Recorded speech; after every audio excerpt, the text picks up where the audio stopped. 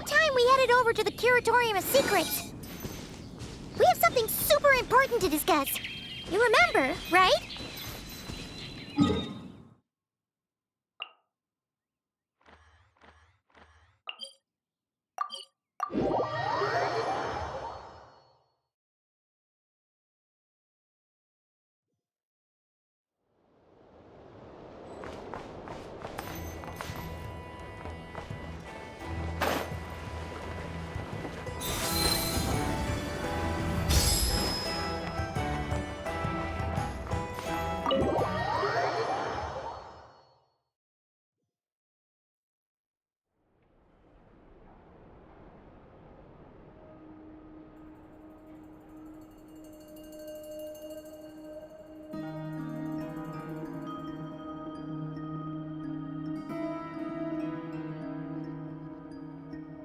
Looks like the gang's all here! Yep, all ready. How about you two? Green and good to go? Paimon's ready! Great, let's get rolling then. Great. Well, first things first. Wait. Someone's here.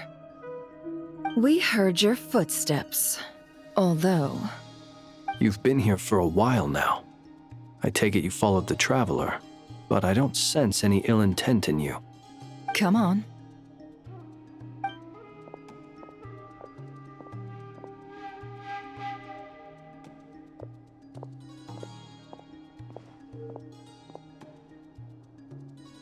I figured it wouldn't take you long to notice me.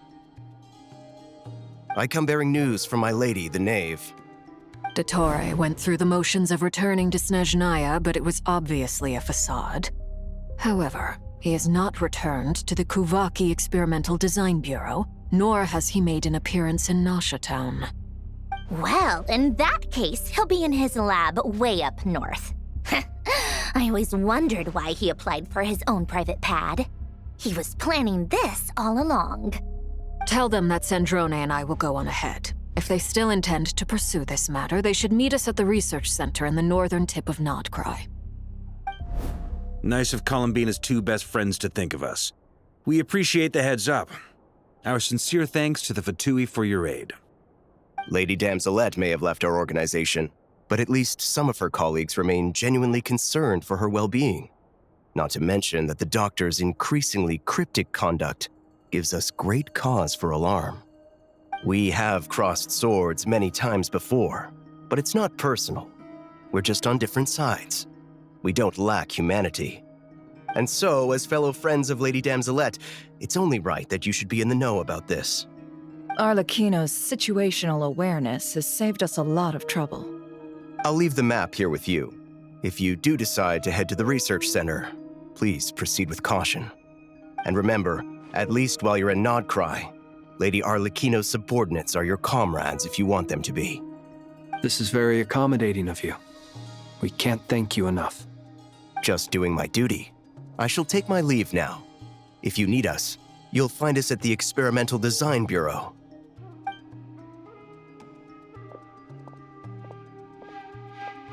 So, the Doctors left the Experimental Design Bureau and headed to some research center up north. Marionette seems to think he's been planning this for a long time. But when did it start? Before he even arrived in Nodcry? It seems his loyalty to the Tsaritsa is lip service at most. Behind the scenes, he may even be working against her. Whatever his motives, we know that he's decisive and incredibly ruthless. Facing him unprepared would be a recipe for disaster. At this stage, it's difficult to predict his next steps. I suggest we split into two groups. We need some people to stay behind and guard Nasha Town. Well, as much as I'd love to help, infiltrating research labs isn't really my area of expertise. But at least take Cool Your Jet's Ducky with you. It should be some help during the battle. And as for Miss Inefa, I suppose you will stay to protect Miss Aino? Detecting operational logic. Protect Aino. Priority. High. Just in case, Servarka, I think it would be best if you stayed behind as well. You can leave the research center to us. I mean, I would have said the Knight of Berea should probably be out on the front line, but okay, fine. Leave Nasha Town to me. Be careful out there, okay? If things get out of hand, fall back right away. Yehoda will be on hand to assist you. In my absence, she can handle any intel gathering work. You got it, boss. You guys make sure to get back here in one piece, all right? We will. Things are moving fast. We'd better head off soon if we hope to keep pace.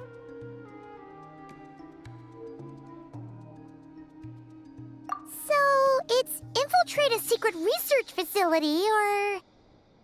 Yeah, alright. Paimon will help out here instead. Sounds like it's gonna be a pretty intense fight. We all have to bring our A game here. So, anything you need to wrap up before we leave?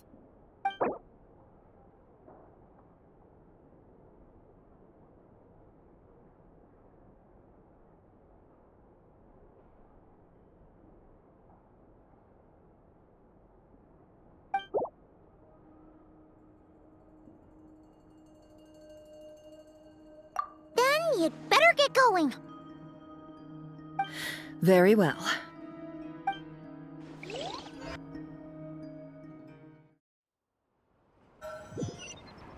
All these broken machines on the ground. Someone got here before us. Could it be Arlecchino and Sandrone?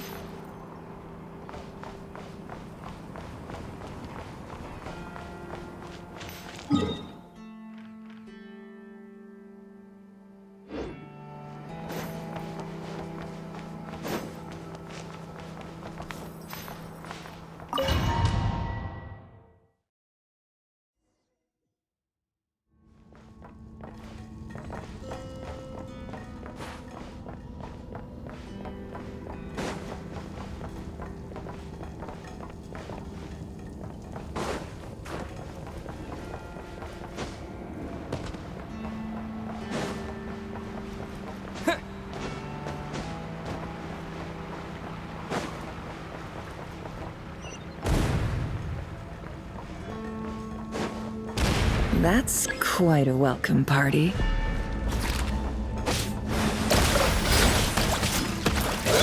Can't hide the truth. Let's see what you're made of.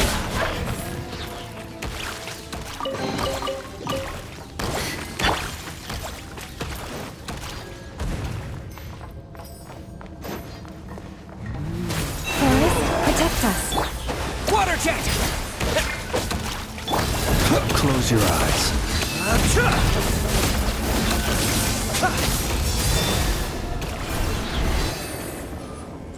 Get back! I said get back! Do you hear me? Why isn't it working?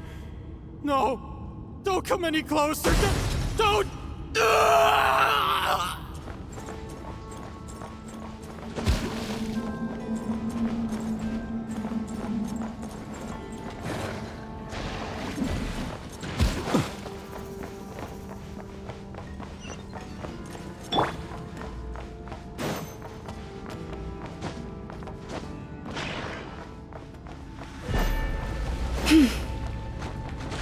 Leave this place. Observe the night cometh. Poor souls. May your spirits find peace. Grab that key on the ground. We'll probably need it at some point.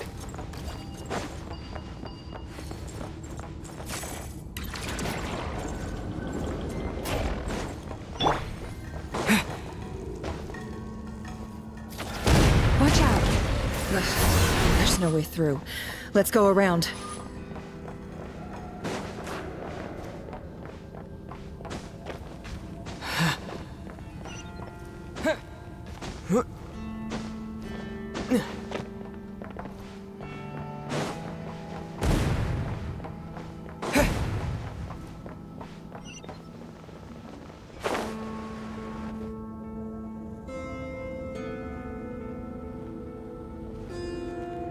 What the? Trespassers? Here? What's wrong with you people? We're looking for the doctor, and we understand he might be here. I see you're fleeing the facility. You looking to settle a score with the doctor? Good luck with that. I don't think you have many chances left. Perhaps. But you might have a chance to live if you start talking. 2 other Harbingers had the same idea as you. They're already inside. But what good is it gonna do? The doctor wouldn't do something like this unprepared. Seems to me that you're not too thrilled about being his subordinate. Also, is it just me, or do I sense monsters nearby? If you prefer their company to ours, that can easily be arranged. We need to know what the doctor is up to. Please, if you know anything at all, tell me. This is about more than us versus the doctor. His actions could have consequences for all of Nodcry, and perhaps even your homeland, Snezhnaya.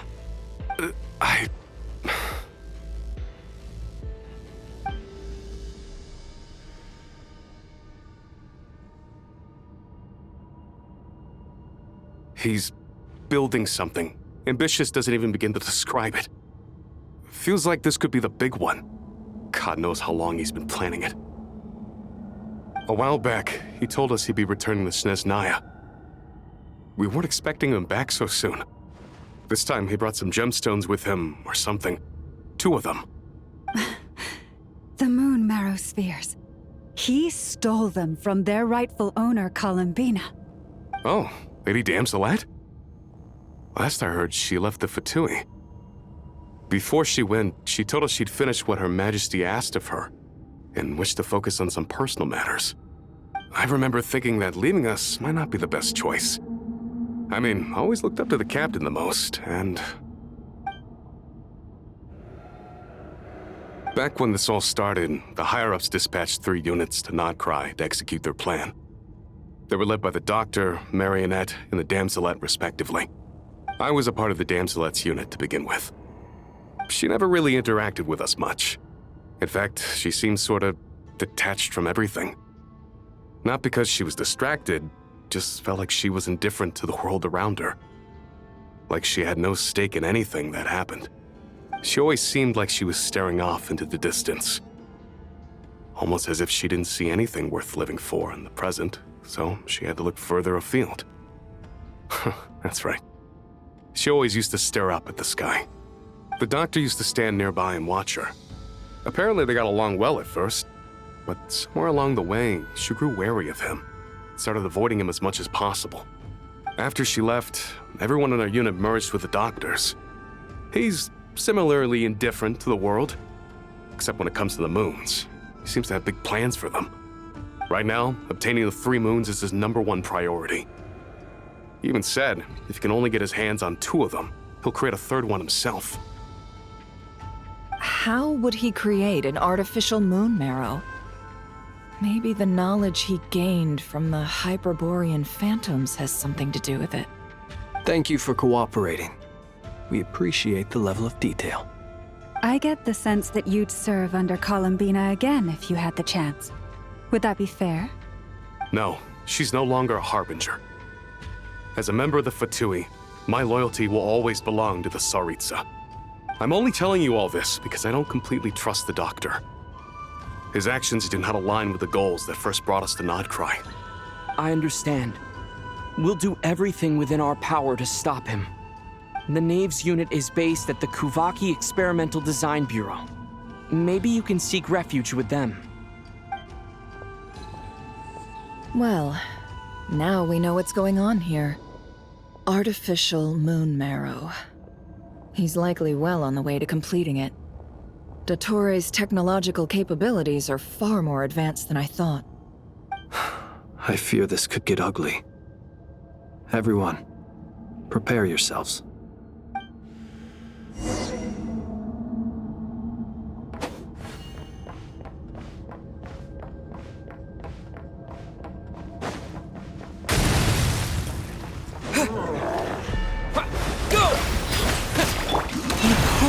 Be silent. Observe.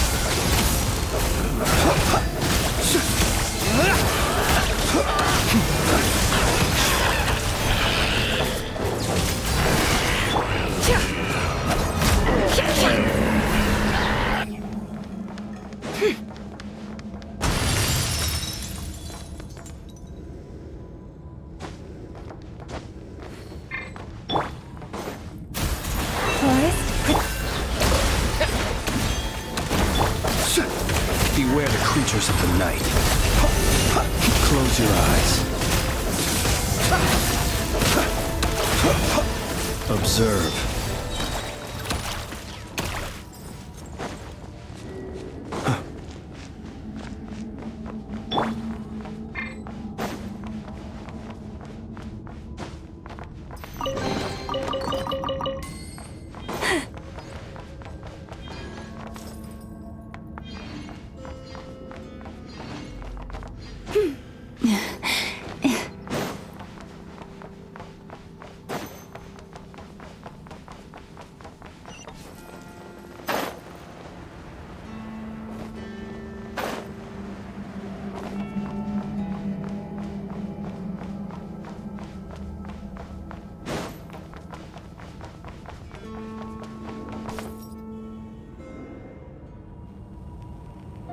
Welcome, one and all.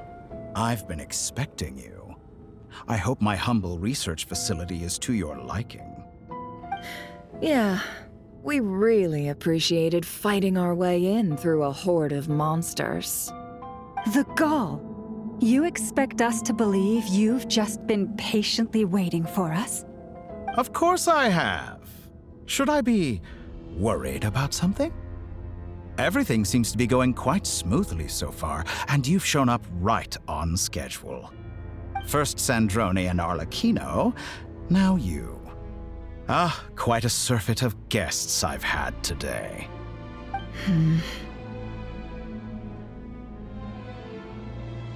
If you were looking for them, I should probably mention that Arlecchino disappeared as soon as she entered the facility. As for Sandrone, why, she stood right here only moments ago demanding answers from me at the top of her voice. Hardly out of character. She never was one for basic courtesy. But I have to admit, I was a little surprised to see her showing concern for someone besides herself. Does everyone you associate with undergo such a change in temperament? Speaking as a researcher, I have to say, it is not a change for the better. It threatens one's ability to remain objective. Well, since you ask... So you've got your hands on the moon marrow, and now you're claiming godhood.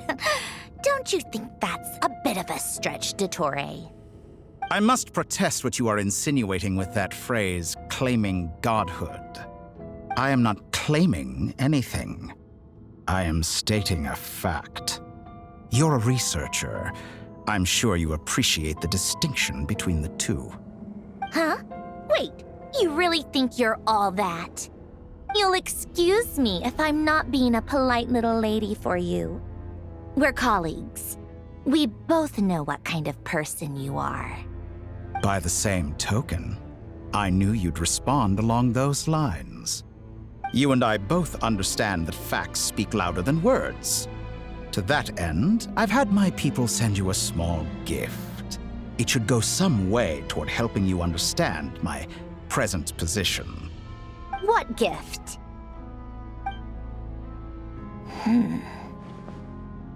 Where have all your troops gone?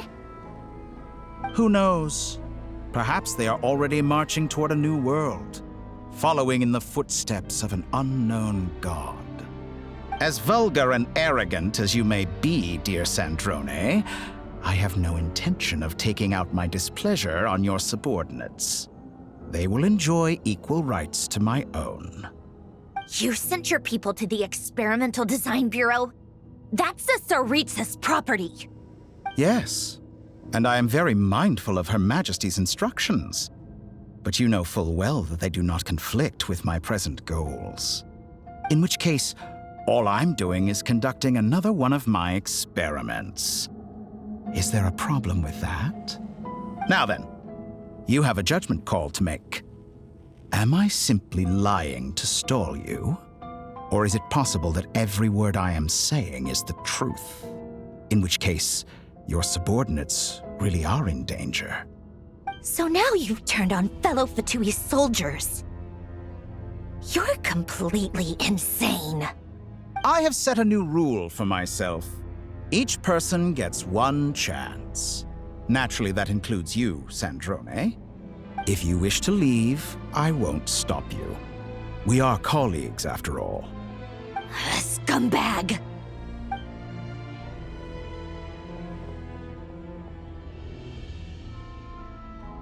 Still, I hadn't counted on Sandrone sparing any thought for the people of this world. Shame. I always found her self-centeredness to be one of her few better qualities. How can she ever hope to achieve greatness when she's so obsessed with protecting her little design bureau? It's more than a little disingenuous to speak of achieving greatness while taking hostages. Or does honor no longer mean anything to you? Honor? I have the marrow of 2 moons in my possession and will soon complete the construction of a 3rd. I will be the god of a new world. And you speak to me of honor? How charmingly naive. Those are sacred relics. You do not deserve them. In my view, many in this world do not deserve to be alive. And yet, I mercifully permit them to go on living, do I not? You'll come to regret your actions. Will I now? Let's see if you can make me.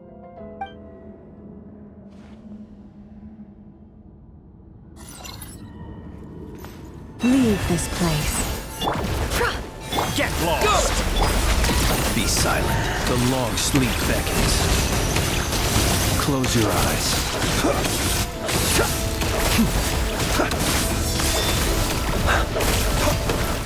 It all adds up. Time to come clean.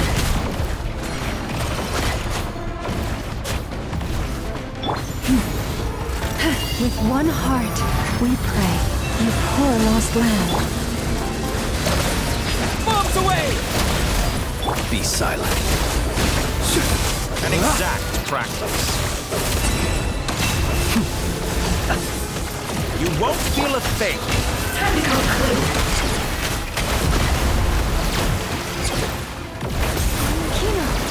Thanks for the assistance. Armakina. They see you. What a farce. You're clearly here to destroy my research. I'd say your research is more valuable than your life. Am I wrong? How disappointing. Is that the best you can do? Water jet!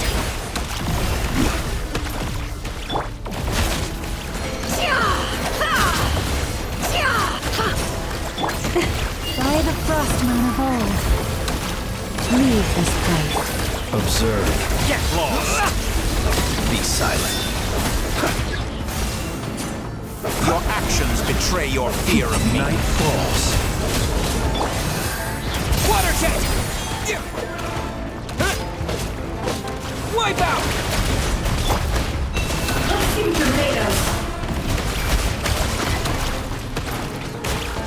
Get lost! You poor lost lamb. With one heart, we... Observe. Close your eyes. Night falls. You won't feel a thing.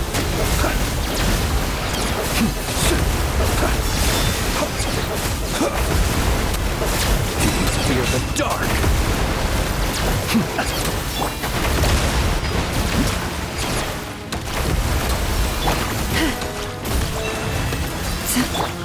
Can't hide the truth. Dottore is too powerful with the artificial moon marrow in his arsenal. Fighting him is futile. Quickly!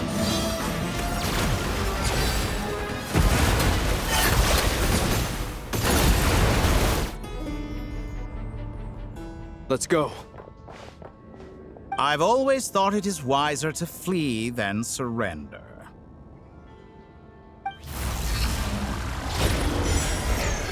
Watch out! What the? Forget about me! You should...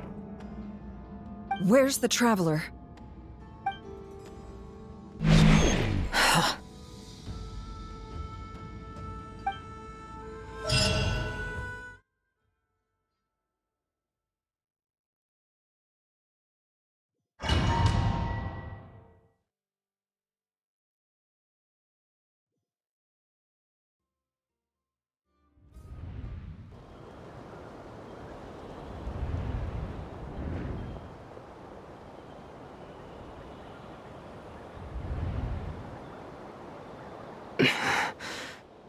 What just happened?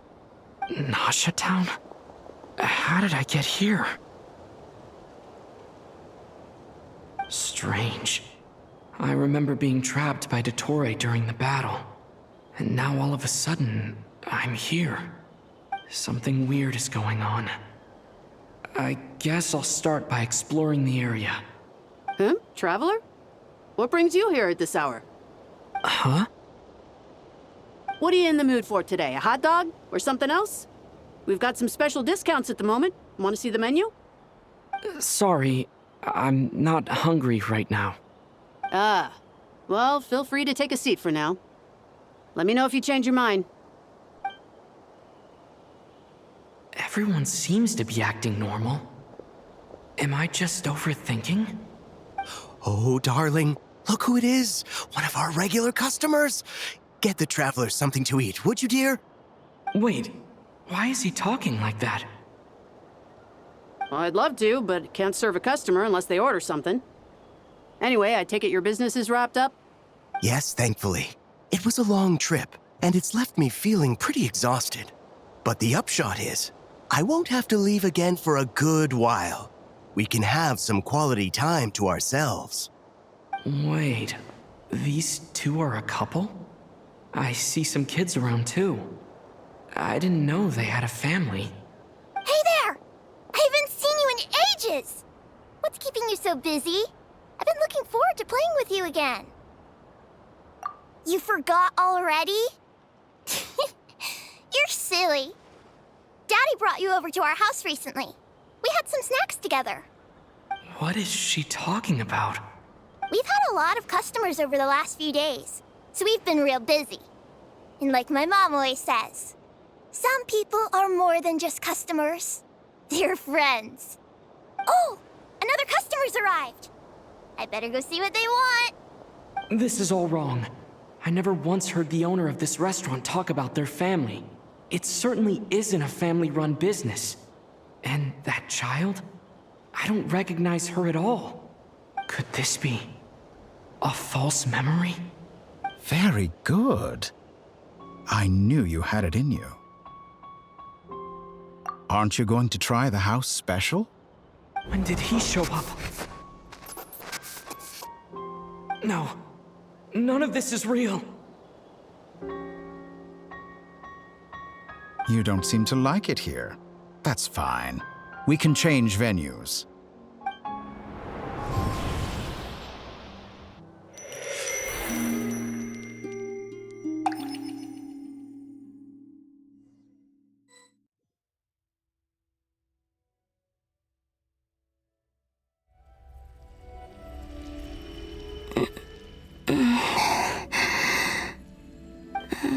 I'm still alive. Where is this place? It took all my strength to open the moon gate, and then I leapt into it. So this is the moon's reflection? The mysterious realm beyond the gate?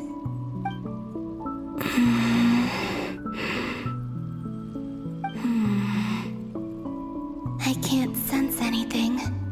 I guess I could try opening the gate once more.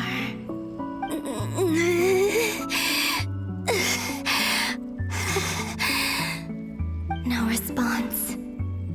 Maybe this space can't be opened from inside.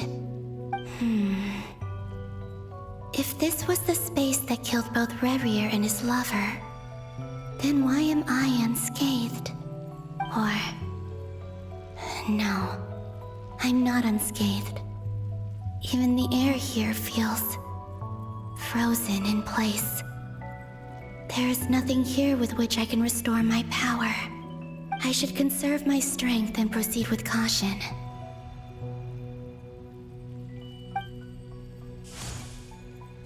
I don't believe Dotori's scheming will stop just because I escaped. If there is any chance that I can get back to the others, any chance at all, I must return.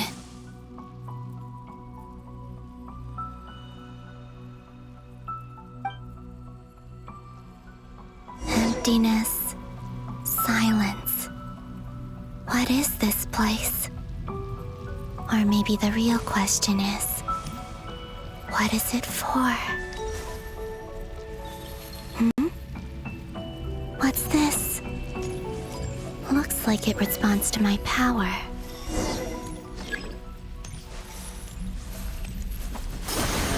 Golden. Like Kuvaki. Is it some sort of guide? And why does it feel so familiar? I might as well follow it.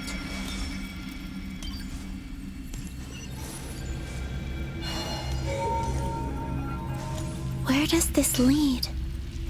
Could it be the exit?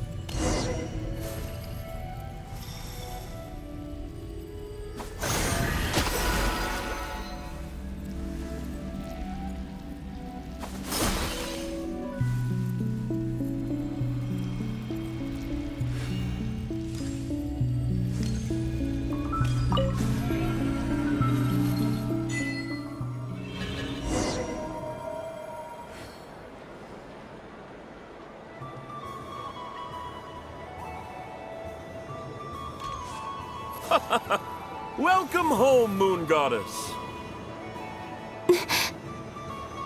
Is this Nasha Town? But isn't Moonbriar Night over already?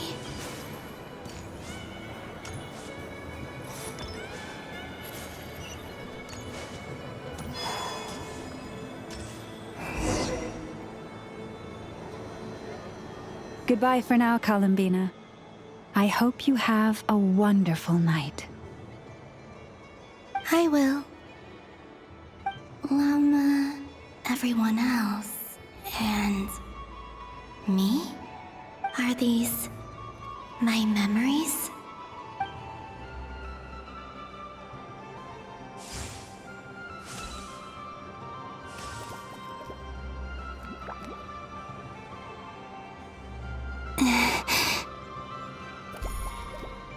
I can't touch them.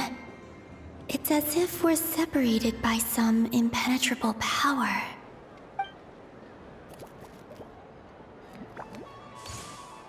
Over here! Over here!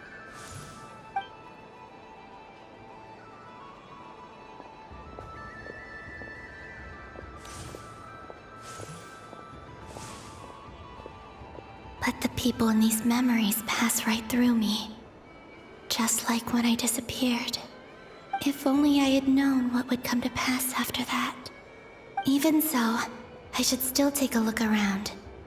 Just being back here, it gives me the strength to keep going.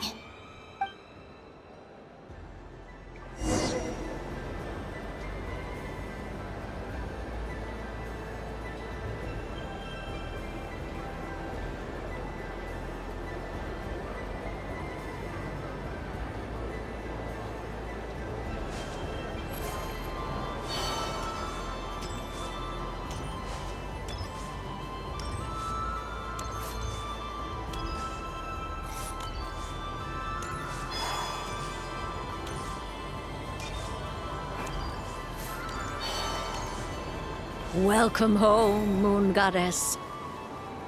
Oh, you're the genuine article.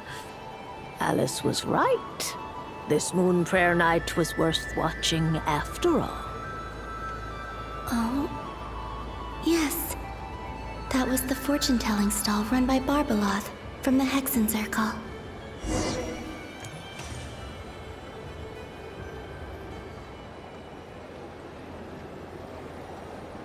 Please, draw the first lunar arcana.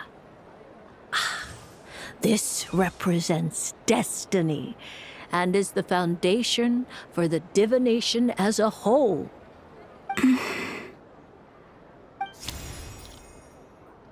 My destiny. I believe the card I drew was the moon. Now that I think about it, Barbeloth's divination was absolutely right. It's almost time to draw the last card. The one that represents the future.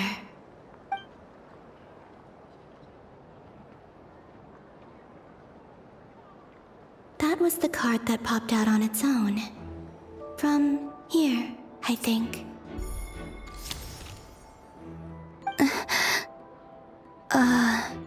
Kuvaki Pulse? What? Fascinating. I've never encountered this before in my role as a diviner.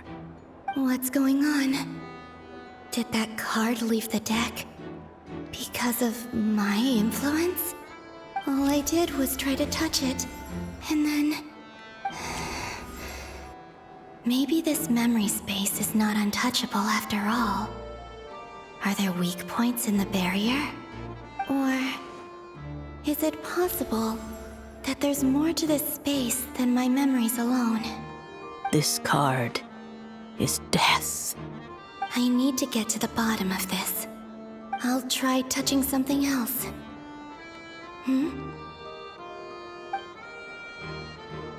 Is this... the wind? No, it's gravity. It's pulling me outwards. No, Traveler!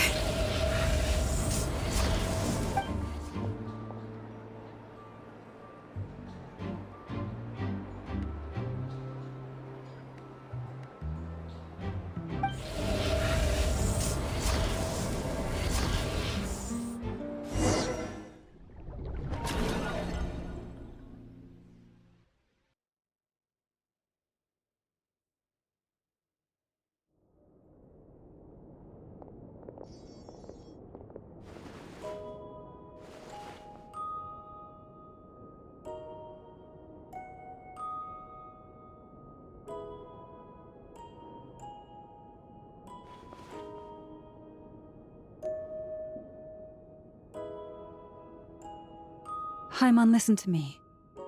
From the bottom of our hearts, we are so sorry. We completely understand how you must feel. The Traveler is trapped, and we all feel responsible for it. Don't say that!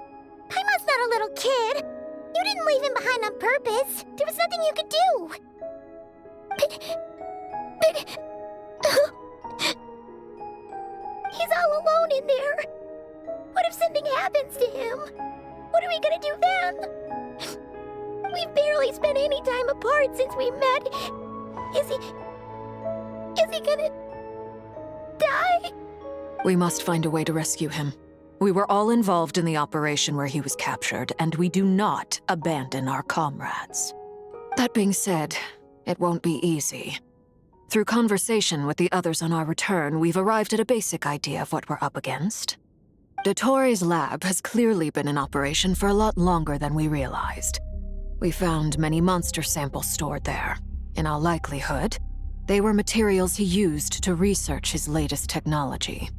We also know that through his contact with the phantoms of Hyperborea, he gained knowledge about the moons and certain Hyperborean technologies. Using this knowledge, he then fashioned an artificial moon marrow to serve as a replacement for the frost moon beyond the sky. Unlike Columbina, Dottore is not being rejected by Teyvat. And even with 2 of the 3 moon marrows, his power far exceeds all of ours combined. Once his 3rd moon marrow is complete, Dottore will have completely seized the authority of the 3 moons. Teyvat's most primordial powers will then be in his grasp. Does that mean... I'm afraid so. No one could have predicted this level of insanity, not even from Dottore. And unfortunately, his insanity is coupled with an intellect and ambition that not even his peers in the Fatui can match. This is dire. Sounds like the world is done for. The Three Moons' authority can influence the very fabric of time and space. I dare not imagine what a monster like him would do with that kind of power. The trouble's already begun, I'm afraid. On our way back, we discovered that part of Nodcry is being enveloped by an unknown energy. We cannot ascertain what is happening inside. I'm convinced this is Dottore doing. Not that there's any way to prove it. The issue is, we have no idea what his intentions are. The only thing more frustrating than facing down evil is knowing that it will surely come, but not knowing when. The doctor is guilty of numerous crimes in Mondstadt as well. One of our knights, well, former knights, his father was murdered by Dottore. His ideology and methodology are a danger to everything in his path, from individuals to entire nations. He does not feel guilt, even when he acts against his own people. He doesn't see them as his own people, that's why. People like him see everyone else as beneath them. Right. He views other people only in terms of how they can benefit him. That's the basis of all his social connections. Granted, he's hardly the only harbinger to pursue their own interests, we all do, and Her Majesty is gracious enough to permit it. Still, her mercy has its limits. Dottore's actions have gone beyond even what the Fatui could have imagined. Usurping divine authority to become a god.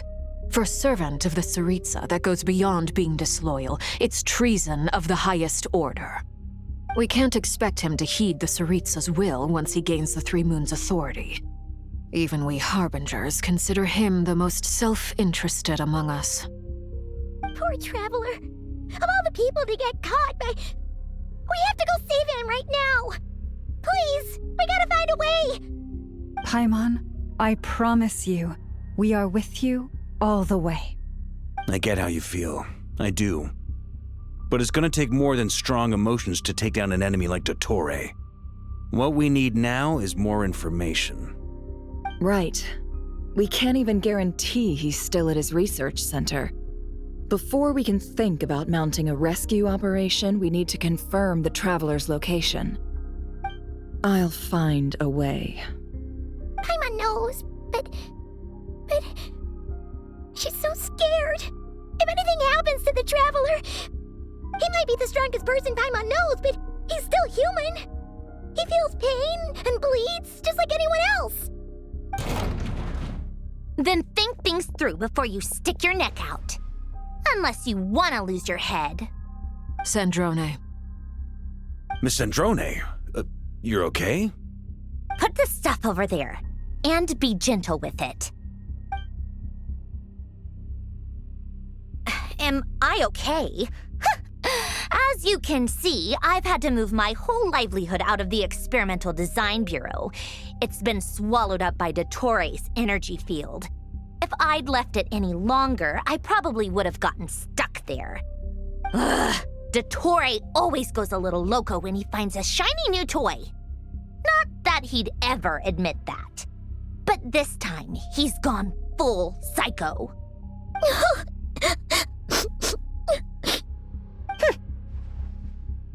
Just go ahead and cry already.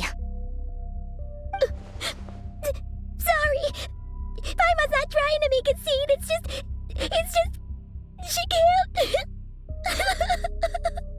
Oh, Paimon. Let it all out. There's no shame in it. When you're overwhelmed by fear and despair, crying can help get it out of your system. You'll feel better for it. Okay then, while the baby of the group is having a moment, how about the grown-ups get to work? Give me your hand. You've made a discovery? Polonia, scan.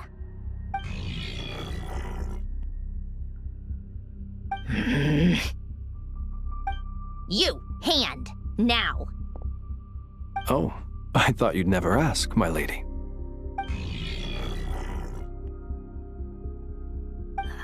Curses! You're next, then you.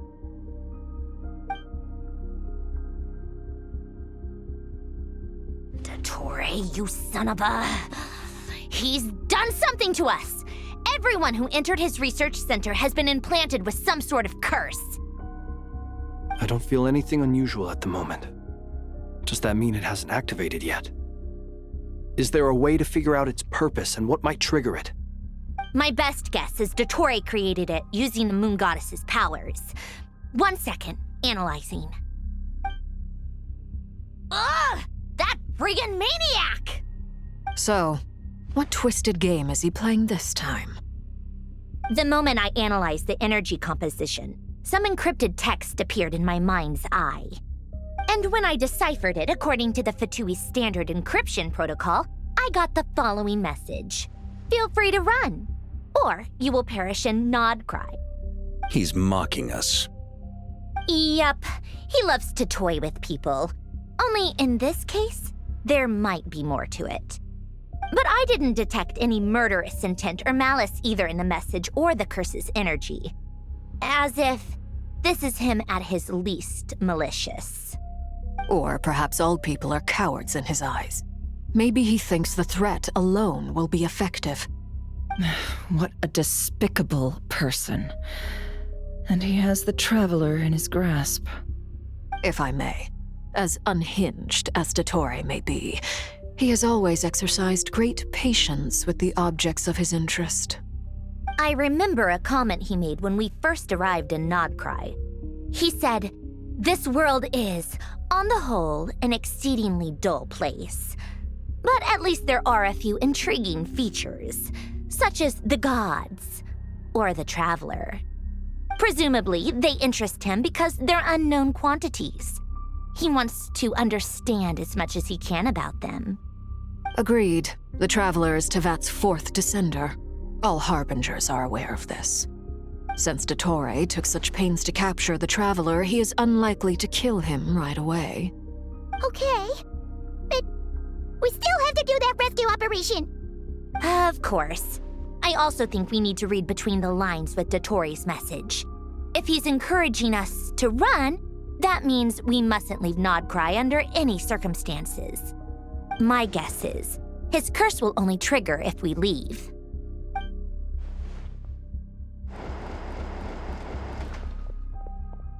We've discovered multiple energy fields. Albedo is still attempting to analyze their structure. He told me to report back first. Each field is slowly growing, swallowing up more of the surrounding area in the process. And the pace of their expansion has increased since we first examined them. He's probably trying to swallow Nodcry whole. His nefarious ambition knows no bounds. If this continues, the whole of Tevat will be in trouble, not just Nodcry. The loss of Columbina could not have come at a worse time. Do we think she's truly gone for good? She entered the space beyond the Moon Gate, knowing what became of Rerir and Thelindis. I'm sorry, but I fear the odds aren't good. Don't be ridiculous. If I know her, she's busy finding a way back as we speak just so she can annoy me. She isn't dead.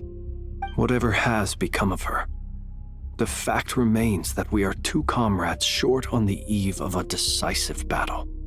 We need to find out the Traveler's location. But there is also other work to be done. Agreed. Whatever Dottore's planning, we have to get the local populace somewhere safe. So, as well as a rescue mission, we have to organize a mass evacuation at the same time. It would be best if someone could approach leaders of neighboring nations and negotiate emergency asylum for Nodcry's inhabitants. Can anyone handle that? Snezhnaya is one option. I'll see what I can do. This would be so much easier if the Traveler was here. No! Stop thinking like that, Paimon. Paimon will join you. She's pretty well connected thanks to the Traveler.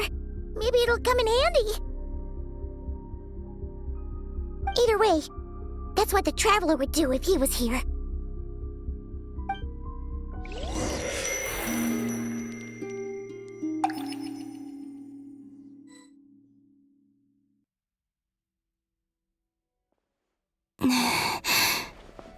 Back here again. That gravitational force that pulled me back. Is this where it came from? When I saw that memory of Moon Prayer Night, I think I influenced reality. Was it just a coincidence? Or if only I could have sent the others some kind of warning on Moon Prayer Night. Maybe we could have stopped Dottore. I feel so heavy. Does entering that space consume a lot of energy? Well, even so, I have to keep moving forward. Back to emptiness and silence again. I should try and find my way back inside that memory.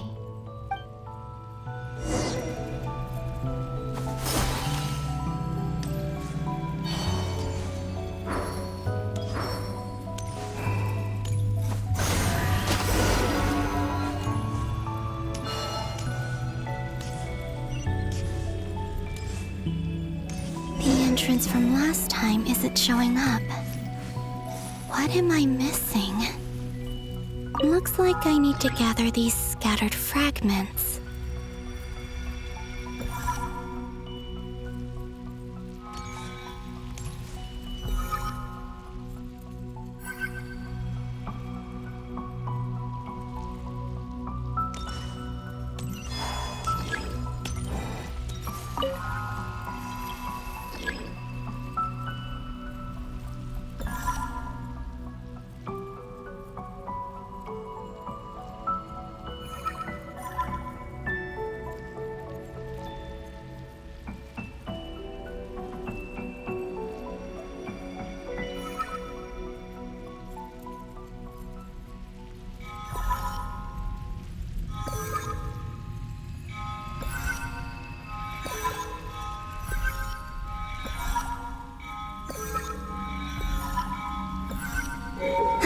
It worked!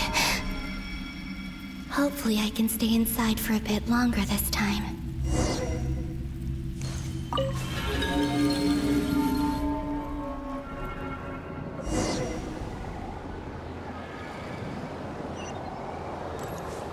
Ad Astra Abyssosque. Welcome to the Adventurers Guild.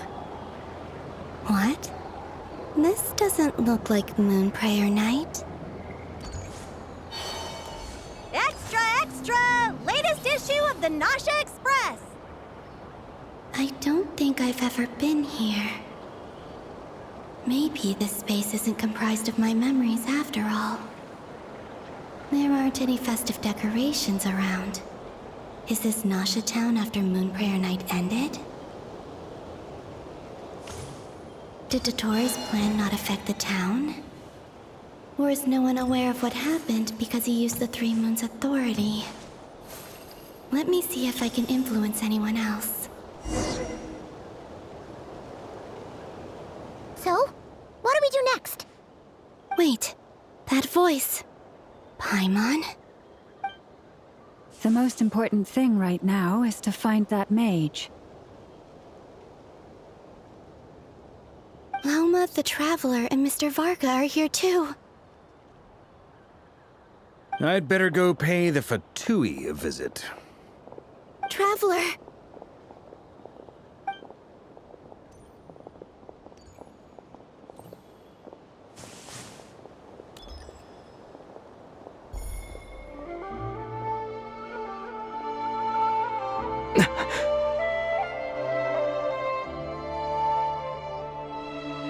Columbina? I made contact. It's me, Columbina. Huh?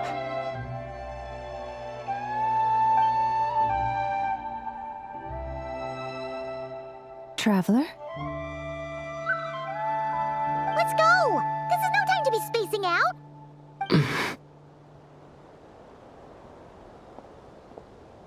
Huh? Wait a moment.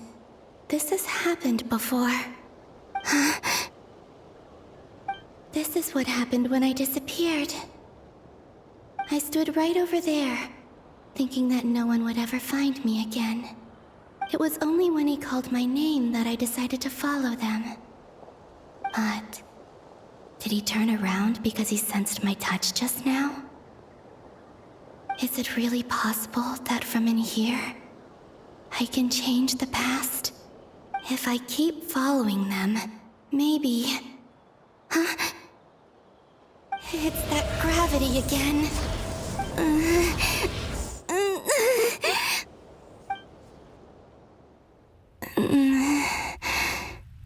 Every time I influence reality within that space, this force intervenes and pulls me back. It's as if it's trying to stop me from leaving.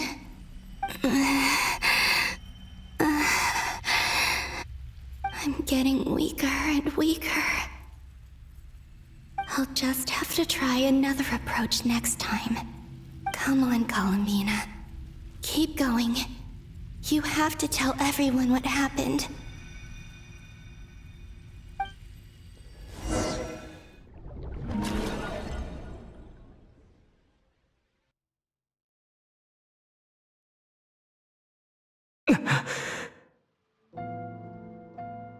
Suddenly, I've been plunged into darkness. Alone. It feels strange. As if something has grabbed hold of me. Is Torre now powerful enough to interfere with space itself? Look at you, standing so still in total silence. I almost didn't recognize you. Hello there, traveler. He seems to be in a good mood. Wait, what's that behind him? Ah, so you noticed. This is the completed Trilune. 2 primordial moon marrows and 1 artificial specimen. You are wary of it. Good. Maintain that reverence. You performed well in that recent battle. Brave and reckless as always. Courage is the sign of a true hero, and impulsiveness is the hallmark of those who strive to advance. I say this not to belittle you. Most creatures are far more timid by comparison. 3 moon marrows? Does that mean the artificial one is now complete too? Well spotted. What do you think? For a replica I built myself, I dare say it looks the part. Torre, are you planting illusions in my mind? I have no interest in fooling your eyes. On the contrary, I hope to show you the true essence of all that you see before you. Is this not a beautiful city? People live in peace and find joy in their work. The streets are safe. People can even leave their doors unlocked at night. You might say it is the Elysium everyone dreams of. All available data indicates your values and worldview conform with the mainstream. This kind of society should be quite to your taste. False beauty is deceitful. Lies are to no one's taste. I wonder, is it your moral standards that are too high? Or your expectations of reality? Answer me this. If someone existed in a sweet dream from the moment they were born, a dream in which they never once felt pain, which do you think they would consider superior? The dream or the reality? That's pure sophistry. It has nothing to do with your actions. As I suspected.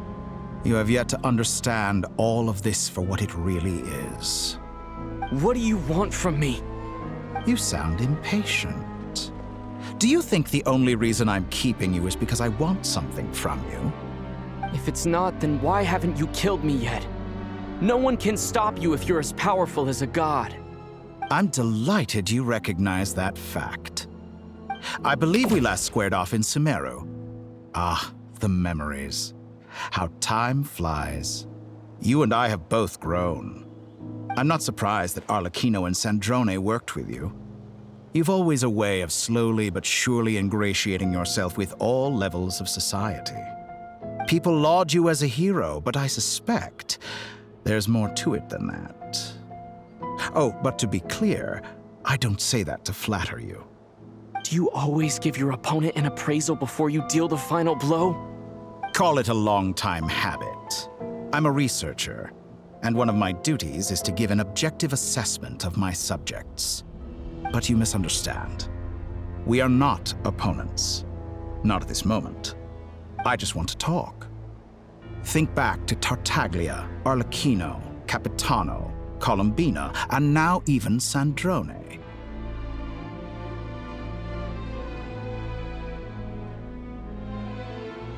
You've worked with each of them in the past. I believe you can work with me as well. What makes you so sure? Well, why not? Should the good associate only with the good and the bad befriend only the bad?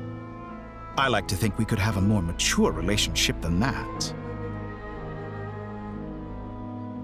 Surely you don't think all your relationships are grounded in friendship or shared ideals? People come together because it benefits them to do so. If you think of the people you admire, you must surely admit that they have provided some benefit to you. Morality, ambition, dreams. People have plenty of words to embellish the nature of their relationships. But once you break free from those ethical frameworks, you will see that the only thing connecting the two of you is mutual benefit. And that is what I'd like to talk to you about. We're finally getting into it. He's probably been planning to kidnap me for a long time now. But for what exactly? He has the authority of all three moons. I won't be able to gain the upper hand in a fight. Best if I pretend that I'm willing to negotiate for now. You say you're a god, but you also speak of mutual benefit. What could a god want that the three moons cannot provide? Excellent question. But before I answer, I would ask you the same thing. Gaining Columbina's allegiance was a rare and extraordinary feat. But the Moon Marrows are now in my hands, and I have the edge over her. For this artificial moon is not being rejected by Tevat. Her identity and lineage may have been a thing of glory in the old world, but they were also shackles that prevented her from ever integrating into Tevat. I, on the other hand, you may view me as a thief, but I have overcome that limitation. So what is it that the three moons cannot grant you? What stops you from negotiating with me to get what you want? I don't make deals with lying psychopaths. That's quite an accusation. Are you expecting me to get angry with you? Well, this is one aspect in which my personal growth has served me well. In the past, my less mature self might have been disappointed, perhaps even angry, over a small setback like this. Like when you and Lesser Lord Kusanali joined forces to oppose me, for example. But things are different now. Just as the rich do not quibble with the poor, I no longer find myself perturbed by these trivial affairs. Human relationships end with conflicts of emotions and interests. But relations between humans and gods are different. And ours is even more unique. I have ascended to the highest heights and laid claim to unprecedented horizons. And you were no ordinary person to begin with.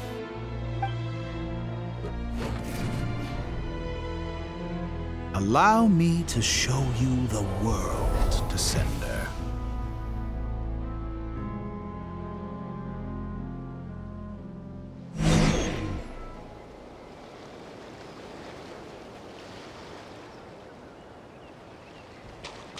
To stand, walk, jump, sit, and lie down.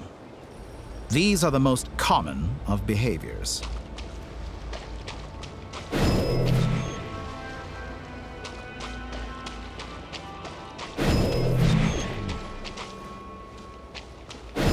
Have you ever wondered why we were born following such laws?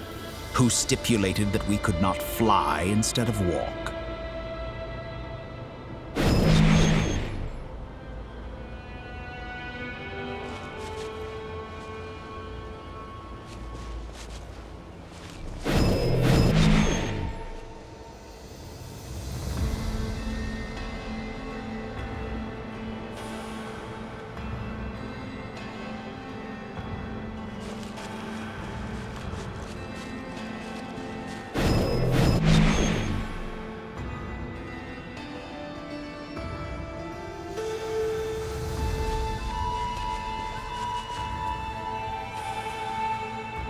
Someone of your talent and experience must surely know of the 4 great rulers who serve the heavenly principles. They govern life, death, time, and space. One wounded by a blade will die from blood loss or infection, and one who falls into a lake will drown in agony. The elderly wallow in solitude, and the solitary age faster. Eventually, new life is born, only to embark on the same path of suffering. These 4 divisions anchor the world and shackle those who live in it. But they themselves transcend its boundaries, squandering the power bestowed by the heavens. All who live yearn for equality, but unless the gods prostrate themselves and profess that they are mere servants of the living, equality can never exist. Who makes the rules we must live by? Who has the right to restrict us? The limits of the body can be rejected.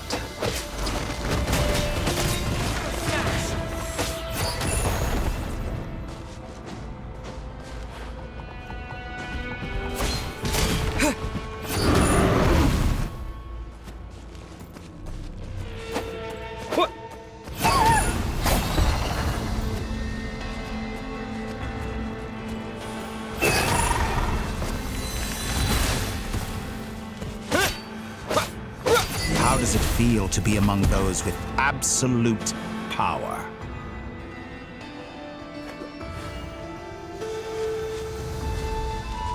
You cannot conceive the extent to which your flesh hinders your mind and spirit.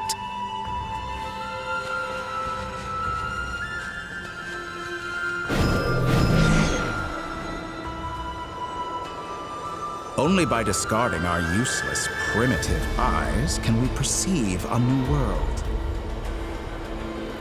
How narrow-minded we all were in the past. Why should the final answer of the world not be the power that predates those of life, death, time, and space? The power of the Trilune. Through it, I have glimpsed new experimental possibilities. Nature suppressed, authority exiled, souls controlled.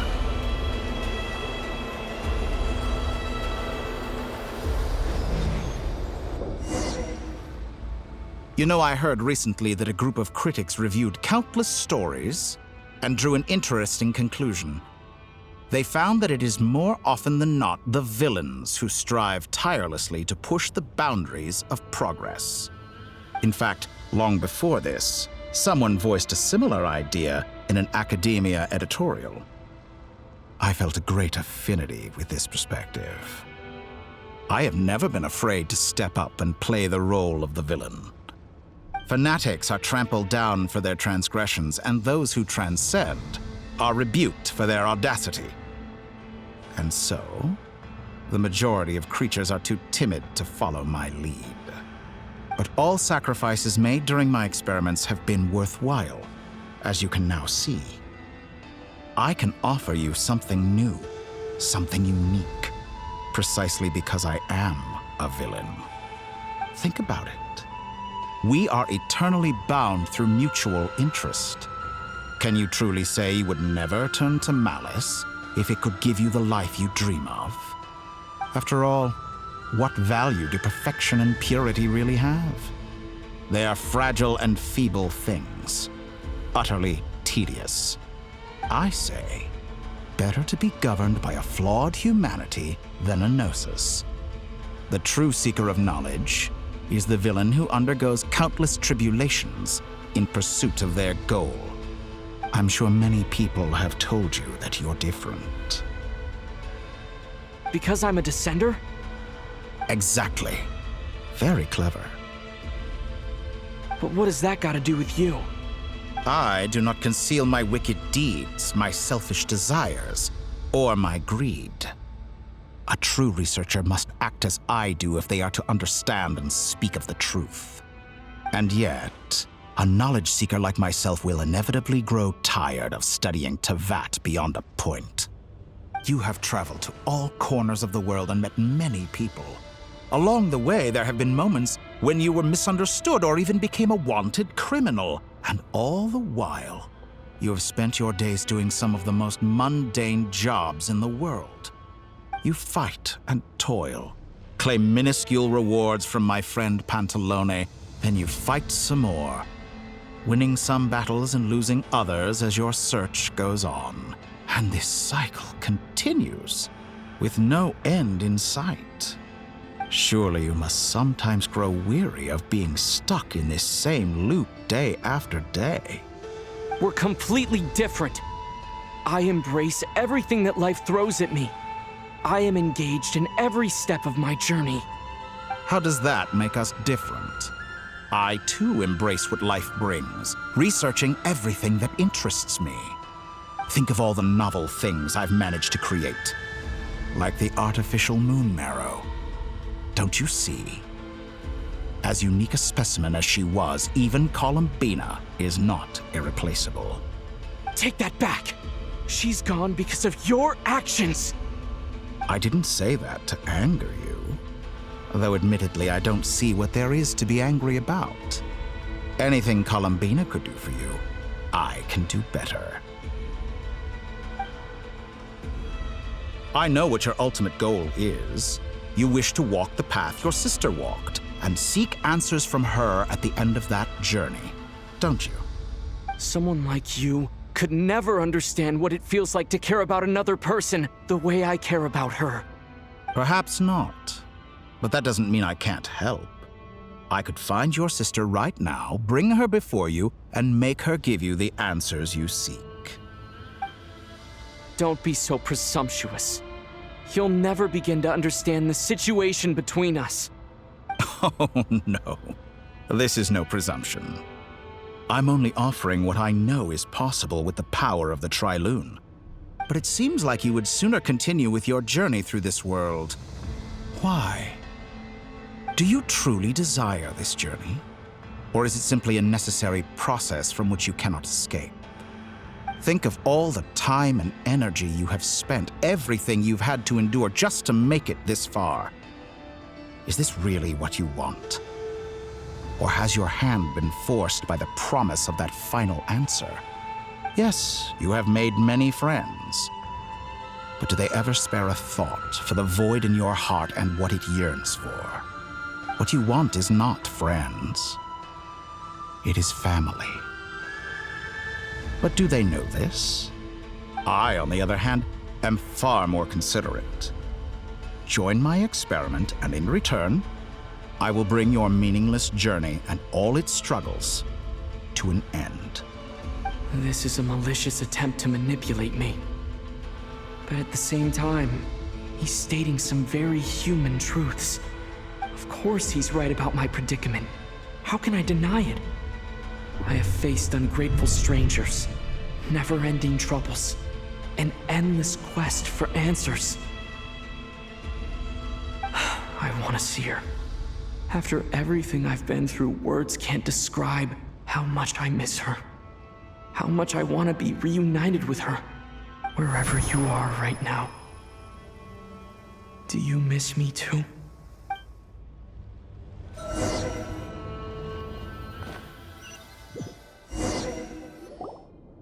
All right, everyone. Our next mission is clear. We need to contact all the major organizations, explain the situation to the public, and then begin the evacuation. The residents of Notcry are quite dispersed. The two most populated areas are the Southern Isles and Pyramida. Miss Lauma, I will leave Hisi Island and Nasha Town in your hands.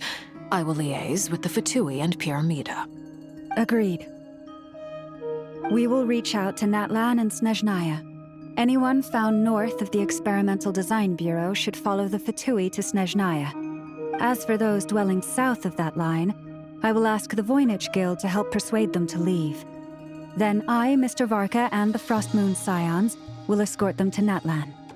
The Voynich Guild has dealings with the Curatorium of Secrets. I will send them a letter vouching for your credibility. Yehoda, you should help Lauma. This is too big of a task for one person. My wish has come true. You're willingly lending me your most capable employee for the day. Well, good for you if all this only takes a day. Of course, if it takes any longer, I'll be charging a fee. Boss, wait! Don't I get a say in this? Oh, I'm sorry. Something to add, Yehoda? Well, no one's more important to me than you, boss. And remember how Lauma healed your eyes after that big battle? I think that's worth at least 2 or 3 days' work for the Frost Moon Scions. Are you completely incapable of acting in your own self-interest? Or do you simply devalue your own labor? Are you sure you don't want to come with us? Who will see to our other work if we're all busy evacuating residents? Sandrone insists that Columbina is still alive, and we have a traveler to rescue.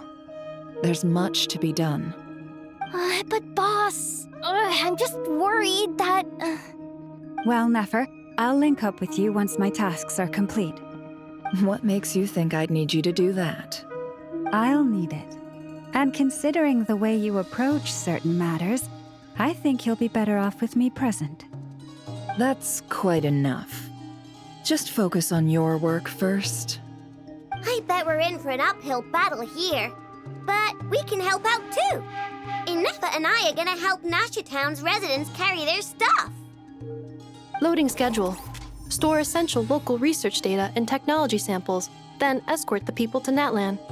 Understood. I will execute this to the best of my abilities. Great stuff. Thank you, ladies. I've contacted the Lightkeepers. A colleague of mine will join us shortly. I will persuade them to conduct a thorough search of the region to ensure that no civilians get left behind. As for me, I guess I'll be making an early return to Sumeru. I think it's important that someone informs the Dendro Archon of what's going on in Notcry. Roger that. Someone should inform Mondstadt, too. Mr. Duran, can I trust you to handle that? I think you fly faster than any of us can run. As an added incentive, get there fast enough and I'll see about getting your gliding exam waived. Really? Ha! Mission accepted, sir. I intend to stay behind and help Miss Sandrone with her research. She has some alchemy-related questions that she'd like me to explore. She recognizes your expertise, then. I wish you a fruitful collaboration. Thank you. In truth, I was surprised to hear her express an interest in subject matter outside of machines. I believe she has been investigating some Fontanian technology recently. She made a point of bringing the relevant materials with her when she left the Experimental Design Bureau. She's sorting through everything in her room as we speak. I should mention that we have one other friend who isn't present. He hasn't made his position in all of this clear. But if we know anything about him, he's likely investigating on his own. Paimon's been very quiet today. But I know how close she and the Traveler are with the Natlanese. She should come with us to the border. Okay. Paimon will do her best. Make sure to heed Sandrone's warning. Many of us have been cursed by Dottore.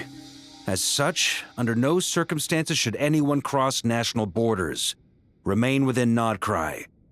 That aside, personally, I have faith in Columbina. Things look grim, sure, but who knows how it'll play out. Same goes for rescuing the Traveler. Both of them are important allies and friends. We'll be counting on you to gather intel on them, Miss Nefer. Oh, wonderful. You're all here.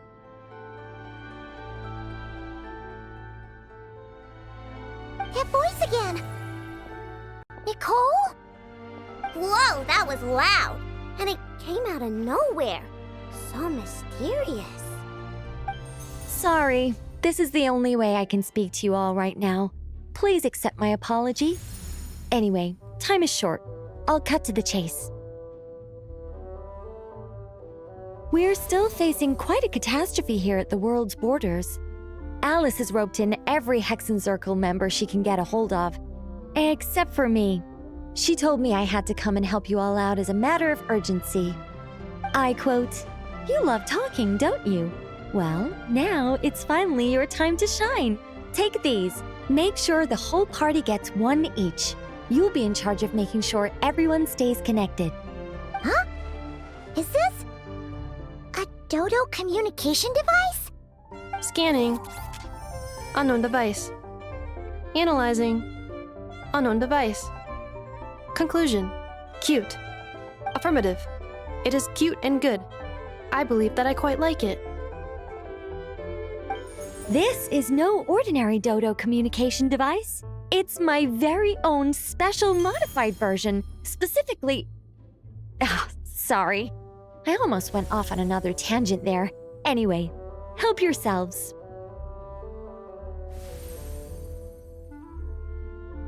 It will allow us to communicate over long distances within Nodcry. No more worrying about shuttling messages back and forth. What astounding technology. Am I right in assuming that it relies on your personal abilities to function, Miss Nicole? Yes, exactly. Right on cue, Albedo. I'd love to brag to you all about how it all works. But no, next time. Anyway, I'll be right with you all, serving as a communication hub. That's all from me. Head off as soon as you're ready. I'll be staying here to keep watch, and I'll be sending you my blessings.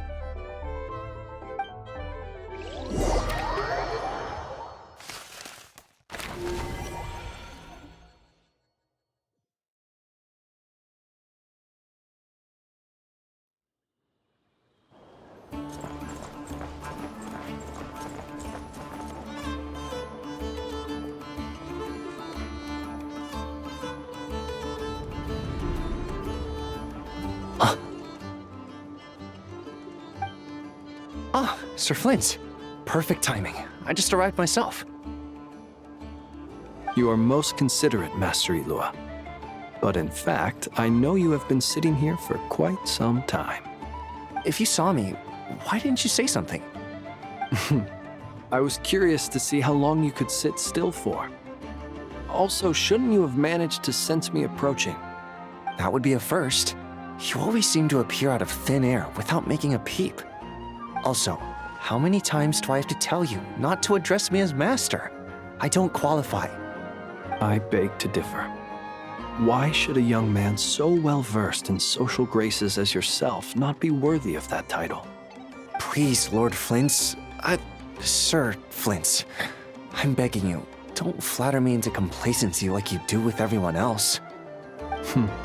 You understand me better than most. My newest acquaintances tell me I love complimenting others. What do you think? I think they don't understand why you do it. You just love puffing people up till they're a big, happy ball of hot air that floats away into the sky. In all sincerity, I can only hope that they bring good tidings when they come back down to Earth.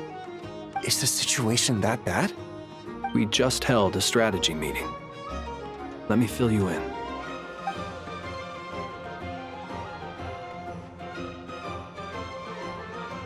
In short, we need everyone gone from Pyramida.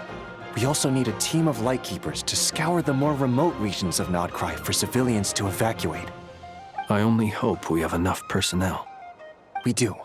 Old Man Nikita will definitely help, and we can recall anyone out on patrol to focus on this instead. Good. I'm sure you and the others will make short work of this. Now, don't forget, once you've completed this task, make sure you and the rest of the team evacuate to either Snezhnaya or Natlan as well. Flint? If you've got something to say, Master Ilua, why not guess what I'm thinking right now? You mentioned that you have something else to deal with later. How difficult is it going to be? I doubt it will be easy. I know you're a Lightkeeper, and it's your duty to protect others in times of crisis. But I have a feeling that you'll be walking into grave danger. However bad things have gotten in the past, Nodcry has never faced a mass evacuation before. But from the sounds of it, you don't intend to come with us. I don't mean to pry, and it's probably none of my business. But whatever it is you're intending, you don't have to go through with it, you know. I've been afflicted with some sort of curse, and I'm told it may well trigger if I set foot outside of Nodcry. As such, I cannot leave. I have to act, if for no other reason than to fight this curse. What? No. Why?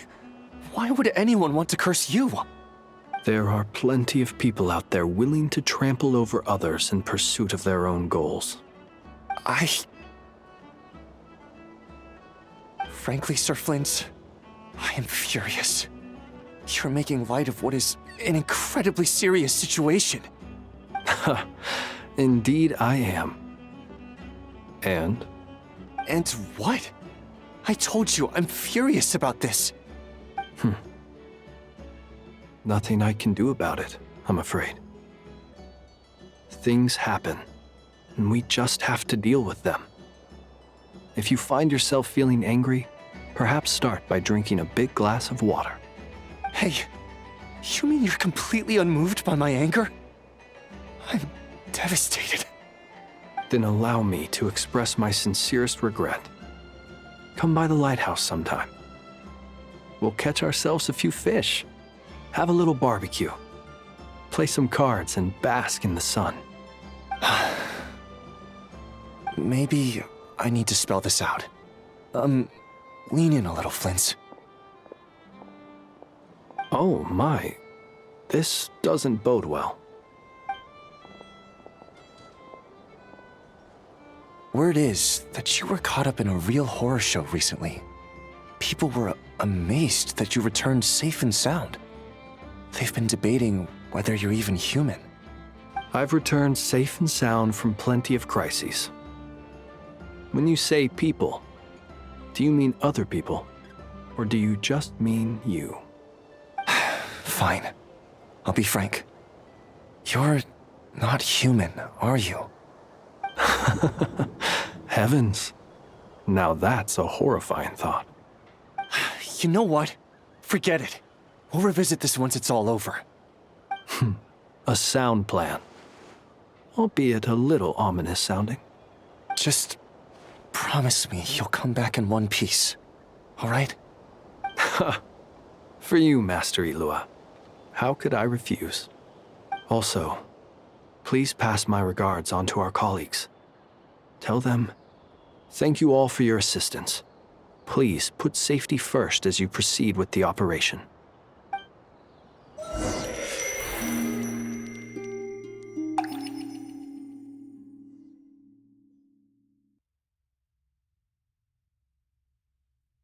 I have to keep searching for a path toward reality.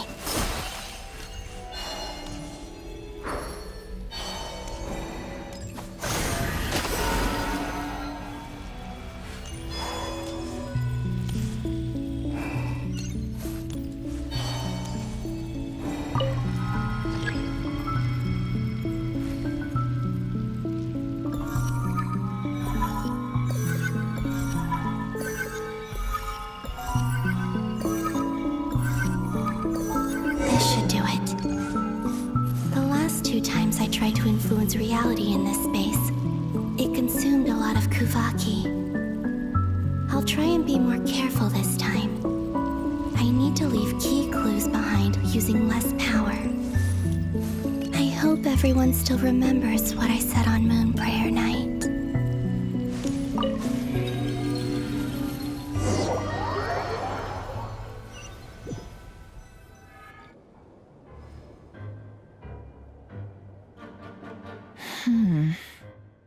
Nothing here either.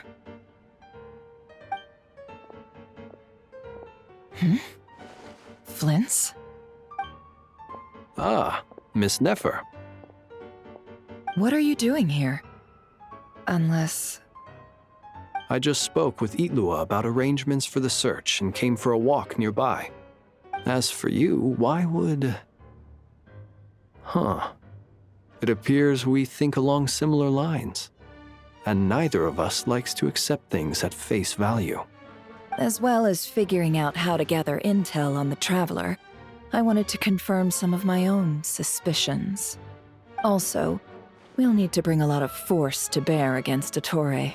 even if we're only looking to rescue the Traveler. We can't leave anything to chance. You don't think Columbina perished either, do you? I'm merely considering the possibility that she survived, just as you are. How much can we really know about a deity like her anyway? Do you remember what she said on Moon Prayer Night? About using moonlight to send messages to us? Of course. I think that's why we're both here. Where have you checked so far? I've been focusing on the outdoors. Anywhere the moonlight shines. I checked most of Nasha Town, but didn't find anything. I checked the Curatorium of Secrets, and a few rooms where I thought I might find some leads. But no luck here either. The only places I haven't looked yet are the rooms in the flagship. But process of elimination isn't the only thing that brought me here. Oh, really?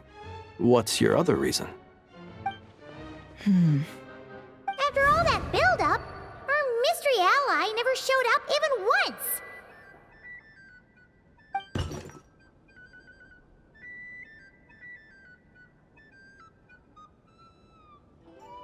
Huh? Am I imagining things?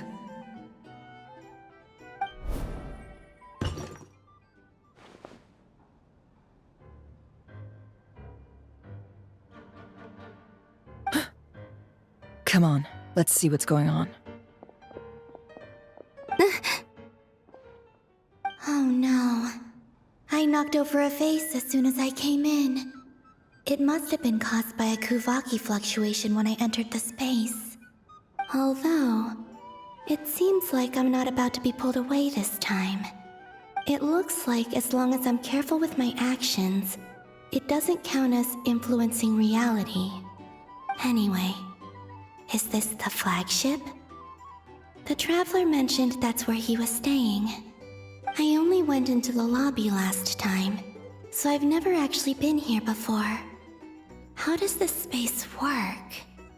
If nothing else, I can now be sure that it is not simply memory. He mentioned where his room was. I think it's this one.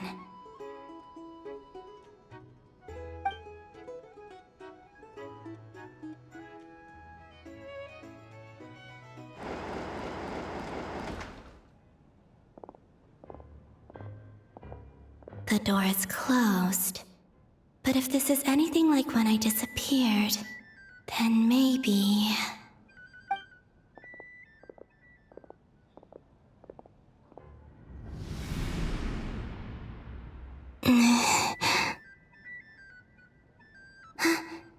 I'm in. He and Paimon aren't here at the moment. I hope he's okay. I wonder what happened to him after that battle with Dottore.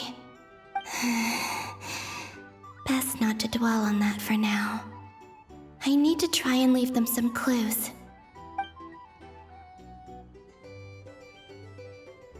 Please, Traveler. I really hope you find this.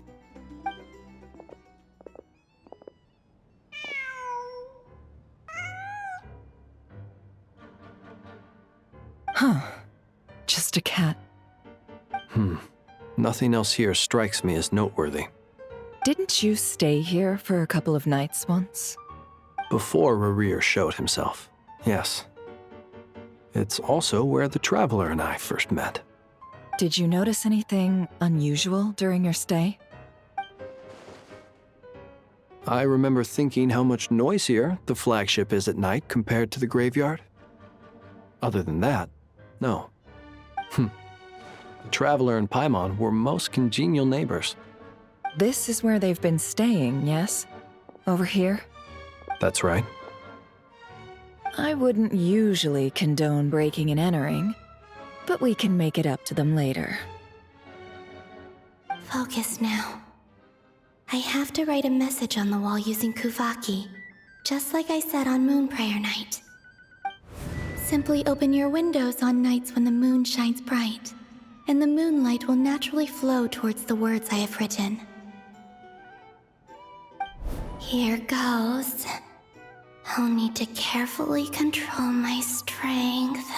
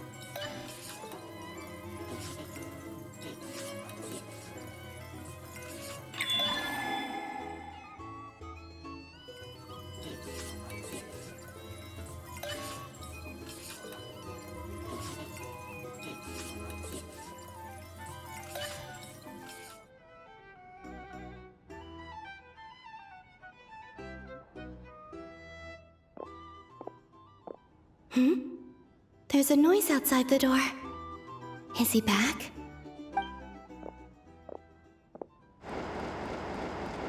Please, you have to see these words.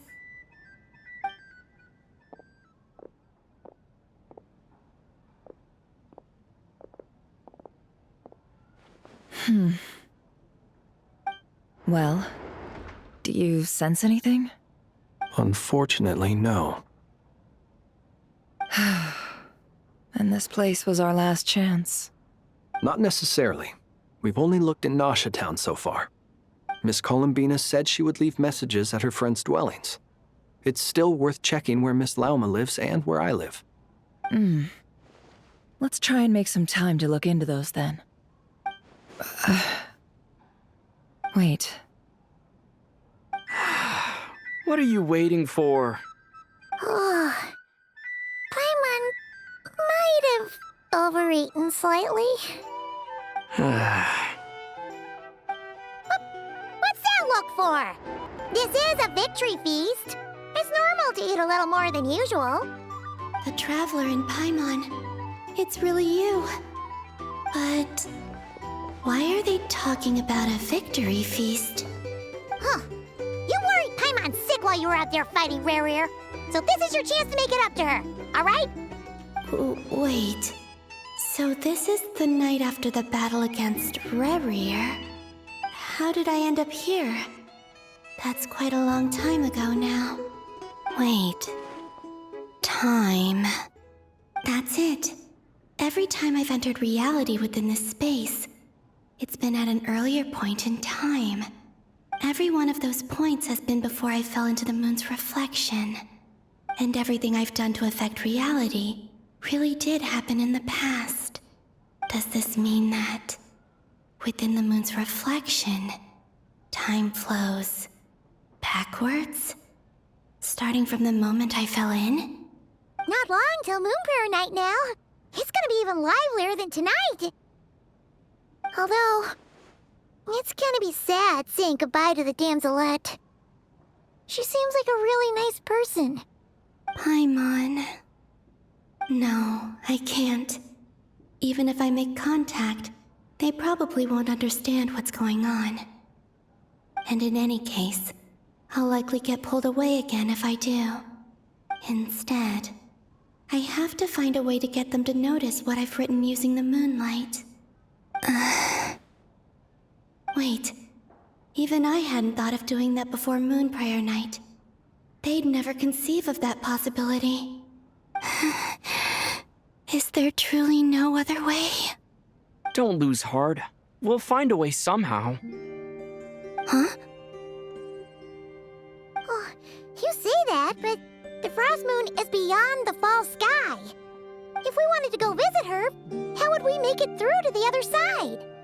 We might not have all the answers now, but I'm sure we'll find a way one day. Huh. Guess someone's gotta be the optimist. The present. The future. That's right. There are still things I can do. What's your plan? Flint's, when you were staying next door, did you ever open the window? No. The rooms here are dark and damp. and there's such a buildup of dust on the windows that the moonlight can't even get in. I didn't think it was worth the trouble. The moonlight. Ah, I think I see where you're going. One moment. I'll see if the owner is available. Don't bother. Time is of the essence.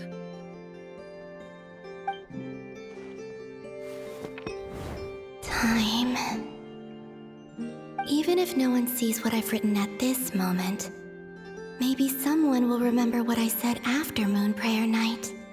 I need to write down as much information as I can. And maybe one day...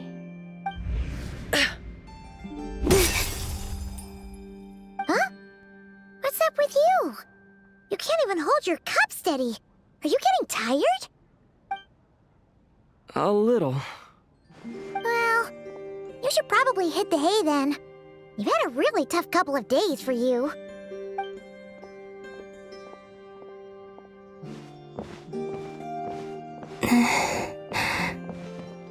You truly have. You helped defeat Rerir, helped me reclaim my name, and you helped the others organize Moon Prayer Night. Wherever you are right now, I'm sure you're still fighting against the injustices of fate. This is all I can leave for them. How I wish I could stay here. But it's time for me to go. I hope to see you again in the next time, and if the opportunity presents itself.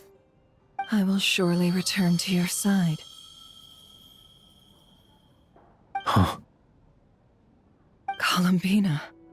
She's alive. Not only that, but she's left us an entire wall's worth of clues. She even wrote down what would happen on Moon Prayer Night. It's just a shame we found it too late. I am here. Time in this place flows backwards. I am constantly moving forward. It sounds like she's found a way to influence the past using Kuvaki. But her future is our past. So, these words have been here ever since we defeated the Reikir of Solnari. We just never discovered them. Which came first, the chicken or the egg? Do you ever mull over questions like that? Only when I'm in a good mood, and at leisure. Well, I never do. Everything that has happened already belongs to the realm of fact. As a business person, and especially an intel broker, what I do is extrapolate from those facts to try and read the future. An admirable philosophy. It's a means of survival. Let's go. We have a wall's worth of clues to share with the others.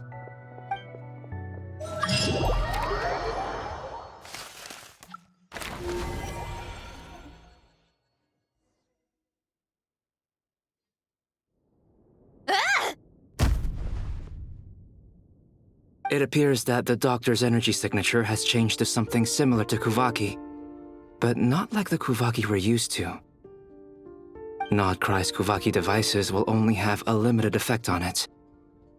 I can see why you've chosen to place your hopes in alchemy instead. Also, I must say these books are rather profound. My subordinates just shipped them in from Fontaine. Some of them are from the Narcissenkreuz Ordo. Some are incident reports from Petrichor, and then there's a few test reports for these junk machines. Additionally, after some further scanning, I've discovered something extremely annoying. What's that? Tevat's skies contain multiple moons. A long time ago, when I did my first scan, I detected 3, just as the legends say. But when I checked again just now, I detected 4 moons. So there's one extra? Yeah. Originally, I thought that if I could still find 3 moons, that would at least mean Columbina's still alive. But then it occurred to me that apart from the frost moon, Tevat's moons are just husks. And husks surely shouldn't show up in the scan, since they're not alive. It's weird, isn't it? If we can't even distinguish between a dead and a living moon, how are we supposed to know whether a moon goddess is still alive? Or does this mean that the moon marrows are equivalent to the moons themselves? It's certainly possible. In which case, the fourth moon you detected may be Dottore artificial creation. So he wasn't bluffing. He really built his own moon marrow. Ugh! I'm so mad right now! It's easy to get overwhelmed when you have too much on your plate. Maybe you need to relax. Perhaps try going for a walk, or simply take a few deep breaths. Nothing can calm me down at a time like this. I need more time, and I need progress.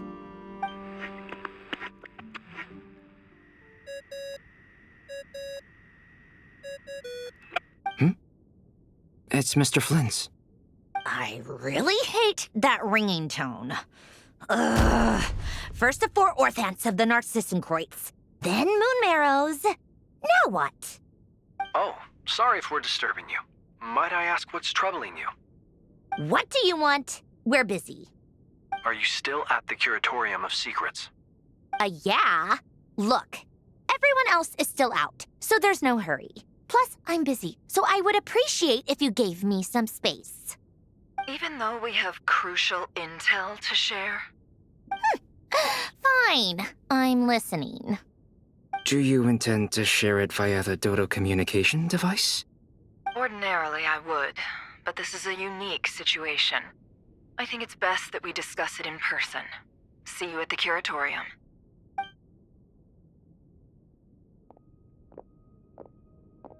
All right then.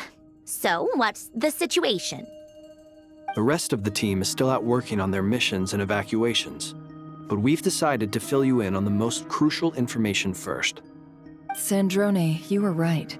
Columbina is most likely still alive.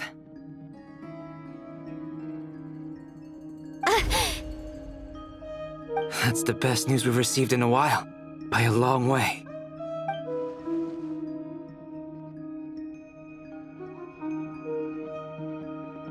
Random locations. Appearing in reverse order? Are you serious? So not dying isn't enough for the moon goddess, huh? She has to show off too. Anyway, does this mean we can deduce her condition from the moon marrows? Miss Sandrone, there's nothing wrong with simply admitting that you're happy to hear the good news. I'm not. And she's the least of our problems. We're facing a huge crisis. If she can't control the flow of time in there, she's just gonna keep moving backwards. Different points in time won't intersect, and she'll never find a way out. Let's say life begins with a drop of water. When did time begin? The moment this planet came into being? No, that's not right. Her final destination would be the moment at which the space she is in was created. But it doesn't seem like we can influence that space from the outside world. So how can we help her? Also, if she's alive, Rerir and Thalindus might be too. But as far as we know, neither of them have come back out. That space may not have an exit at all. I'm afraid I must concur with Miss Nefer in this. Can't exactly argue with that. Let's leave it there for now. I've taken notes on everything you said. Will it help with your research? I doubt it's gonna help with breaking Dottori's energy fields. But who knows when it might come in handy. Better to have it all written down than try to remember everything when I need it. All right, I need to get back to my research. Mr. Albedo has made a lot of suggestions that will require my undivided attention. Sure, I'll stay here. I have things to work on.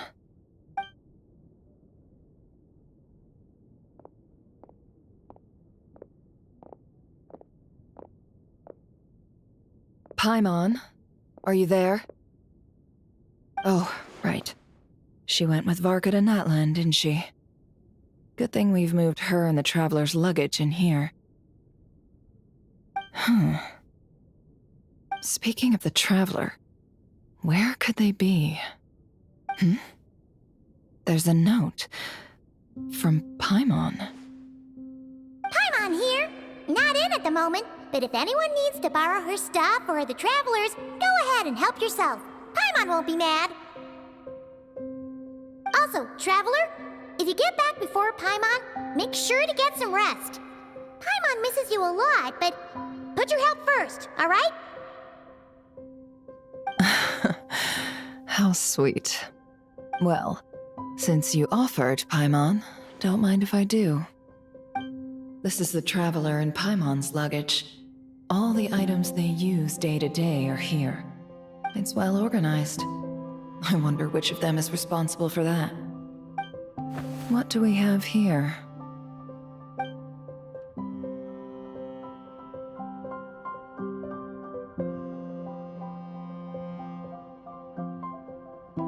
The camera captured a special moment that can only occur between people who are close to one another.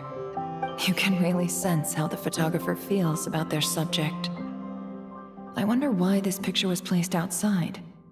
Is it because Paimon recently looked at it?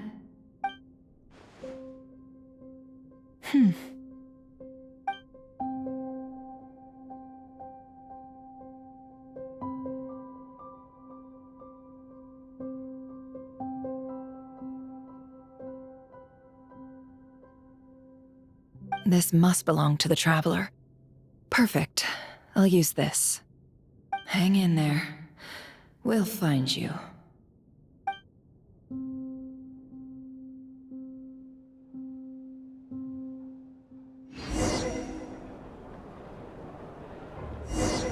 Polonia. Search keyword world formula and bring me all relevant books.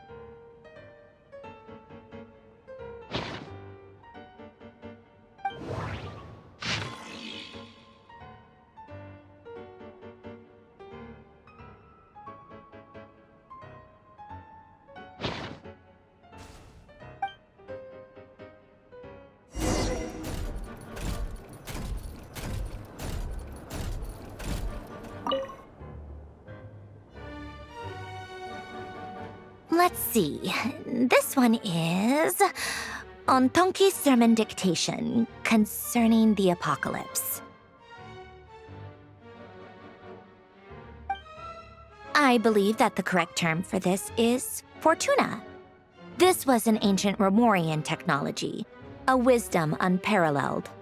I never imagined that Romorian ideas would be so similar to the diagram I have named, the world formula. This is strong evidence that human civilization should gradually shed possibilities as it continues to explore and evolve. The end of humankind may well be upon us right now.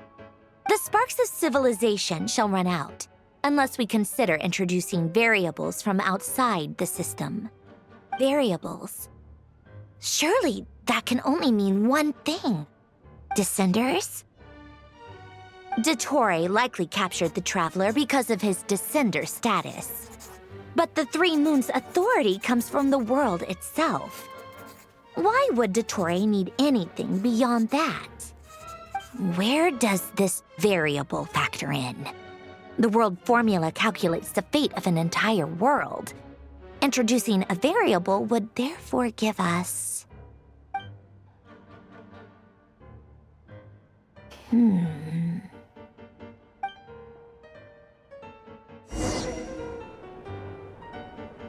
Polonia, search keyword pathway and bring me all relevant books.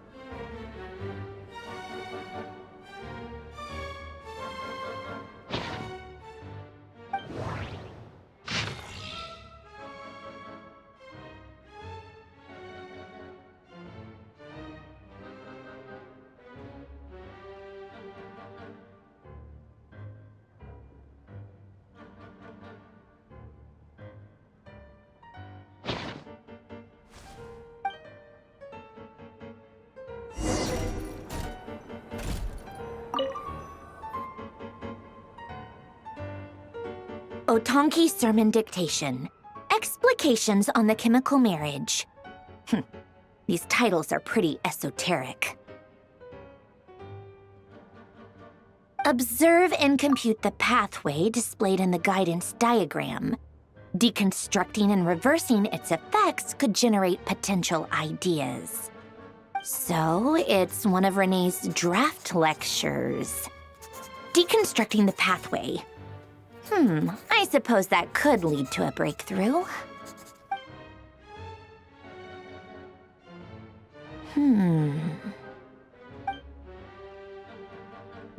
This is so long. This guy sure loves showing off his knowledge.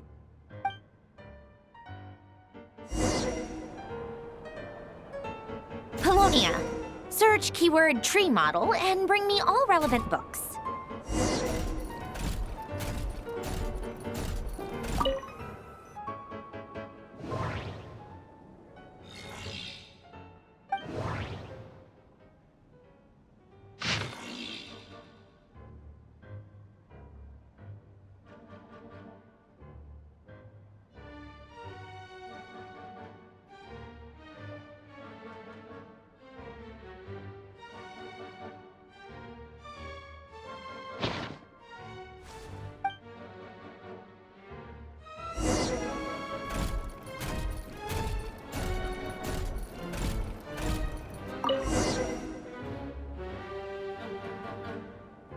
Most of the experimental devices proposed by the Lilia Crucis Ordo are built based on the simple and basic logical structure of a tree model. Lilia Crucis. Guess they were trying to cover up the name of the Narsissenkreuz Ordo? When Duke St. Germanus departed, he said, "It seems that there's no going back." Alas, he is only a genius when it comes to machines. In all other things, he is but ordinary. Excuse me? I'm sorry. That's just ridiculous. What kind of book is this? Great Detective Herlock, the Alchemist and the Clockwork Saint? Isn't this a novel? Come on. Still, the author swears that they knew Renee well. Whatever. I guess it's not beyond the realms of possibility that Renee would say nonsense like that on occasion.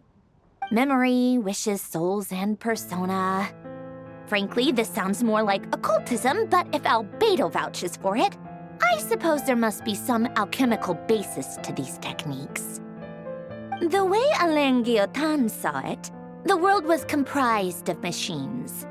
The universe needed machines, and thus his technologies were created. That's why I was born. René, his full name was René de Petrichor, if I recall correctly. Sounds like he and the town must be intricately connected. That place was also the source of most of our information regarding Remurian civilization. Seems like some of his projects were based on their technology. The cutting of souls and storing them in vessels. These seemingly unrelated techniques underpinned René's research, assuming that the 4 orthants correspond to alchemical categories. The chemical marriage model? Alain would have scoffed at that. He never would have let those theories or parameters anywhere near his mathematical formulas.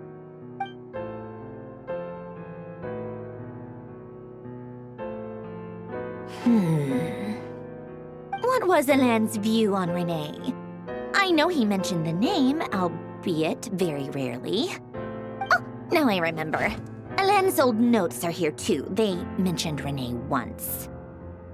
Renee seemed most out of sorts when he spoke to me. A lack of sweet foods has dulled his mind, I should think.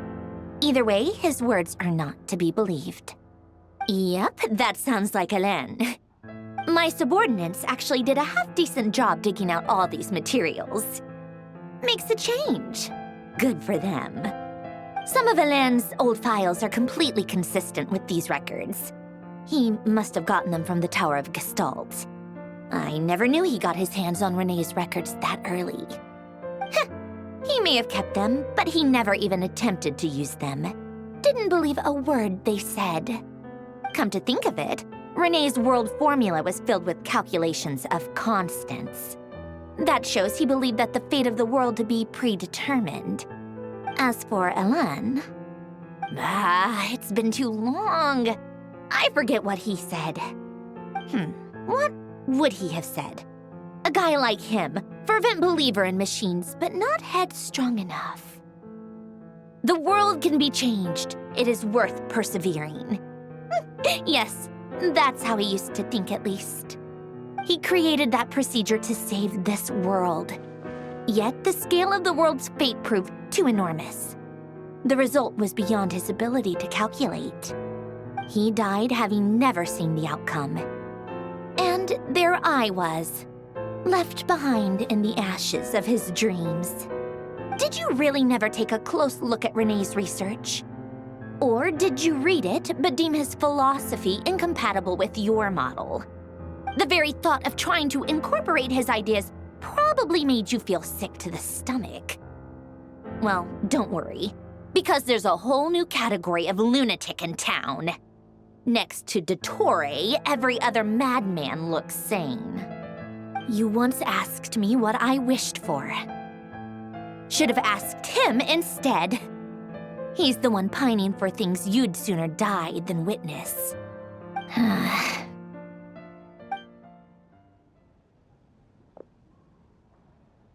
Even the tiniest variable can make big waves in the present. Now then, allow me to put these incompatible fragments together in your stead. First, establish and verify the existence of the Great Circle. Absolute nihil on one end, absolute reality on the other. Now, search between these two extremes. Then, the construction criteria. Variables. The sparks of civilization shall run out unless we consider introducing variables from outside the system. Input variables. Traverse the world, space-time, and civilization, then extract the essential nodes from the records to determine which variables they point to. The primordial power that differentiated itself from the void. The power of light. Yes, light. Records. Hyperborea. This is horrendously complicated. After all that, I'm still missing a few variables. I need to think this through again. How do you think it looks, Polonia? Like the frenzied scrawlings of a madwoman? Fine, keep it to yourself. It's not like you can talk anyway. I'll assume you gave it a passing grade. I jest. But true madness does often start with trying to save the world. What would Arlecchino and Columbina think if they saw this incomprehensible hen scratch? They'd probably have me institutionalized. So would Rosaline. She's been dead for a while now. When I close my eyes and think back, I can still see her face. And that enormous dress she used to wear. Such a bizarre choice. What possessed her? Oh, and the clack-clack of those heels used to drive me insane. No one's asking me, obviously, but I hope you all know that I never wanted to save the world. I'm not crazy. I don't have delusional ambitions, and that's a clinical fact. The world needs a solution, but I don't need the world's validation. It's the world begging me for answers, not the other way around.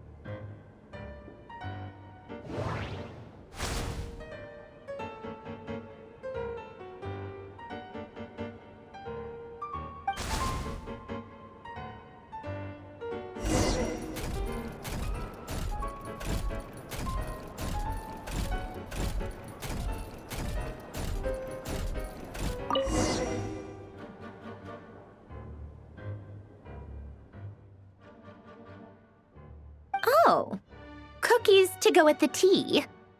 Let's see. They must be from that person who brought those documents. I see they're from Hotel de Boer. Something's written on the box. We are proud to present this homage to the Fortress of Meropede's fun-filled mill collection system. Fortune cookies. Have a lucky start to your day. Sounds like a dumb gimmick to me. Be early to bed and early to rise. Get plenty of sun and drink plenty of water. Then things will surely go well for you. What? Are you kidding me? Somehow I doubt that an early night and a glass of water is magically gonna save a world on the brink of existential peril.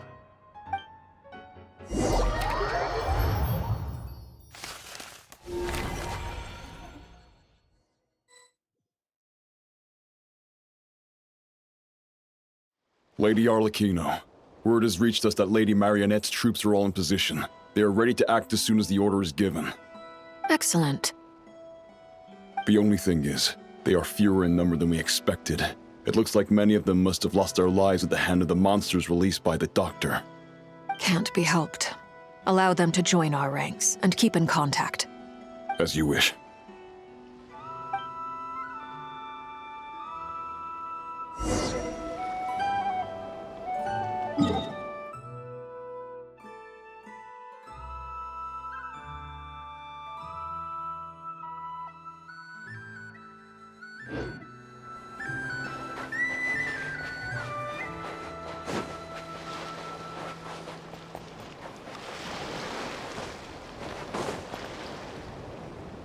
It's been a while, Arlecchino. You look well. Did Dottore really have to build his lab right on the sole path between Snezhnaya and Nodkrai? Had to go on a huge detour to stay out of its line of sight. Sounds like an arduous journey. I assume you've brought word from Her Majesty? Of course, all part of the job. Firstly, the Tsaritsa has authorized Fatui Internal Affairs to review Dottore's case. They will reach a formal verdict on whether he has turned traitor and whether he poses a threat to Snezhnaya. While they're working on that, I've been ordered to come and receive the refugees from Nodkrai. They are nearby. My team will escort you to them shortly. Great. Aside from that, Her Majesty has a message for you and Sandrone personally. Huh? Where is Sandrone? She stayed behind to work since I was making the trip anyway. It seemed sensible to have one person on standby at base while the other came out to meet you. All right, guess that's just how she rolls. In that case, tell her that the Tsaritsa's decree this time is pretty awesome sounding. I think she'll like this one. Still, I wonder what... Wait, what's that? Did one of our troops turn into a monster? Take him out.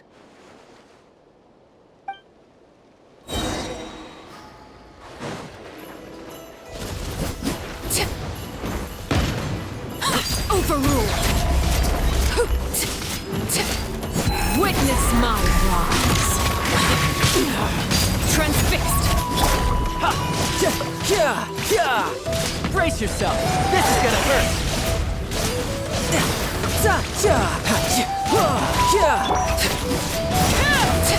You've gotten stronger, Arlecchino. Nice.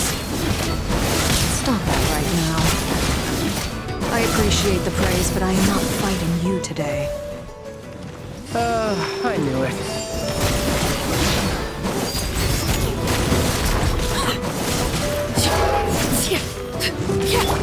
Tidal wave.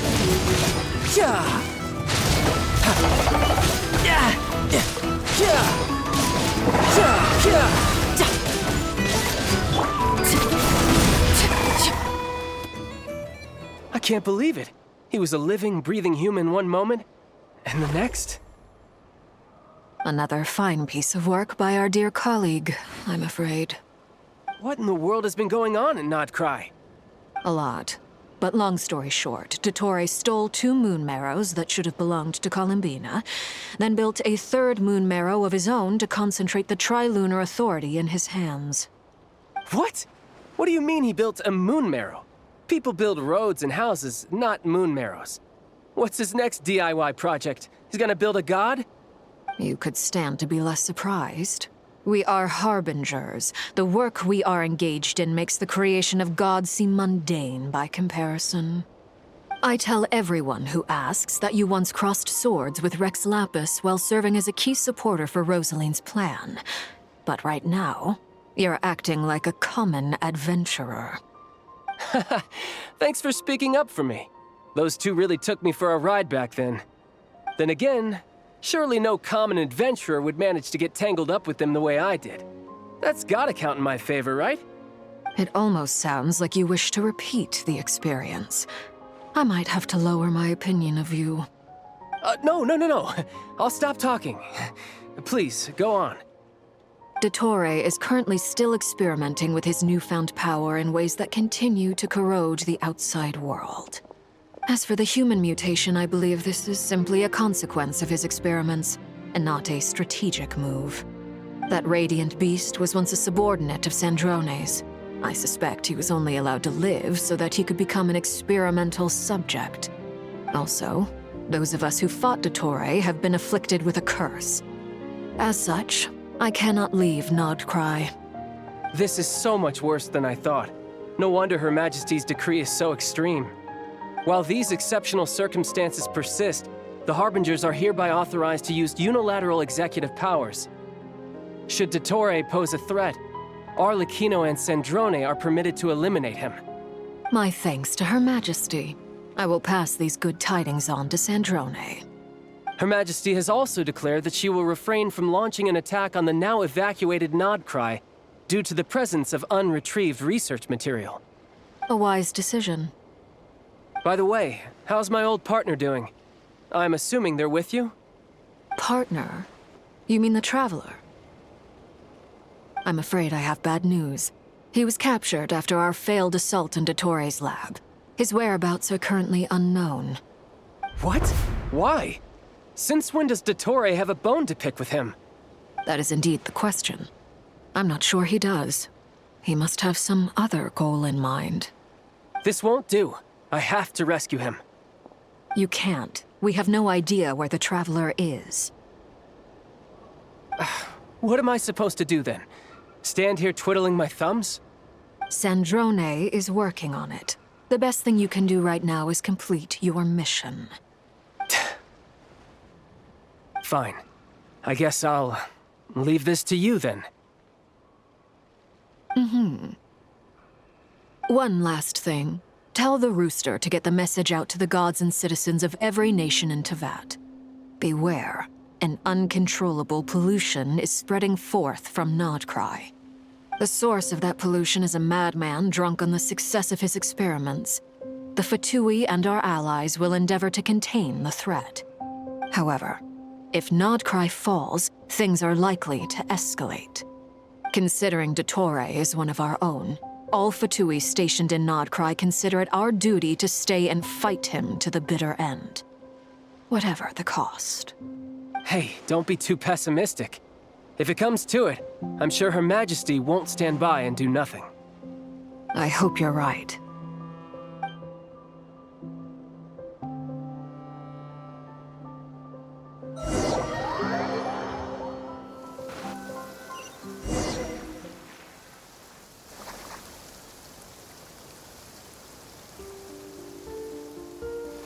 You're right on time. Thanks. Hey, do you think I'll get that gliding exam exemption? I made sure I was on my best behavior in Mondstadt. I landed well outside the city and walked in through the gates. I'll help you apply, don't worry. For now, let's see what we have here. What are the Doctor's energy fields even made from? The usual attract and repel principles that govern Kuvaki don't seem to apply to them. They are very mysterious, but ultimately, they appear to be comprised of energies from the 3 realms. Thanks to research by Master in the Hexen Circle, we know that Tevat's 7 elements are derived from the more primordial power of the Light Realm, which is antagonistic with the power of the Void Realm. Since you have the power of the Dragon Durin within you, I'm sure you can already tell that this energy field contains no abyssal energy. That's true. It's not abyssal energy, it's something pure, wild, and untamed. I've been thinking about something. Do you still remember the device that Dory supplied from the Academia when you and Miss Columbina fought Raria? That was one of the most marvelous feats of ingenuity I've ever seen. The design, the craftsmanship, the material selection. I couldn't fault any of it. Not to mention the operating principles. Surely the most ingenious feature of all. Dory didn't go into detail on how it functions, but I have a working theory. The clue was that Miss Columbina was somehow able to use the pyro energy that you provided, despite the fact that, as a moon goddess, she should only be able to use light realm energy in principle. Now, all elemental energy is, of course, derived from light realm energy to begin with. Hence, I suspect that the device works by restoring elemental energy to its original state. This presumes a theoretical model of the 7 elements akin to that of light refracted through a prism. Perhaps it is no mere analogy. Maybe there is indeed a prism in this model. I almost wonder if the idea for the device was conceived based on direct observations of said prism. It would explain how such an ironclad design concept was achieved. It is at once a masterwork of engineering and a groundbreaking application of the Academia's latest elemental theories. I suspect only Lesser Lord Kusanali herself could have devised such an ambitious technology. But back to the energy field before us. If this is pure light realm energy, its relation to elemental energy is one of integration versus division. Or you could say that the former contains the latter. Could this mean that elemental energy can dilute the power of the light realm? Should we give it a try? We should.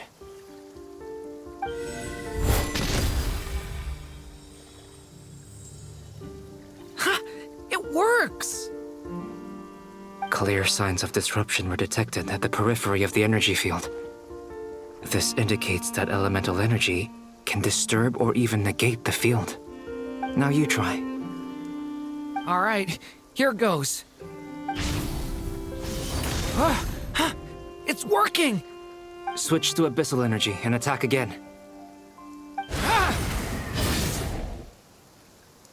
No surprises there. Abyssal power drains the energy field to a significantly greater extent. I now feel confident in asserting that the energy field is indeed pure light realm energy, and that elemental energy can dilute it. But the energy field is huge. How much elemental energy will it take to neutralize it? We don't have to neutralize it completely. We can try other approaches. That's all for theory. Would you like to continue watching?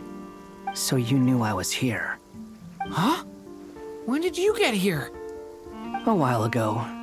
But Albedo sounded like he was working on his thesis defense back there. Back in Sumeru. You can end a person's whole career by interrupting them mid-speech. Very thoughtful of you. I'm truly touched. Could I ask you to lend me a hand? With what? A little test. Try using anima to unleash a concentrated assault with circular blades, with the goal of breaking through at a singular point. Nice! This time it tore through the field. Tremendous. This is a major breakthrough. Should we go through? We probably shouldn't risk having mutually antagonistic energies in such close proximity. Durin, you stay here and watch the entrance. Hat Guy and I will go in to investigate. Sounds sensible to me. Keep your eyes peeled, Durin. Don't worry, I got this. You two be careful in there. Just give me the signal if you need help, and I'll dive right in. What do you mean, signal? It's based on a new alchemical concoction I developed last month. When 2 bottles of it are smashed on the ground together, they emit a blinding burst of light. If it comes to that, remember to shield your eyes with your hat. Glad I asked. Thanks for the heads up.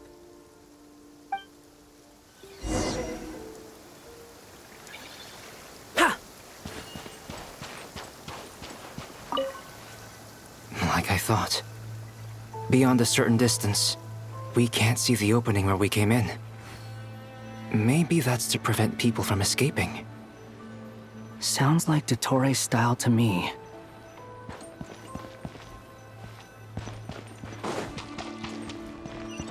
Not much has changed. Things are basically the same here as they were before the energy field appeared.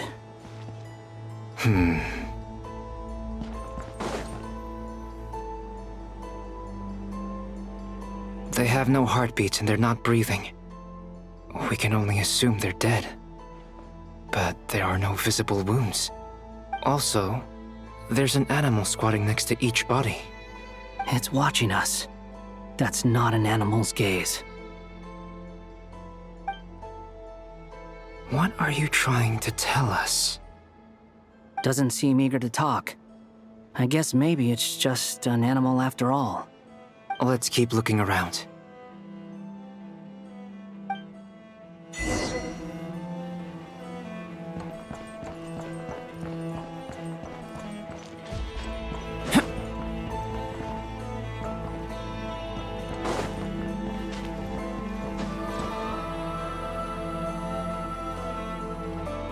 Same situation everywhere. Not a living soul in sight. Just countless bodies with animals standing watch over them. Well, I think we can safely rule out the possibility that they're all pets. Is skirting around the topic your way of showing consideration for other people's feelings? Just being cautious. I don't doubt that you can handle the truth.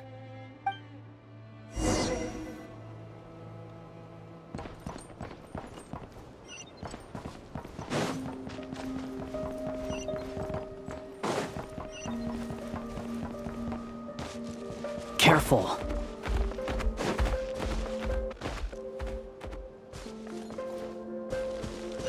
Please, help us. Please.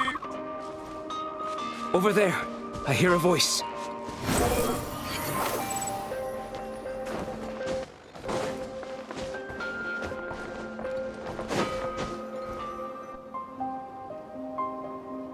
Please, help us.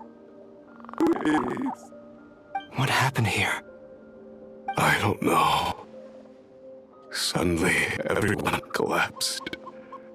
Then my line of sight got lower. I still have some of my senses left. I gotta get out of here.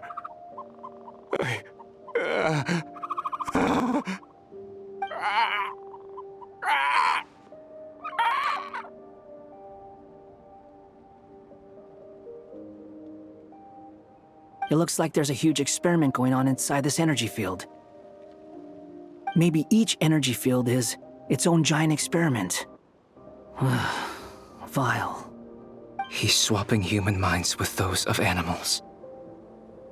Even without the other circumstances, this would be an extremely radical experiment. Those people may have lost their sense of selves, but they are not fully animals either. If they were, they would have left. But instead, their instincts are driving them to remain by their dead bodies. We should go. No sense in sticking around here longer than we need to. Agreed.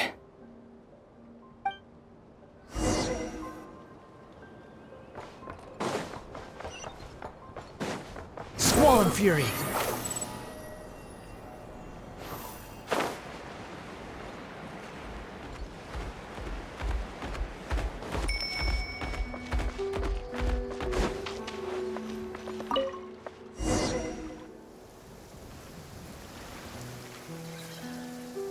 You're back! Everything okay? We saw some things that take a strong stomach. Otherwise, we're fine. We should share our findings with the others.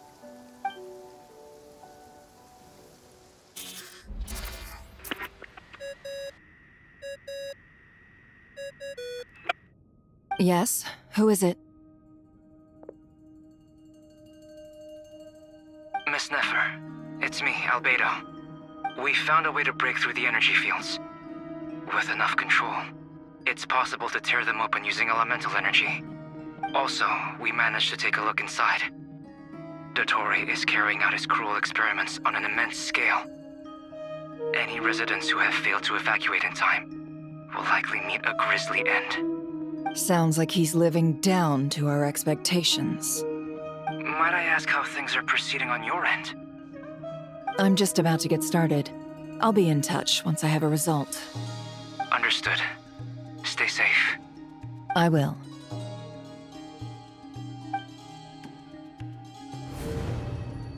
Well, Nefer, I'll link up with you once my tasks are complete. What makes you think I'd need you to do that? I'll need it. And considering the way you approach certain matters, I think you'll be better off with me present.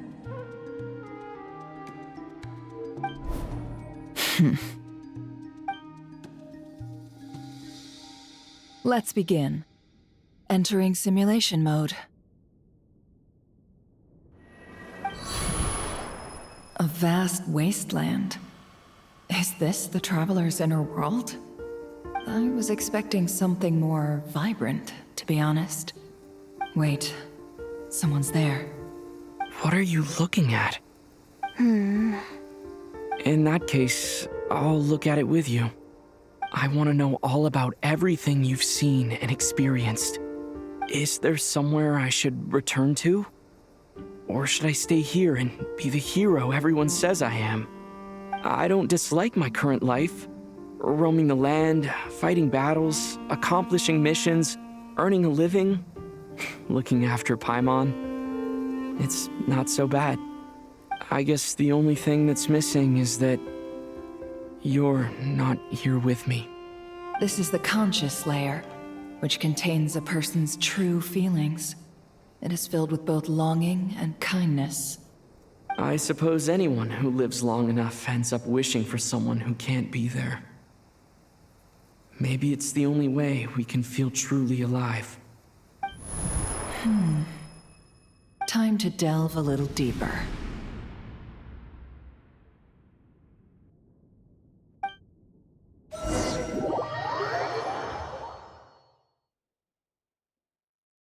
Nasha Town is hardly the optimal choice for a place to live, but it has character and a reasonable population density. What are you trying to say? Oh, don't be nervous. I was just thinking where might make a good starting point for your journey. Perhaps I should send you further afield. Conria, perhaps. Conria ceased to exist long ago. Once again, you fail to understand the possibilities that the Tri-Lune creates.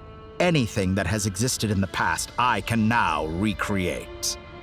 You simply do not wish to see that happen. That might be because you miss your sibling and fear getting answers that you are not ready to learn. But this is not for me to judge.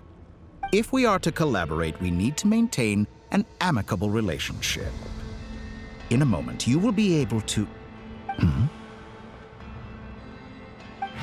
Oh no. What are you...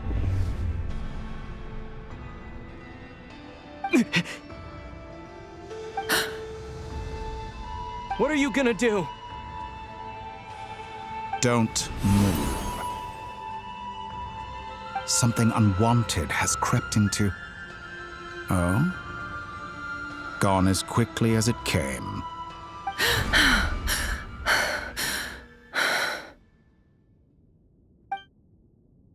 Did you save me?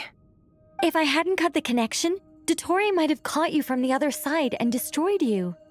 This was a good idea, but once is plenty. You were exceptionally brave. Excellent work. Thanks, but now's not the time for that.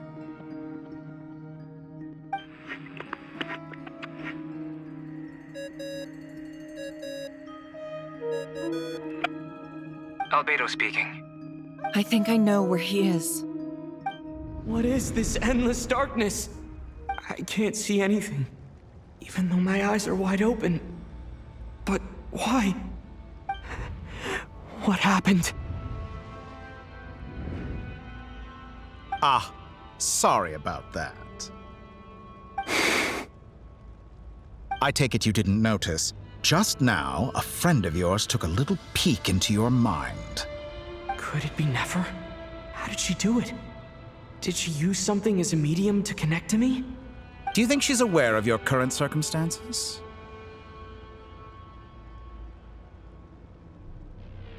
Oh dear. Have I stunned you into silence? I only wanted to slow down your time a little so I could stop your intruder in her tracks. It would have been nice to capture the spy. I must say, I'm finding the ability to adjust the flow of time rather intriguing. The moment you closed your eyes, time seemed to grow impossibly viscous, didn't it? A whole month passed before you opened your eyes again, but only for you. No one else was affected. I dare say this is something only a god can achieve. Point taken.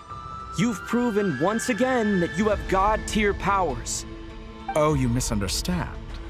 This wasn't about proving a point. I was testing things out. I find I learn best by doing, and I have to admit, time is not the easiest dimension to control. I only wanted to make you sleep for a short while, but it ended up lasting a whole month. Clearly some finesse is required to wield the authority over time as I wish. I hope you're not angry with me. It was only a month's discrepancy, nothing too serious. Had I been off by a year, a decade, or even a century, that would have been quite a different story. You could have frozen me for millions of years. So much for collaboration. You aren't showing much sincerity. Millions of years? To what end? I wonder if you don't understand humans all that well. They are very pragmatic creatures who understand only that which they can perceive with their senses. If I had you sit here for a week, I imagine people might sympathize.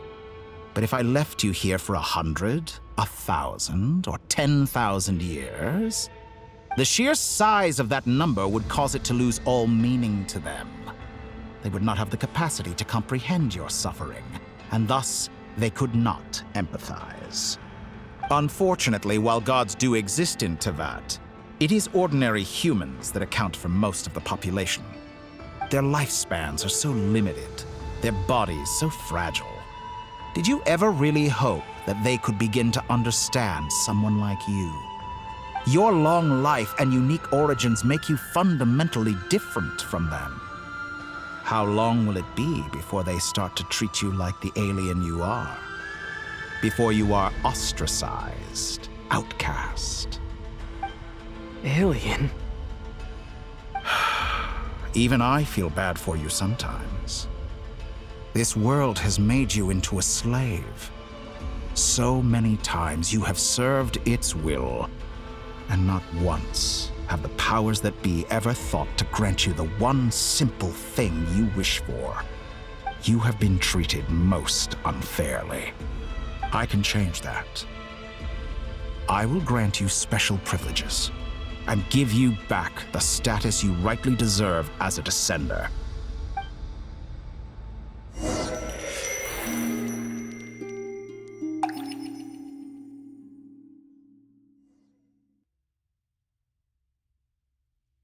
entered the past 3 times at this point, but I still have so many questions. For instance, beyond each point being further back in time than the last, what determines the specific locations at which I can make entry? So far, the common thread linking all 3 scenarios is that the Traveler has been present. But it's more than that. I know I sensed something familiar around him. What was it? I'll keep this question in mind as I carry on.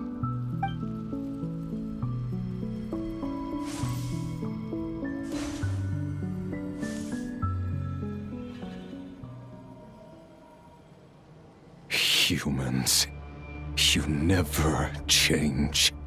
Always trying to use powers you neither comprehend nor control.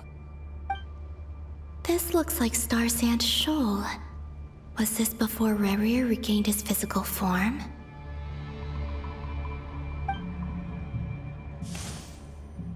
You've messed with the cannon again, huh? Sorry, but this round's not gonna go your way. The cannon. That's right. I was at Silvermoon Hall and I sensed an abnormal Kuvaki fluctuation coming from Nasha Town. And right after that, came an ominous power emanating from Star Sand Shoal.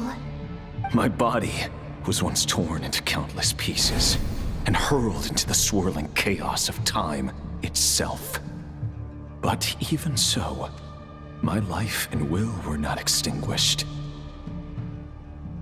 I wonder if I could try to prevent his resurrection. But how would I do it? What can I do, here and now? Traveler! Behind you! Look at that light!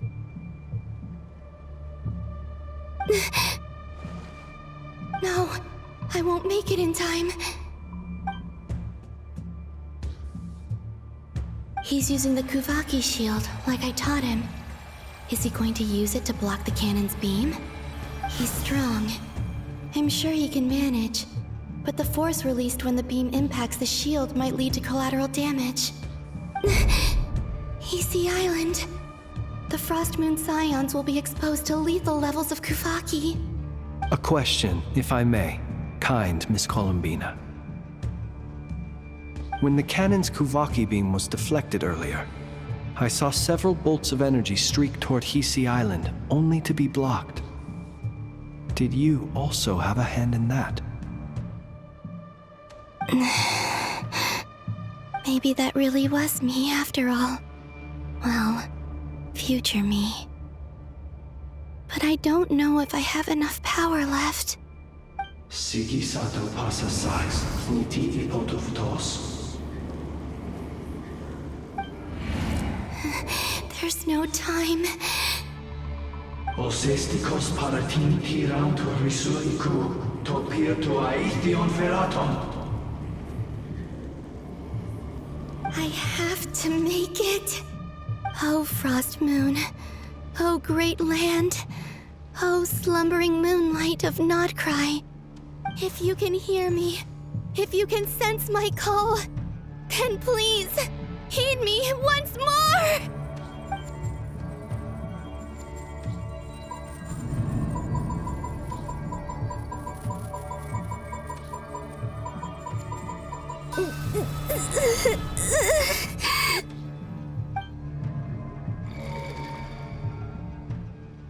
Did it work?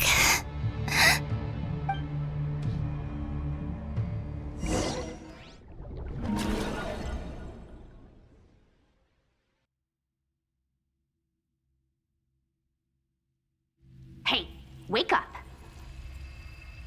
Hey, did you hear me? Columbina, I said wake up now! Oh, good morning, Sandrone. It's 3 in the afternoon, actually. And could you kindly not use my quarters as your personal nap room next time? But I feel so safe here. And your coffee, right? It's so bitter. but it smells lovely. It's like you were raised by wolves in a forest or something. What did you drink growing up?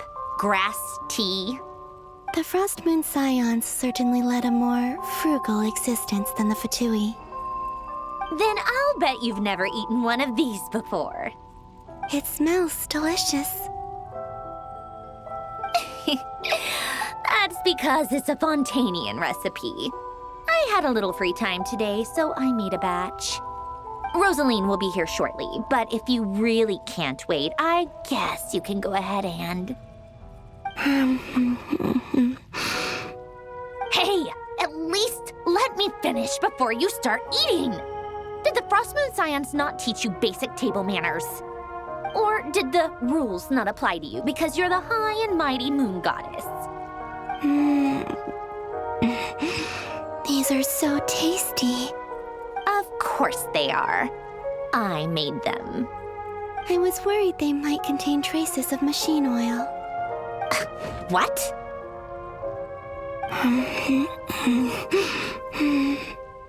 You know, there's something I've always wanted to ask you. Why did you leave your old home and join the Fatui? I mean, I'm sure their food was awful, but there's gotta be more to it than that. Well, life there didn't go quite how I imagined. What were you expecting? You're a god. Your followers are gonna make some demands of you, right? Surely you can just answer a few prayers here and there in return for the free food and drink. How bad can it be?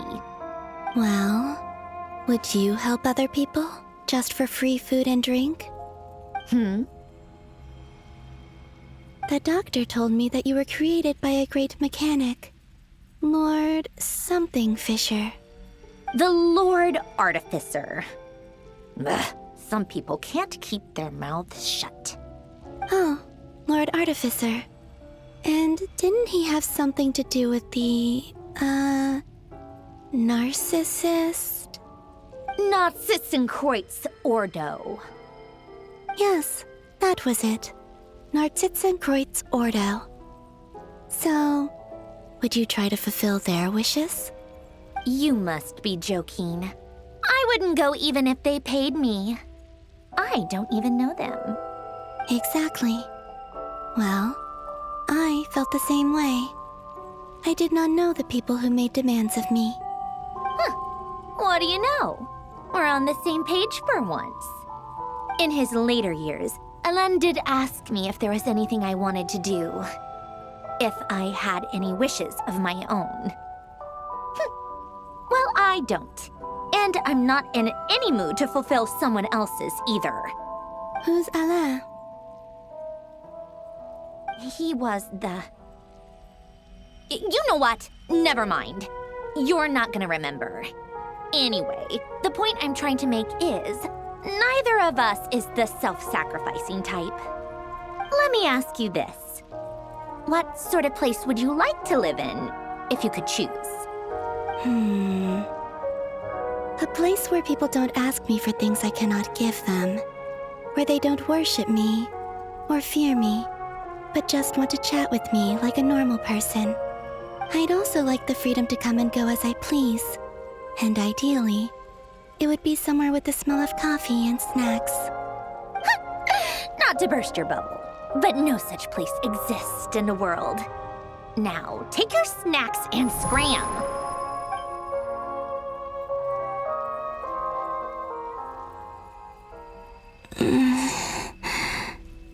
Did I pass out? Of course. I'm back here again. I dreamed of events from my past. Sandrone. Traveler. I miss you all so much. Back there. I guess I managed to harness all the Kuvaki energy on Hisi Island. But how did I do it? Time is flowing backwards here, and I can use that familiar power to enter the world of the past. That mystery ally everyone talked about. It was me all along.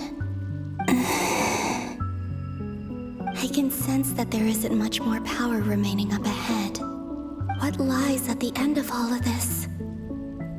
Will time keep flowing into the past? And will I ever find my way back?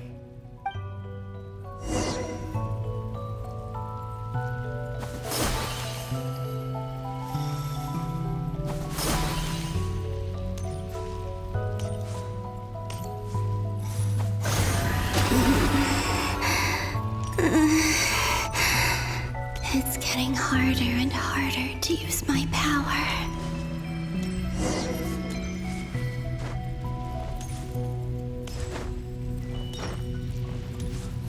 I'm no match for the Abyss in this state.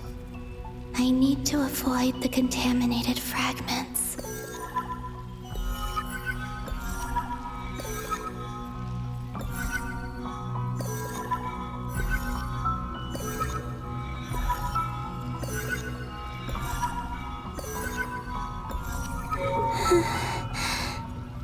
Time to go. I wonder where I'll find myself this time.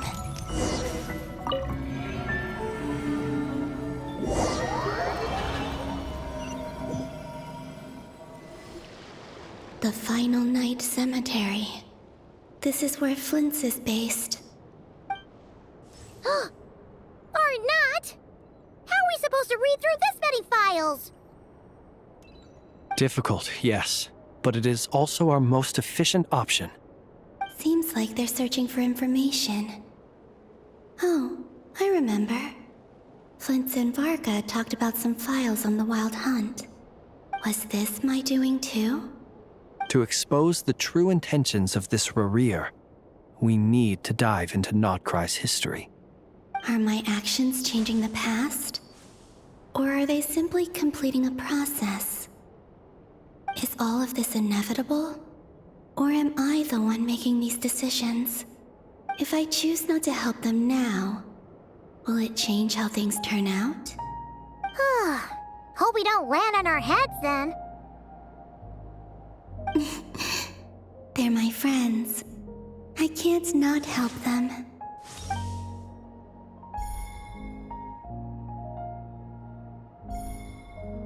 Ghost! And the other one was... here. Hey! Another file's moving!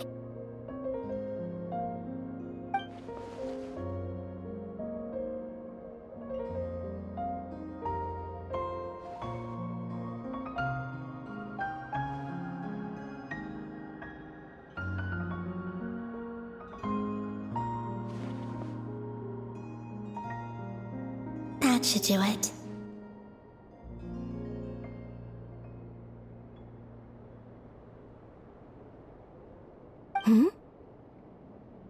Luanatar?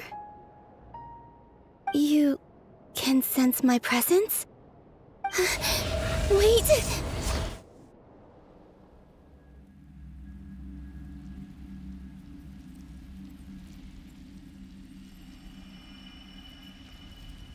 Luanatar. So she's that familiar presence I've been sensing all along. She's always been by the Traveler's side. That explains why the Traveler has been there each time I've entered the past. But why Luanatar? Is it because she has a connection to me as the Moon Goddess's familiar? If so, why not any other Kuhenki? That's...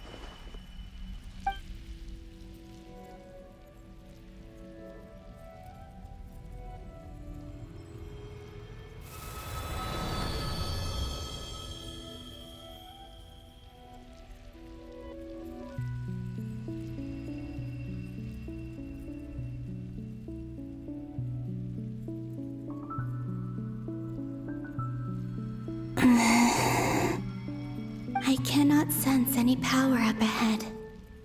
Just a void, stretching out into infinity. This is likely my final chance to enter the past. It's now or never. I have to find a way back.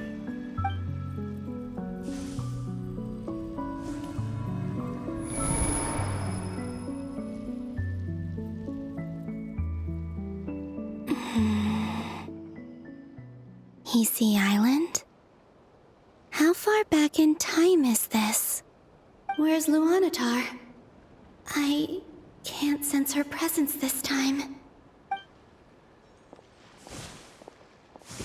Oh, seeing Anafa and Aino reunited like that sure was heartwarming. Traveler, Paimon. No, stay calm. I don't have much power left to change things. I don't even have that much time left here. Think, Columbina. How do I find a way back? A way back... to where? Do I go back to Moonprayer Night? Or to the future that followed? And if I return in my current state, what will become of me then? Dottoro's actions that day proved that he'd been planning that for a long time. He had already seized the power of 2 moon marrows before capturing me. Even if I managed to get back, how can I fight against him when he wields the Tri-Lune Authority? I can't. If I go back like this, I'll be playing right into his hands. I have to find some way of rivaling the power he has usurped. Wait. Time flowing backwards. The Tri-Lune Authority. Does that mean... I think I know what the final destination of this lunar reflection might be. I know what I must do. Speaking of homes, we must already be close to where the Frost Moon Scions live. The vibe here feels different, just like the scenery. But how do I communicate my plan to my friends? Should I write it down here? No, someone else will see it. I need something with a close connection to me. Something I can use as a medium to tell them what's happened to me in here. Now it makes sense.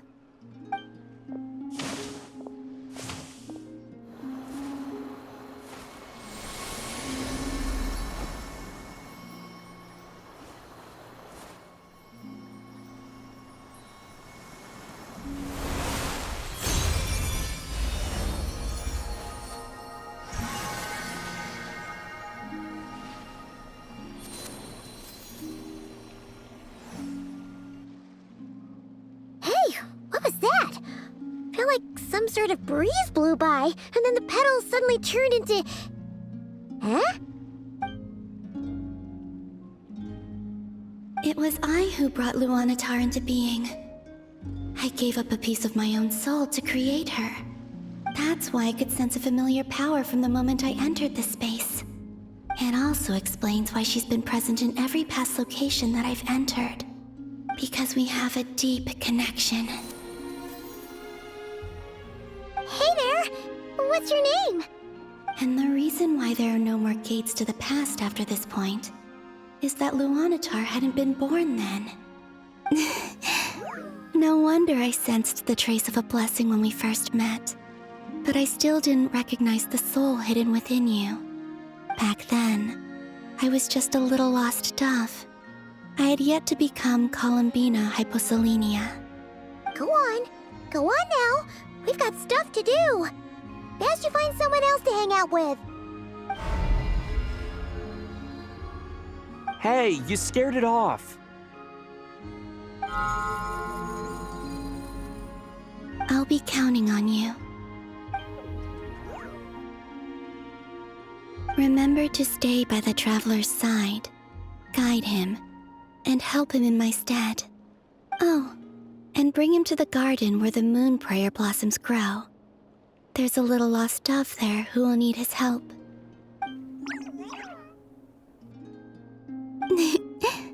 Go on.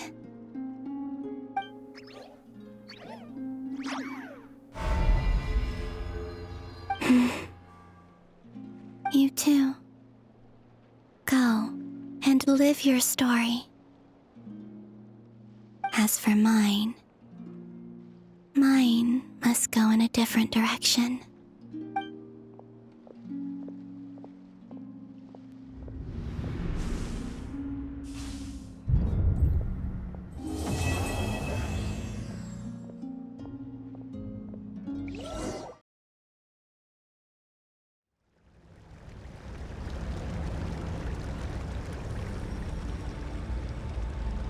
How would you like to experience the thrill of never being held accountable for your actions? You could crush people like ants without consequence, or tear off their heads or limbs as you please. Believe me, such a life is but one small step away. What point is he trying to make? Freedom? But the freedom to kill? To do evil and get away with it? Why would you offer me that? The creation of a world is the ultimate scientific experiment. I have taken my research to the highest level, where I shall be not just a god, but also a servant to many sacred spirits. I shall heed the truth and perform holy deeds. A god's laboratory is the perfect playground, but it needs the right occupant to explore its full potential. Mortals are found everywhere one looks. Not so with Descenders. I'd prefer my first guest to be a distinguished individual such as yourself. And I know you could make the most of the opportunities it offers. So the condition for entering the new world is to take innocent lives. The same dilemma that Rerir once faced. Could I really bring myself to kill others for my own benefit? Rerir did. And look where it got him. Have you made up your mind? I can't do it. Your playground is no place for me. You're putting your hopes in the wrong person. But we both know I'm not quite the hero you say I am either. I have my own reasons for the journey I'm on. And they aren't all selfless. You've grown a lot since we last met, but there are still things you are unwilling to compromise on. This will only hinder you. Why don't I lower my requirements a little as a gesture of goodwill? I'll give you a little time to learn to be a less noble soul. That'll make things much easier for you. I really doubt I could live that sort of life. And yet you already sound less defiant than a moment ago. The benefits appeal to you because you can read the signs of the times. Why don't we return to my research facility? Your last visit was so rushed. There is much that I have yet to show you.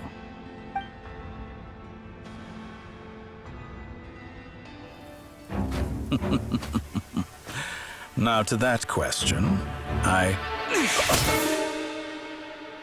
Heroes don't attack from behind. Guess I'm no hero. This is most disappointing.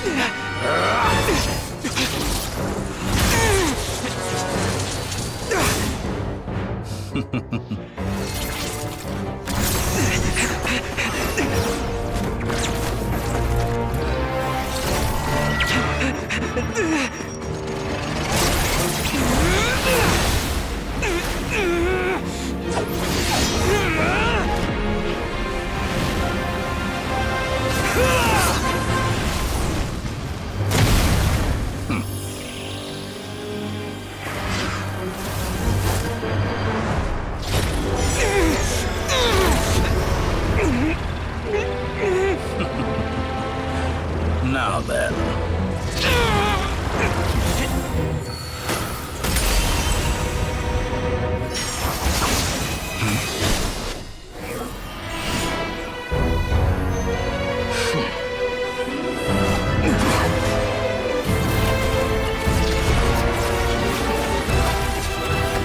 A new face.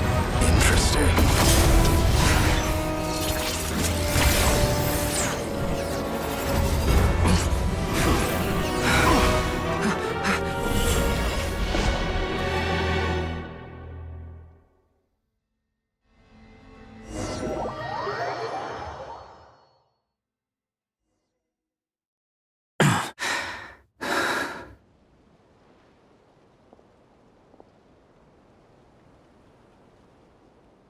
You're still gonna call me Hack Guy after that, huh?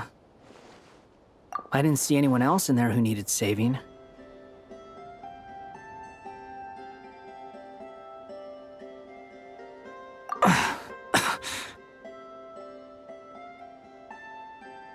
It's nothing. I'll be fine. Why are you looking at me like that? Is it that shocking that I'd come to your rescue? I owed you a favor back in Sumeru. Now we're even. Distracting Dottore was tough. I won't lie. He's not gonna fall for the same trick twice. That was my one shot. I'd hoped to use it to take him out. Ugh. I never wanted to obliterate someone more than I do right now. Dottore doesn't recognize me, but his segments were originally made based on an analysis of my operational principles. I expect it's only a matter of time before he figures out what I am. So Dottore doesn't recognize Wanderer because he deleted himself from Irminsul. Did he really miss his only chance for revenge by saving me? Why the long face? Hey, I'm not blaming you, okay? And I'm not complaining either. Rescuing you and killing Dottore are equally important goals. Everyone would be pretty stuck without you. It's best you live to fight another day. How are you holding up? Are you all right? Hat Guy said to put safety first, so we agreed to run as far away as we could after leaving the energy field and only meet up once it was safe. You don't look injured. It seems that Dottore didn't do anything to you. All right. Rescue operation complete. Let's head back. There's a lot more work to be done before this is over.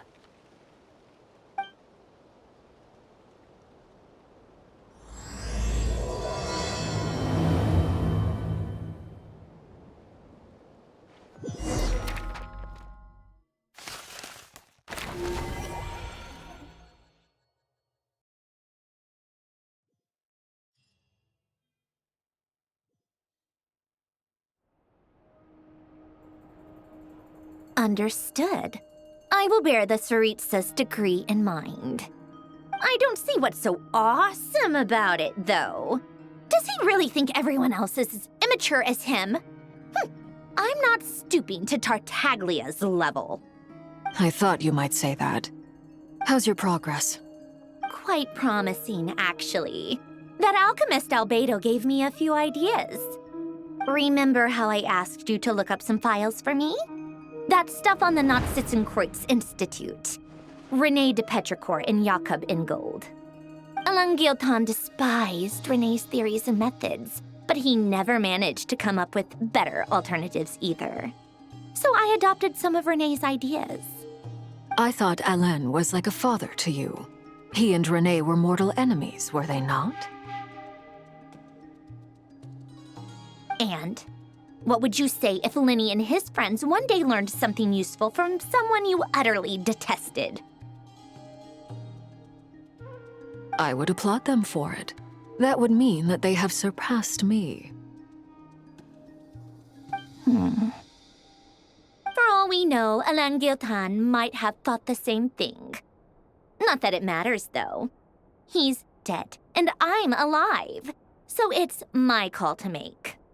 Once you die, it doesn't matter how great you were in life. Only the living get to decide what happens next. Hey, come on out. They're back. Huh?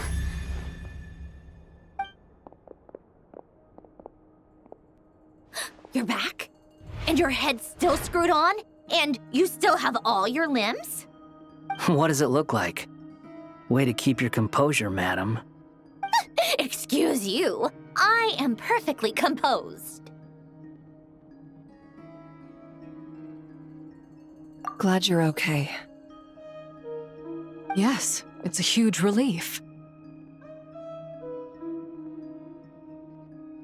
Worry? Oh, yeah, right. You think we, the Fatui, were worried about you? We were worried sick. Hey! The Traveler and I were already friends. You are free to join this mission in whatever capacity you please. Much like your tea parties. It's a laugh a minute with you guys. I must say, I was quite surprised when Mr. Albedo told me he would need no additional aid. We discussed this on our way back as well. I am rarely so unequivocal. But in this case, we had full confidence in Hat Guy. He said he knew what he was doing. Albedo and I pretty much had to just wait outside on standby. Meanwhile, Hat Guy broke into the energy field and rescued the Traveler solo. You didn't have to mention that. Well, I'm thoroughly impressed. You are a force to be reckoned with, Hat Guy. Is he back? Is he really back? Traveler! It's really you!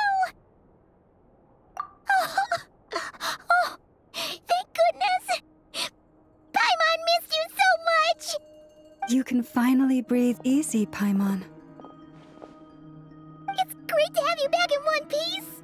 Oh, Paimon's been having nightmares the whole time you were gone! Look at them.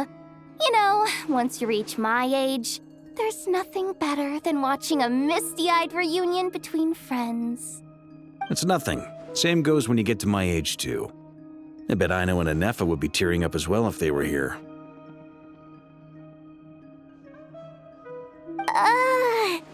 Varka, I'm not sure Anefa can cry. Oh, yeah, good point. Hey, your eyes are looking a little red and puffy. Come here, let's hug it out. What? Ew, no! No, thank you. You're not my dad, okay? Knock it off! Everyone, I'm sorry for all the trouble I caused you. But the silver lining is, I didn't come away from this ordeal empty-handed. While I was being held captive, I learned a lot about Dottoro's current capabilities, and what he plans to do with them. Allow me to explain.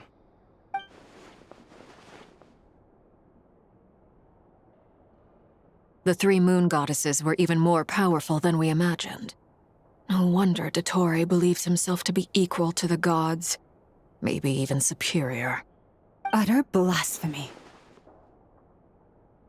While everyone was gone, Nefer and I made an interesting discovery, and I believe Miss Sandrone has something to share too. Ma'am, perhaps you could do the honors?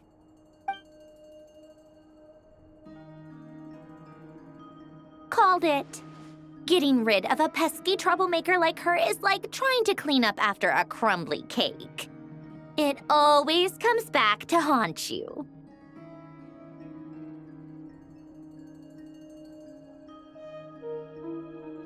Our next step is to find a way to bring her back. A place where time flows backwards, with no destination in sight. Surely it must have been created for a specific purpose. But I fear the answers are buried deep into Vat's history, held by great powers beyond our reach. It sounds like she's on a specific path through time, just traveling in the opposite direction to us. The question is, where does that path lead? Or will it keep going to infinity? We considered that question as well. Strictly speaking, time is not infinite. Indeed not.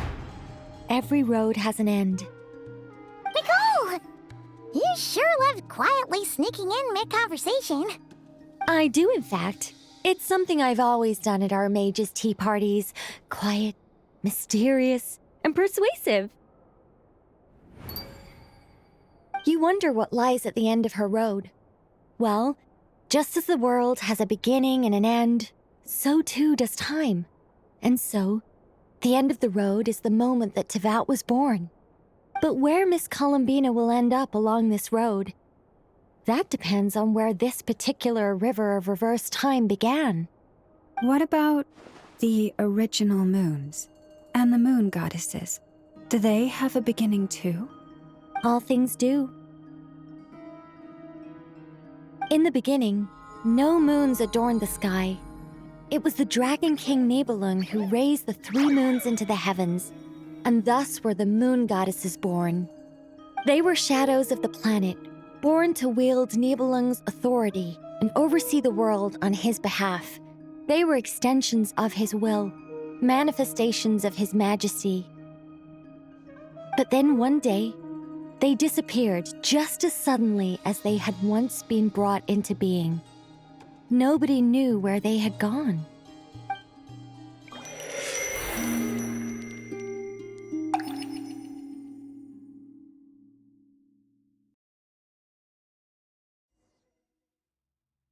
Like I thought, no more paths back to reality have emerged since. But how can I be sure that I'm going the right way without scenes from reality to keep me on track? I can't even be sure of how long I've been walking for. The further I travel, the less stable this space becomes. There are even moments where I can sense something that feels like abyssal energy. They can just materialize out of thin air. I have to keep my wits about me.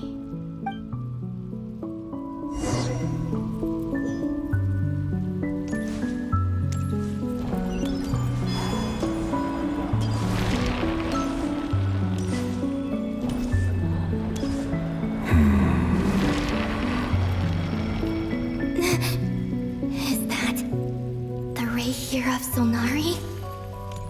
I can't believe he survived. How did he do it?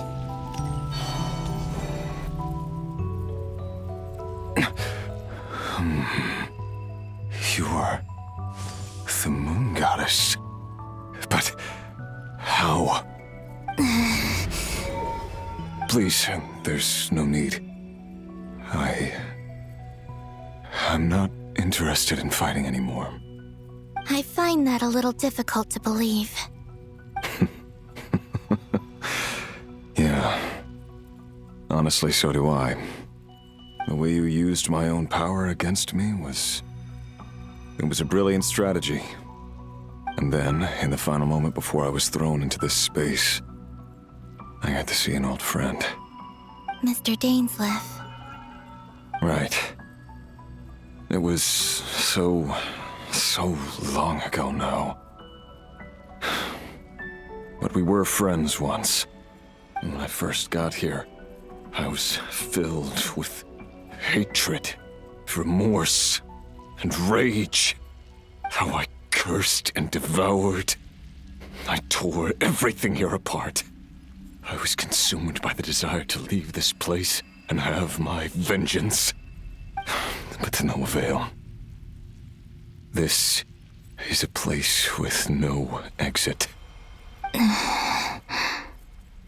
This is the second time I've entered this space. Though I have no memory of the first. I was torn to shreds the moment I entered. But this time I survived. It must be partly because of this new body.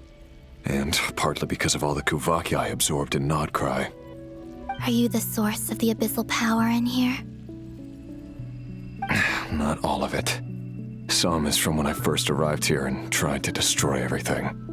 But there was already a degree of abyssal power here before I entered. And like a venomous snake baking in the merciless sun, it tried to slither into my shadow. Tried to? So, you rejected it? Yes. Because after that, the world suddenly became silent for a moment. What do you mean? The voices in my head, they were gone. And then I saw her. Her? The Lindis. My former lover. Never mentioned that she saw a memory of the Lindis leaping into the moon's reflection. More precisely, I saw her afterimage. I'm sure the real her is long gone. She was just an ordinary Conrian. She couldn't have survived here for very long. Anyway, why have you come here? Didn't you know it was a dead end? If I hadn't escaped through the moon gate, my friends would have been in far greater danger. Oh, I see. Because of your power. The power of a moon goddess. What? You'd like to know how I know, wouldn't you? The one who resurrected me said so. I could hear a deep lust for power in his voice. Do you mean... Dottore? Dottore. So that's what he's called. He'd been collecting fragments of my body for a long time. All so that he could resurrect me at the moment of his choosing. I had no interest in his research. But being as corroded by the Abyss as I was, we were aligned as far as hunting the moons and recovering my strength were concerned. So that's why the Wild Hunt suddenly became so active in Nodcry. When I left the Fatui in my weakened state, Dottore must have felt that his time had come. Moon Goddess, could I ask a favor of you? What? I know this is a lot to ask, especially from someone who tried to kill you. If you refuse, I won't fight it. But this is the only thing I desire now. Nothing else matters. What do you want? I'd like you to take a message to Thalindis for me. Thalindis? But... Yes, she's dead. But like I said, I saw her after image. I can sense that some part of her soul remains here. Far, far ahead. Why don't you go and speak to her yourself? I can't. I don't know why, but I can't move freely in this space as you can. All I can see is a glimpse of her, walking away. Just like the moment when I last saw her in life. In return, I will clear these abyssal obstacles for you. No, not in return. I'll clear them for you, whether you want to help me or not. It feels like something I ought to do. Why? Yeah. Why, indeed. I've been asking myself that question a lot recently. Why did I do the things I did? I'm tired of it all. Tired of the person I became. People used me. And then I turned around and started using others. I hurt a lot of people. I think I grew tired of it long ago. But I wouldn't admit it to myself. And ultimately, that's how I ended up here. What do you wish to tell her? All of it. My past. My mistakes. Everything that happened after we were separated. Is it okay if I give her the abridged version? Yeah, I'm sure there's plenty you can skip over. Just tell her the important parts. Whatever you think that means. Like the part where you relentlessly tried to kill us? It's up to you. Love demands honesty. But my relationship with Thalindis was built on lies. We hid too much from each other. But after living my whole life in the shadows, I don't want to hide anything anymore. I will do my best. There.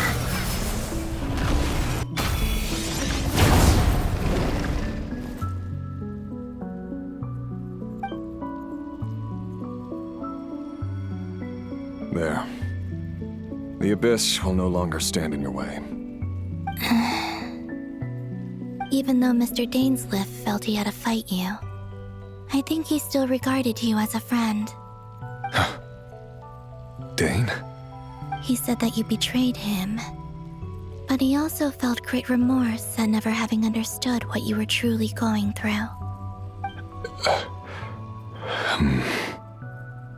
Why tell me this? Because if he'd known that someone could take a message to you, I believe that's what he would have said. Thank you. It means a lot. I know this will sound strange coming from me, but don't die, Moon Goddess. I can tell that you're determined to get out of here.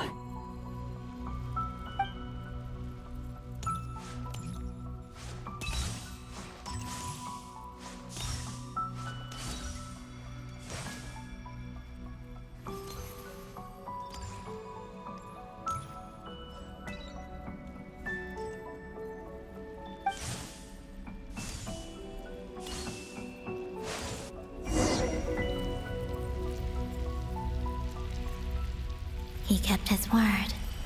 The abyss is no longer obstructing my path.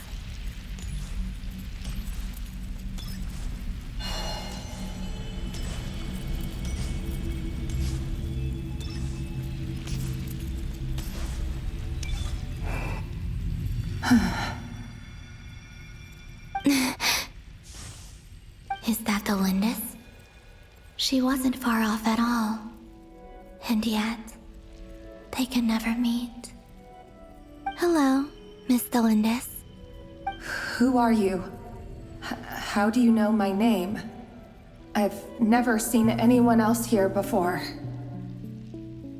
You can call me Columbina. I promised Rerir that I'd bring a message to you. Rerir? My Rerir? Is he well? He's doing better than he was. Better than he was, huh? Sounds like he's had a pretty rough time. Others have had a rough time on his account too. In many cases, their time ran out because of him. And I'm not just talking about the children of the Crimson Moon. So, things got worse before they got better. Could you tell me what happened, Miss Columbina? Are you sure you wish to know? Yes. This is my opportunity to learn the truth. No matter how hard it is to hear, I have to know. I admire your courage. However, time is short. I cannot stay here for long.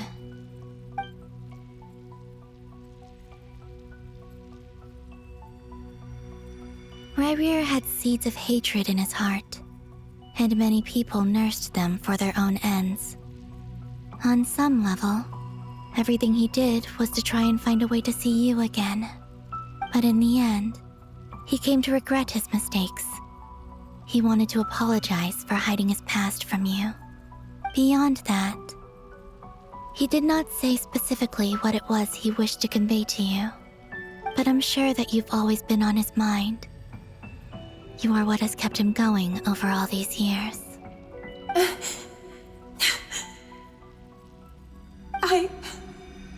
I'm sorry, Miss Columbina. This is so upsetting. I'm not sure how to put my feelings into words. It's all right. I understand. Well, that's everything from me. So, I guess I'll be... Wait. One moment. Time flows backwards here. The road ahead only leads further and further into the past. I know. I intend to reach the end of that road. Without a moon marrow, without the 3 moons' power, you won't make it far. Wait, unless... Are you one of the moon goddesses? You could say that. I see.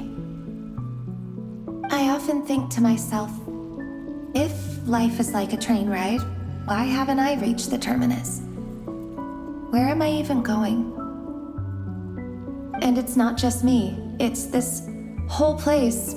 Wherever it is, it seems like it's existed forever.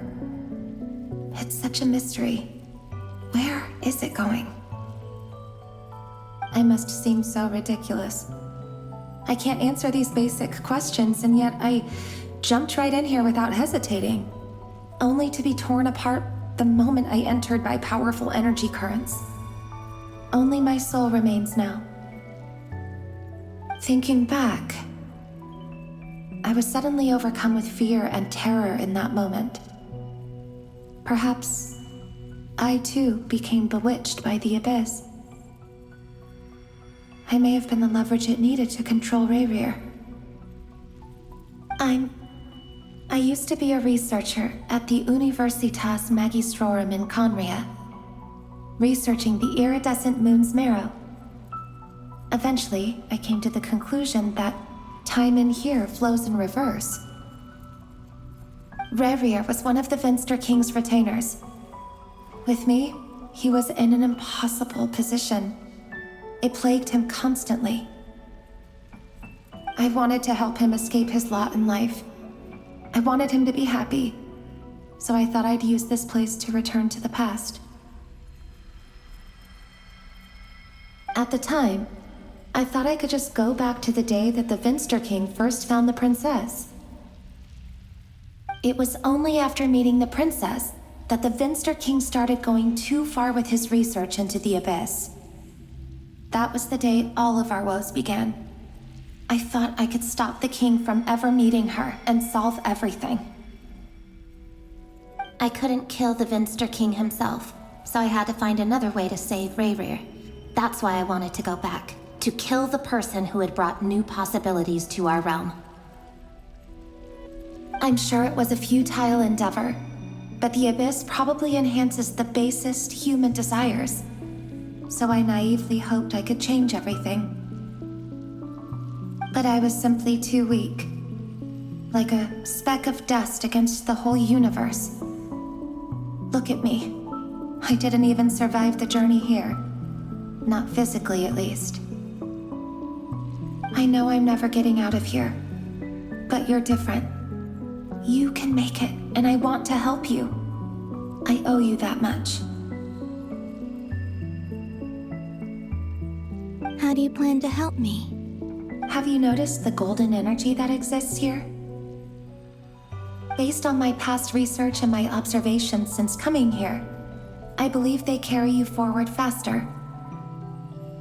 I can share what I've learned and help you understand the pattern in which this energy appears.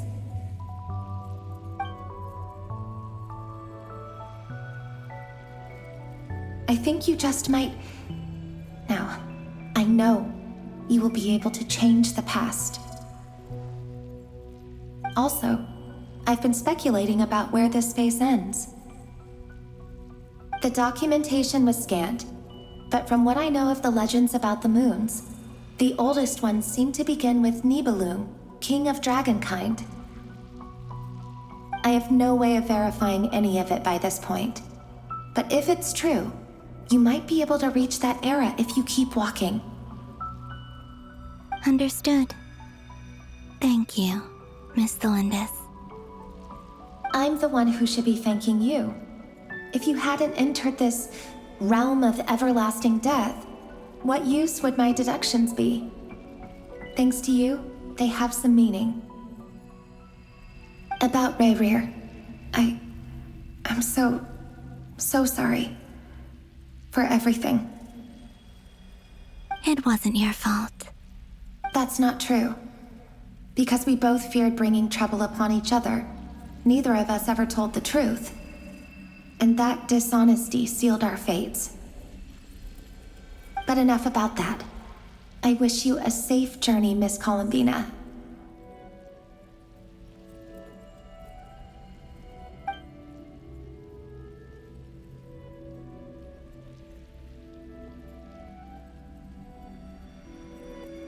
And may the outside world never have to experience pain like this again.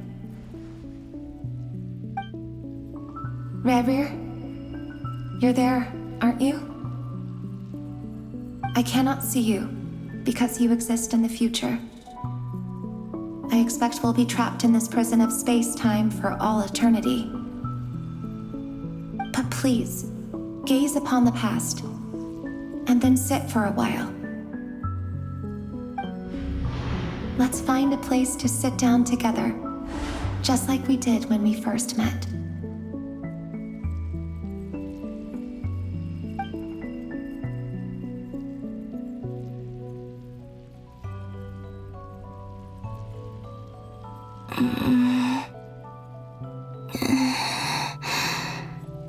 How long have I been walking? How much further till I reach the end? Is there even an end to be found? Everything's getting blurry.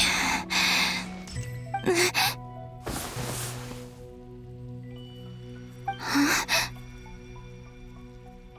Are you all right, little sister?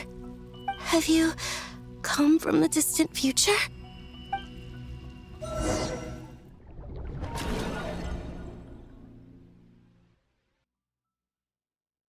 So, how exactly did the moons just disappear? Shouldn't it be a little harder to get rid of major creations like moons? The world is a vast and ancient place. On a certain scale, all life lasts for but a fleeting moment. Miss Nicole explained that the moon goddesses likely perished in the War of Funerary Flame. The moons themselves were also destroyed at that time, save for the Frost Moon, from which a new moon goddess was later born. Am I missing something then? 'Cause the stories say that the moon goddesses were born on the moon, but doesn't Columbina say she was born in Nodcry? Huh, you're right! Why do their birthplaces differ? What's the difference between the two generations of moon goddesses? Also, remember what Sandrone said? Her scans detected 4 moons. In other words, 4 moon marrows. Technically, the result of the scan means that 4 moon marrows were detected and positively identified as moons in that moment. In other words, this piece of information alone isn't enough for us to know how Miss Columbina is doing right now. Yep, we have no way of staying up to date on whether she's dead or alive. She's on her own for now. But at least she's trying her best to get back to us. Yeah. She's a tough cookie. And a sore loser, too. We have to trust that she'll find a way. Because we really need her power. As much as it pains me to say it, we've got no chance of beating Dottore in a straight-up fight. He's much too powerful. It wouldn't even be close. That maniac is going to devour everything in his path until he reaches us. We need to find someone or something that can stop him before he does anything worse. I'll be frank. Our only hope of defeating this false god is with a real moon goddess on our side. I'm not just saying this because Columbina's a friend and I want her back safe and sound. It's just the truth. And I know that even she was no match for him when he attacked, but I don't have a better solution. We're not giving up on saving her, whether she can defeat Dottore or not. Right. Don't worry, Miss Sandrone. We're all aligned on saving Columbina. No one's trying to argue that we can only justify saving our friend because it will help save the world. This is about multitasking. We want to save both. So, she's more than just a moon goddess to you guys? Absolutely. Duh! She's part of the gang! And you are too, you know. Yes, I know. You don't need to labor the point. I knew that the moment I came running over with my documents that I was part of the in-group. I mean, if Arlecchino can fit in, I certainly can. Anyway, as for how we get Columbina back, I've been working on it constantly. But I think I'm still lacking certain information about the moon. I'd probably get there if I could continue my calculations, but the problem is, I've run out of computing power. Computing power? You mean you need more energy? No, the issue isn't energy, it's processing power. There's so much data to get through that the whole process has just ground to a halt. That's a tricky problem. René de Petrichor of the Nazissenkreuz Ordo once foretold the fate of the world. But I don't know how he did it. My guess is that he used the primordial sea's power. However, that won't work for me. His methodology was vastly different from my own. What's worse, they're incompatible. And to top it all off, we can't even leave Nodcry. Ugh, this is so annoying.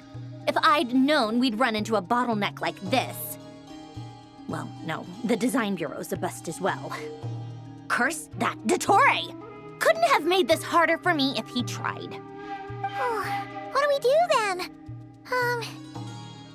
How about we grab a bite to eat and take a break? Maybe something will come to mind after you've cleared your head. You don't get it, do you? I'm trying to calculate the fate of an entire world here. And I need accurate results, not big prophecies. Where the heck am I gonna find the computing power for that? Ahem.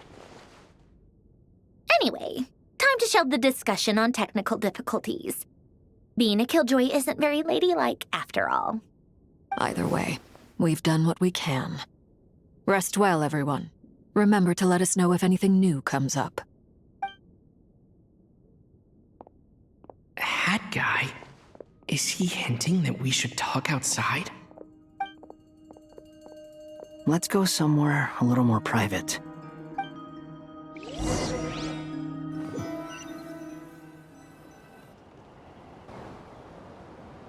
You know that Dory went back to Sumeru, right?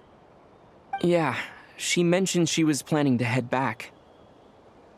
Things aren't looking good for Nodcry. She's gone to spread the word so that Sumeru has a chance to prepare for the worst. From what I know of Dottore, there are two possible reasons why he hasn't made a move yet. One is that he's still working through some kinks in his new powers.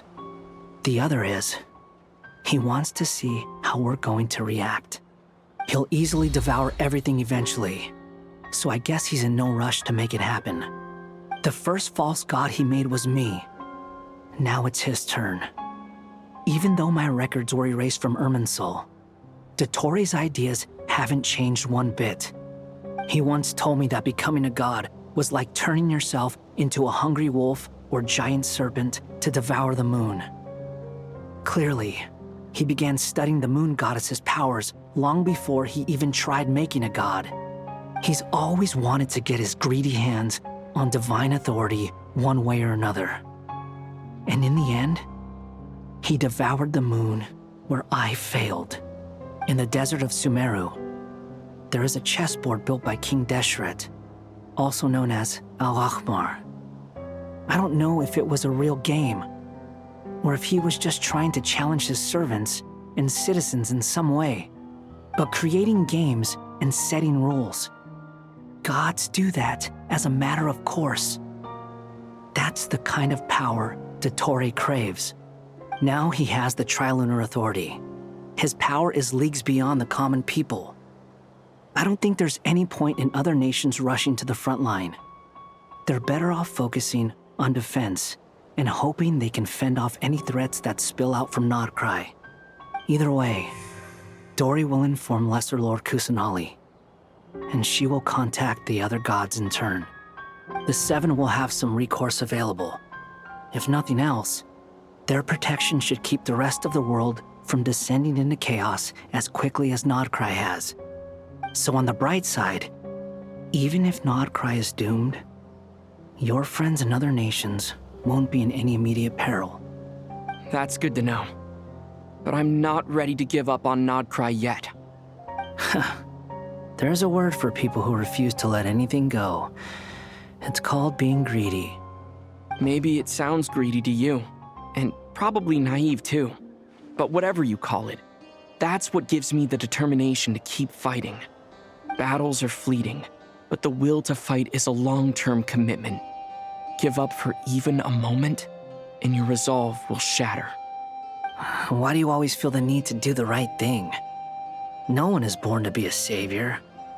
I mean, who's gonna criticize you if you fail or give up? Don't take this the wrong way, but Dottore said something similar to me. I guess the Fatui attracts people who don't believe in saviors. Not necessarily. It's less about belief for me. I just want to know how determined you really are.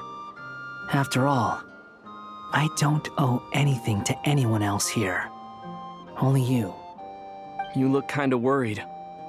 If your arch-nemesis was about to achieve their ultimate goal, I think you might feel a little worried too. That's true. Dottore is about to become an omniscient, omnipotent deity. That's gotta be a bitter pill to swallow. Still, you're calmer than I expected. Obviously. I have to admit that my past self was a reckless fool who misunderstood not only the point of revenge, but how to achieve it. And as much as I want my vengeance, I know I'm not gonna get it by acting alone. If the world's taught me anything, it's to think before I act. Too bad it never taught me any other virtues, though. So, I am going to destroy Dottore, no matter what it takes. So, what's your plan? I'll get to that. First, tell me, what do you think of Sandrone? Just like Paimon said, she's a friend, part of the gang. How much do you trust her? This is a serious question. Think carefully before you answer. Although she's with the Fatui, she has her own values, and she's helped us a lot. If nothing else, she's clearly going the extra mile for Columbina. I see no reason not to trust her. If you say so. In that case, the three of us need to talk. I have some thoughts about her computing problem. It can be solved, but it will come with a cost. How much? If I can afford it, I'll cover it. Sometimes your heroism really backs me into a corner. You know that? Come on, let's go talk to her.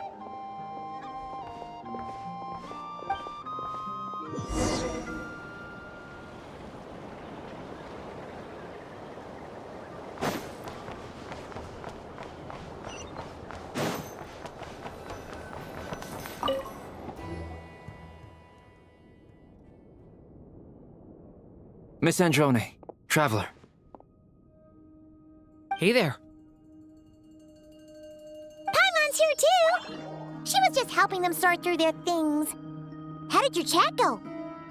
That was fast. The call only just ended. Well, you said it was urgent, so we got here as quickly as we could. Albedo, I have some alchemy questions for you. I see. Looks like my knowledge proved useful after all.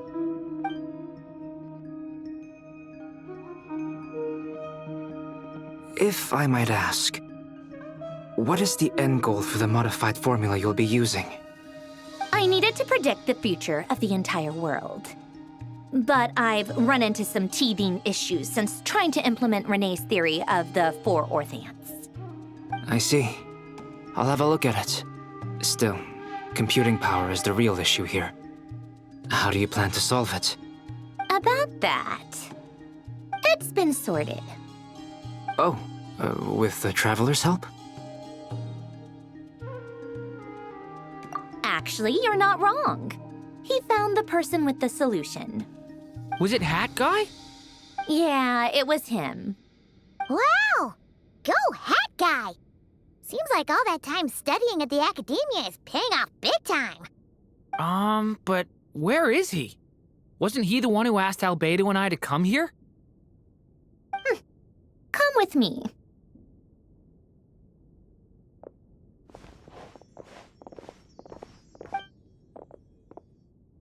Hat Guy? What's happened to him? Hat Guy! Can you hear us? No response. I guess he's in hibernation. Hat Guy mentioned that he was a puppet. It seems that his functions are currently shut down. I presume this has something to do with the solution to your computing problem. That's right. He and the Traveler came to see me. Wait, what? You have a solution? Would you calm down? Why do you always react so hysterically to everything? Excuse me? How would you know? You shouldn't be so quick to judge complete strangers. It's very bad manners. Oh, please. It doesn't take that long to figure out that you have a temper. Where does a mere student get that kind of confidence? I've actually published more papers than you. Not that status counts for much. Even Paimon's applied for academia admission. Huh? Are you serious? See? This is why I can't be bothered to explain myself. She recognizes no one's skills but her own. Okay, fine. I'll hear you out. So, tell me, how do you propose to solve my computing power problem? This world itself is constantly processing all kinds of information. If it's the world's future you're trying to calculate, you need a processing device that's designed to cope with that volume. Easier said than done. Only Irminsul can handle that kind of... Wait, is that what you're suggesting? But surely we can't just plug my formula directly into the ley lines. You should be able to tell that I'm not human, right? Yeah, I noticed. The technology, though, seems pretty ancient. Very different from Fontaine's. It's a completely different system. Conrian, to be precise. I'm what they would have called a puppet. Puppets need an energy source and processing power. The artisans who built them sought out the materials most suited for that purpose. You? Do you mean... The Traveler and I have talked it over. He's willing to vouch for you. So, I'll allow you to borrow my core for your calculations. It was built using wood from a silver-white tree, which makes it a small part of Irminsul. Conrian technology and Irminsul wood. Who in the world could have built you? Are you sure about this? A puppet without its core will cease functioning completely. And if it's left in that state for too long, it might not recover. You could die if you do this. You do realize that, don't you? I can put two and two together, yes. No need to rub it in. I won't lie to you. This has never been done before. I cannot guarantee your safety. Doesn't matter. I'm prepared for the worst. Did you two actually talk this through? Is he... Are we really considering this? Yes, we discussed it. The bottom line is, he trusts me, and I trust you. Let's give it a shot, shall we? Honestly, I have no clue where this kid even came from. But for whatever reason, he lent me his core to use in my formula. I'm very close to finishing my calculations now, and the core is currently in use. So I'm sorry, but I can only show you a sketch right now. This is what the core looks like. A silver-white branch. It certainly matches the legends told about Irminsul. Is Hat Guy gonna be okay? He's not gonna die, right? Right? In theory, he should be fine. As long as we put his core back in time. Beyond that, all I can say is that I'll try my best to avoid risk and make sure the core doesn't sustain any damage. I think I know why you called us here now. Someone needs to watch over his body and make sure it's protected until the process completes. Correct. He said that the only ones he trusts here are you two, and the Traveler. And the Traveler will have other work to do. He will have our undivided attention.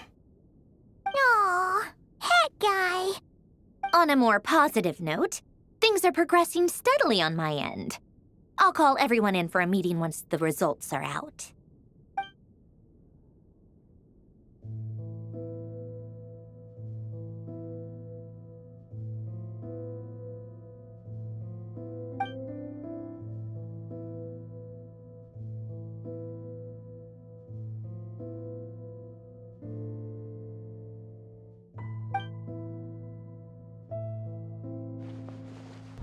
The worst-case scenario with the core removal is either a system reset or a total loss of function.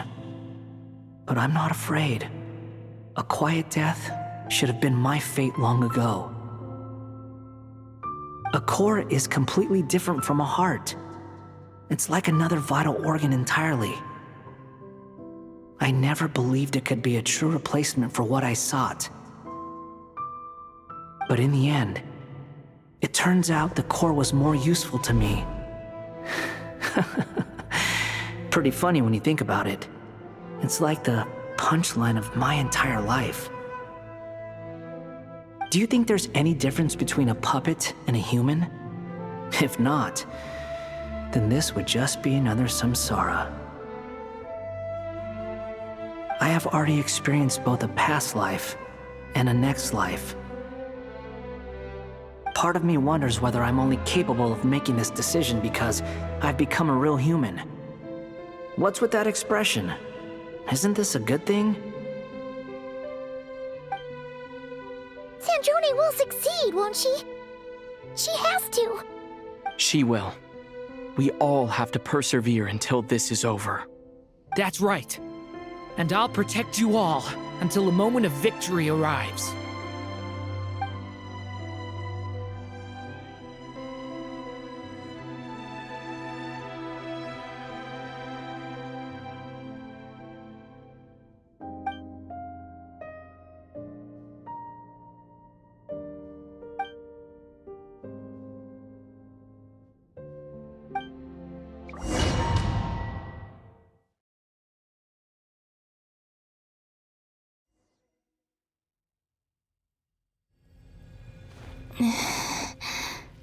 Who are you? Call me Sonnet. You have the same power as Canon. Sonnet. So, you're the goddess of the iridescent moon? Oh, goodness. You recognize me? Well then, what's your name? Columbina. Columbina Hyposelenia. Hyposelenia? What a lovely name. Did you choose it yourself? It was a joint effort between me and my friends. Friends? You mean your friends in the heavens? Huh? Oh, sorry. You must be exhausted. I apologize. Hang in there. Let me introduce you to my older sisters. Do you mean the other two moon goddesses? Arya and Canon? Wow, you sure know a lot. Hey, does that mean that our story goes on into the future? Oh, I guess that wasn't the best question to ask. It's all right. We were prepared for that possibility. You could say we were too prepared. I can't even remember how long my sisters and I have been here by this point. When did you get here? How long has it been? I can't say for sure, but it feels like it's been forever. I see. Are you feeling all right? You look a little unwell. I can hold out a while longer. We don't have far to go. The place where my sisters and I are based is just up ahead. Don't worry, they're both really nice. I'll introduce you.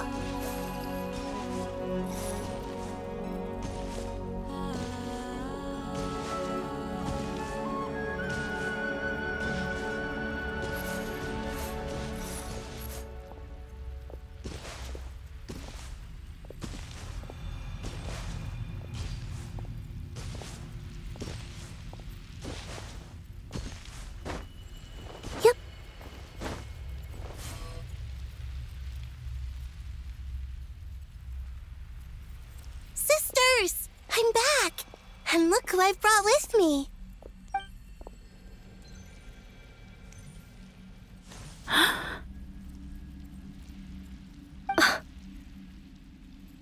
It's our lovely little sister, born in the far future. The pleasure is all mine.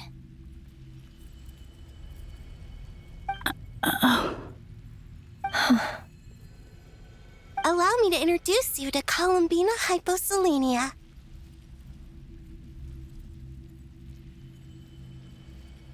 This is Arya, the goddess of the eternal moon. And this is Canon, goddess of the frost moon. Canon, don't you think Hyposelenia's power is similar to yours? Hello, Columbina. I apologize for our startled reaction just now. And please, forgive our little sister if she's been annoying you. She tends to talk a lot. It's fine. You seem shy. Don't worry, Columbina Hyposelenia. No one can hurt you here. Could you tell me where here is? Please. I must know.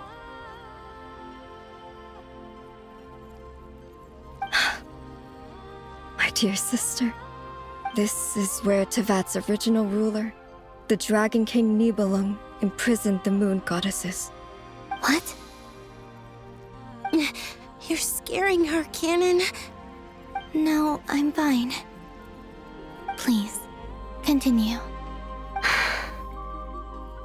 Nibelung, our original master, created us in the distant past to maintain Tevat. But he left this world and traveled into the dark universe beyond, to explore worlds vaster still. Day and night, we fulfilled our duty in the heavens, until the day that the first Descender arrived. The great ruler of the firmament. The heavenly principles. Is that what later generations call them? I see. But we did not reject them at first, nor did they seem to harbor ill intent towards this world. We coexisted in peace. They were like a guest in our home.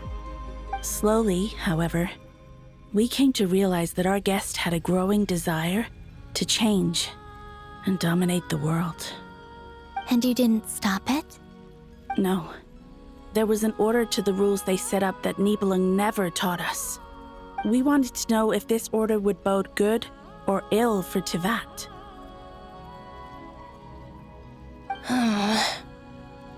All right.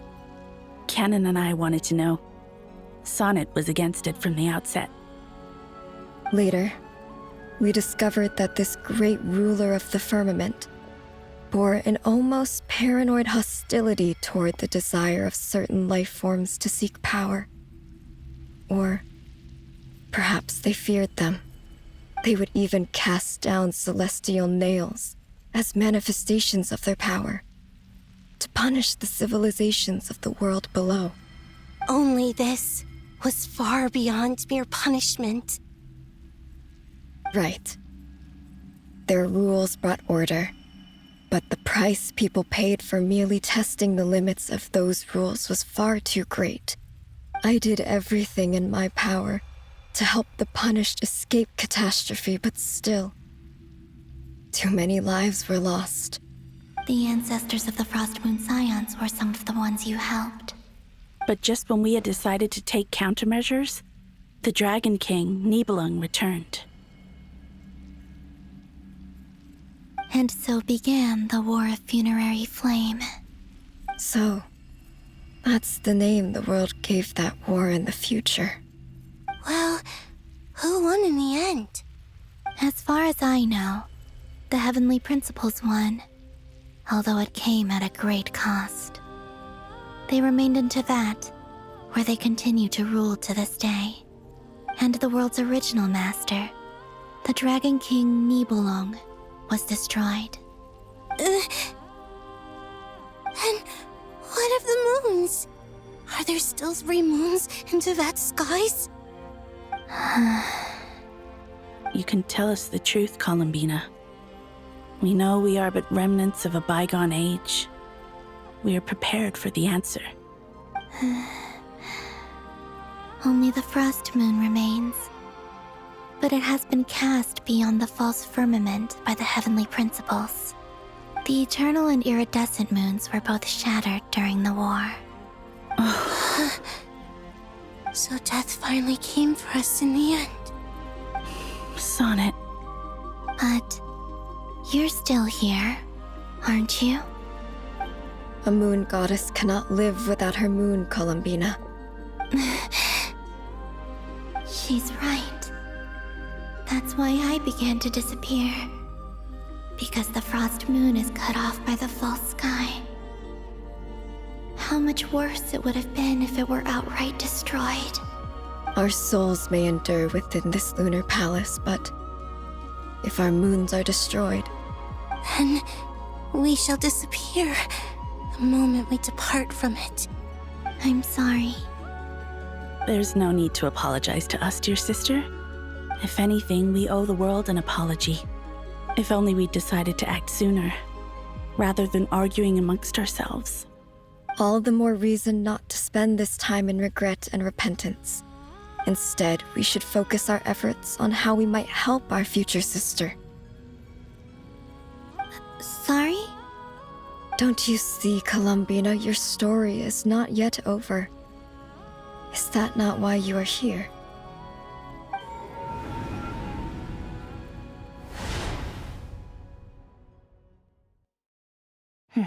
It's done.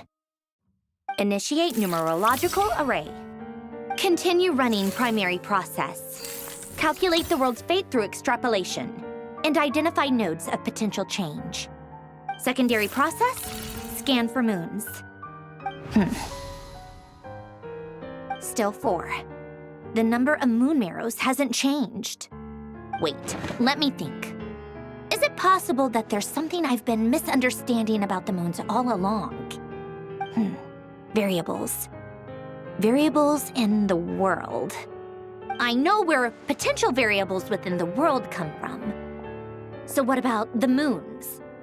Are there any variables there? Like their life or death, for instance. What if being alive or dead makes no difference to a moon? But that's so strange. Even immortal gods can die. Why would the moons alone be? Wait! Wait! I've got it! I've got it! If alive or dead is considered a variable, we might have had this wrong the whole time. No one ever said that a moon marrow equals a living moon. We just made that assumption ourselves. Initiate secondary process. Scan again. This time filtering out interfering perimeter, moon marrow. I don't care if they're natural or artificial. Get them out of my search results! Why? It says 3 moons still exist in Teyvat, even after excluding the moon marrows. But we know for a fact that 2 of them are dead. Redo the scan. Narrow the results to living moons and real moons. No, scrap that. Narrow it down to moons that have lunar authority and remain alive. Why? Why is it still 3? What is this, Columbina? Has the world lied to us? Or are you the one pulling the wool over our eyes?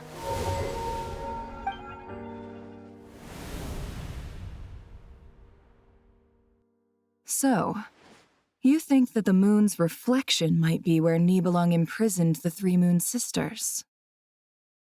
Yes, it would explain a lot, such as why that space would respond to a moon goddess's power, opening the moon gate at her command. It would also explain why Miss Columbina has been unable to leave, and why time flows in reverse there. In the messages she sent, Columbina promised us she'd find a way to return, but we have no way of knowing how, when, or where this might happen. The fact that she still has yet to reappear in this world indicates that returning from that place is no easy feat. We cannot afford to simply wait for her. So you're saying, if she could return by her own power alone, she would have done so long ago? Yes, she certainly wouldn't leave it to this late stage when it's so touch and go. I've been giving this some thought, and I've come to believe that Luana's Har might be an anchor that she left behind, as a sort of future waypoint. This could also explain why Luana's Har is always by the traveler's side. Sounds like a plausible theory. If that's the case, there must be some criteria we need to fulfill to allow Columbina to return to the present. The question is, what could they be?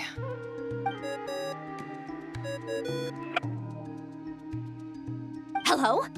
Listen up. This is extremely important.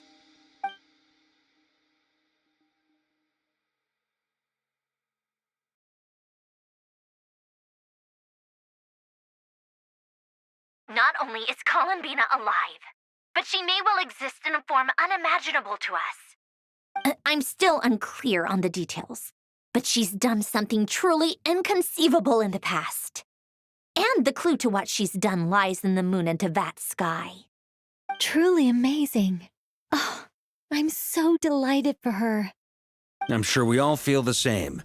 And I'm sure Columbina is ready to get back here and fight by our side. I'll keep my calculations going and try to find some way of coordinating with her. But that's not an excuse for everyone else to slack off, okay? All of you had better keep trying to think of solutions. How can the dead moon still live? And Luanatar...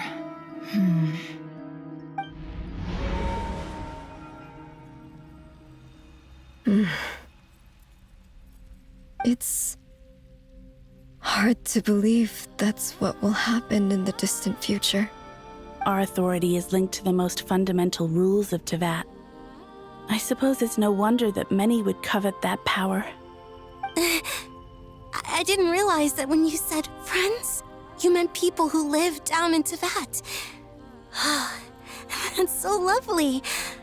I always wanted to go down there and have some fun. Have you ever tried leaving this prison? Of course. Between us, we've tried everything. But no matter where we go, this space will eventually bring us back here. It's like the center of a whirlpool. Everything ultimately converges here, at the moment when Nibelung imprisoned us. In that case, have you tried using any of those pathways that connect this space to the real world? Sorry? What are those? They're passages through which you can make small-scale changes to reality by using Kuvaki. Or am I the only one who can use those passages? Because part of my soul remains in reality. Kuvaki. What is that? You don't know? It's a unique kind of elemental energy found only in Nodcry, the land from which the moons arose. Oh. Well, it's true that the moons first rose up from the part of Tevat you say is called Nodcry.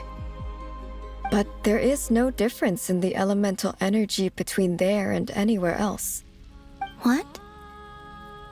Could you show us some of this Kuvaki? Hyposelenia? Maybe if we see it, it'll make more sense. Okay.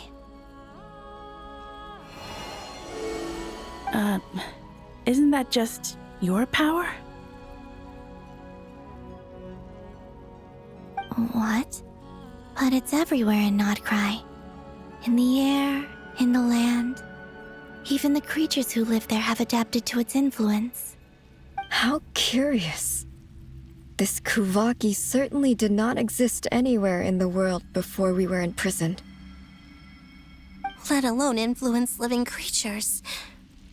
So, how exactly does it affect them anyway? Can they float in the air like us? This is so strange. Why would their reality differ so much from mine? Columbina, you're looking for more than just a way out of here, aren't you? Yes. If I am to help my friends, I will need tri-lunar authority on par with that of our foe. You mean... you'll need our power? This sounds extremely risky. The three moons' powers are not mutually compatible. Concentrating them into one goddess will be a very painful process. And if anything goes wrong, it could tear you to pieces. I know. But I'm willing to take that risk. Even so, let's say we successfully transfer our authority to you.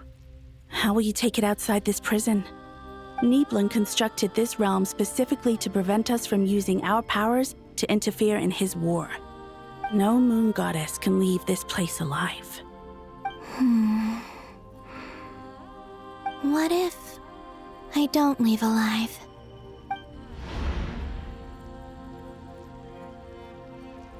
Where do we even start?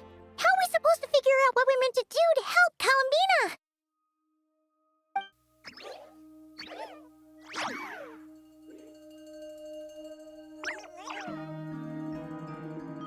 Columbina? What do you need from us? If she really got to the beginning of time in there, how do you think she'd leave us a message?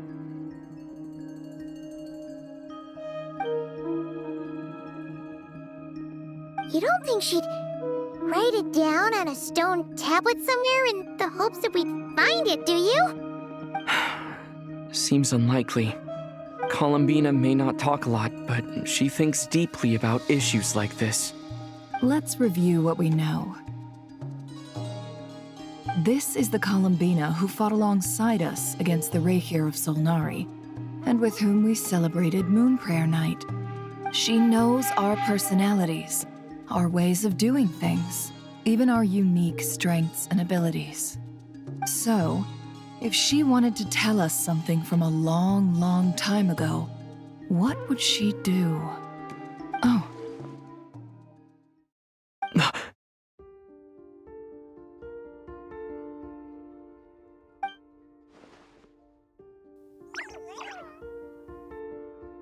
Traveler, you once said that those golden ripples also appeared when Luanatar was born.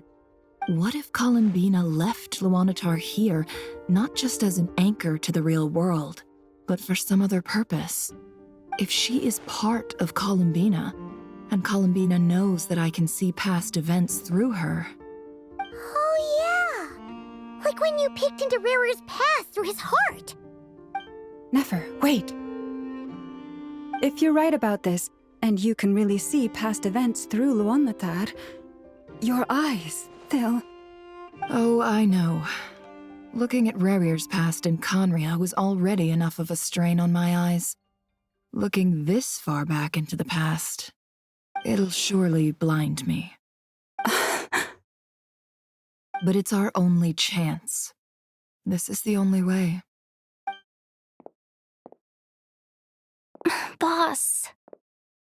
We spoke about this once, a long time ago. Do you remember what I said, Yehoda? The day I lose my sight, the Curatorium of Secrets will be yours to run. But... What's wrong? I'd be overjoyed if I were you. This day's come a lot earlier than either of us expected. I need to know you'll honor our agreement, Yehoda. Promise me. Yes, Boss Neff. I promise. Are you sure you don't want some time to think this through? What is there to think through? I should have gone blind after our battle with Rarir. Frankly, it's almost criminal that I got away with it for this long. Then at least let me take some precautions on your behalf. And if you really do lose your sight, I'll visit your office every day and make sure you're well looked after. Oh, please, anything but that. I was actually ready to go through with this. Are you trying to scare me into backing out? As if I could ever scare you. I'll assume you're just joking to calm your nerves. All right, enough chit-chat. Let's do this.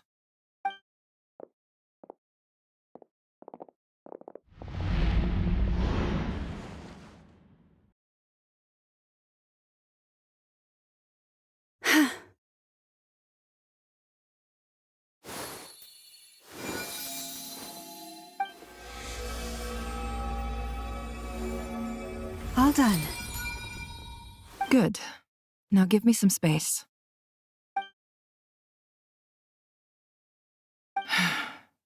Come on then, little one. Show me what happened in the past.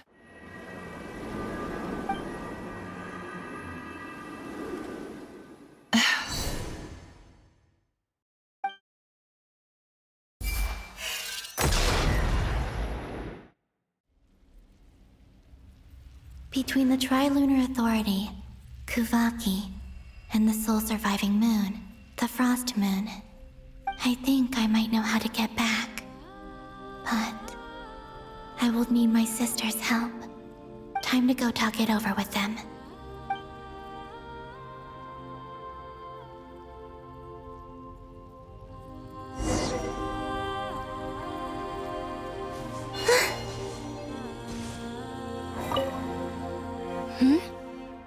Have you decided what to do?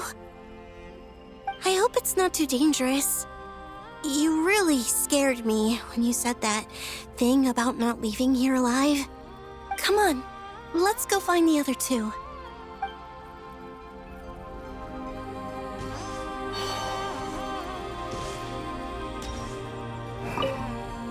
It seems you have reached a decision. I'm all ears. What do you propose?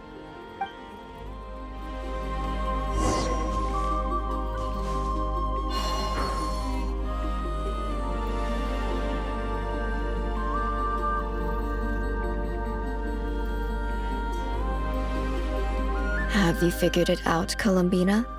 Tell us, how do you plan to leave this place? I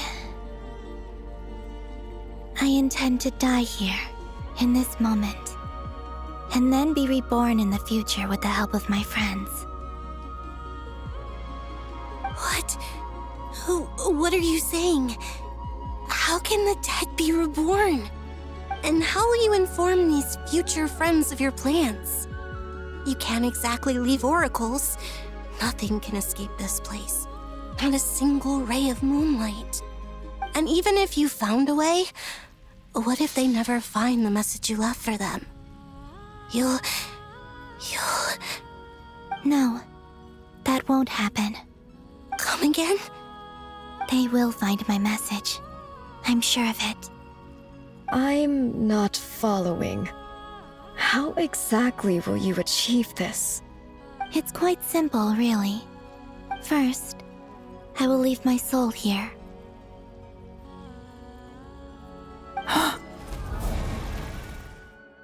I see it.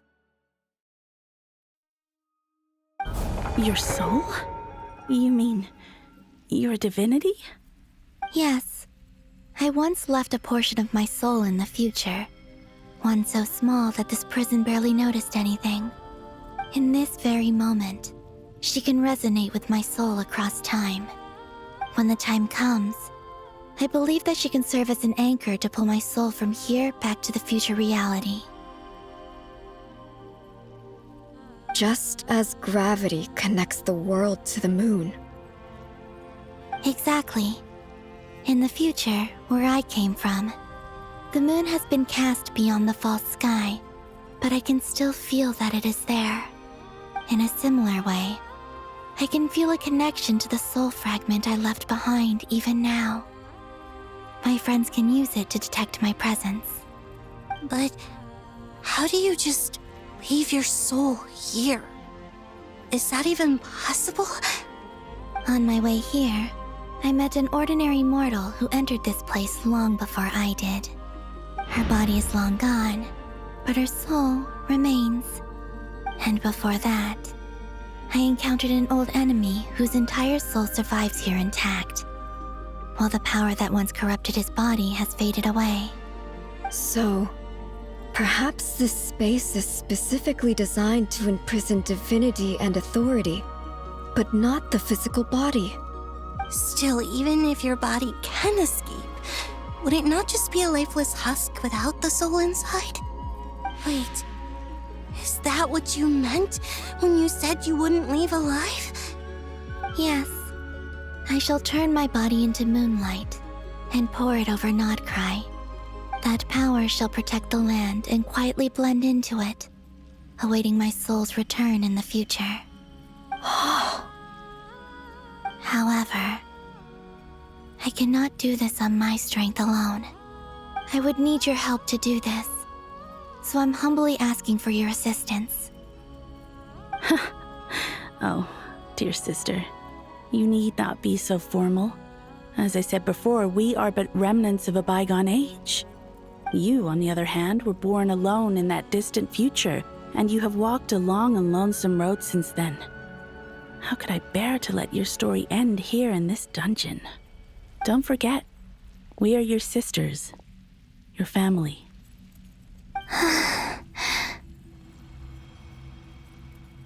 Arya's right. Actually, I've always wanted a little sister. Can you imagine how it's been for me? Getting nagged by 2 older sisters all the time. Now, I finally get to be the big sis. And not just that, but I get to help you return to your world, too. How could I say no to that?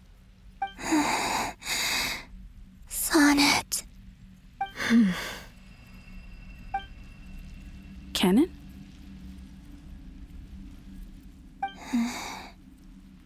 I'm sorry. I know this is a bold request. The Frost Moon is rightfully yours, and it remains intact. Oh, no, please, don't misunderstand me, Columbina. I was just thinking back on the years that the 3 of us once spent together. You cannot imagine how happy I am to hear of the future world you describe. The Frostmoon Scions, your lovely, kindly friends. For the 3 of us, whose purpose in life was to maintain the peace in Teyvat, it is a great relief to know that the people of this world live in such an abundant future. If your plan can save them, and save not cry, I will gladly give you all that I can. Besides, the 3 of us have been together since the day we were born. I could never abandon them to live on alone without them. Canon. Still, I do have one question I would like to ask you before we proceed. Certainly.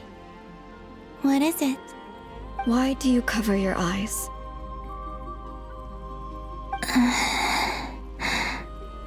Yeah, I was curious about that too. But it seemed personal, so I didn't want to intrude.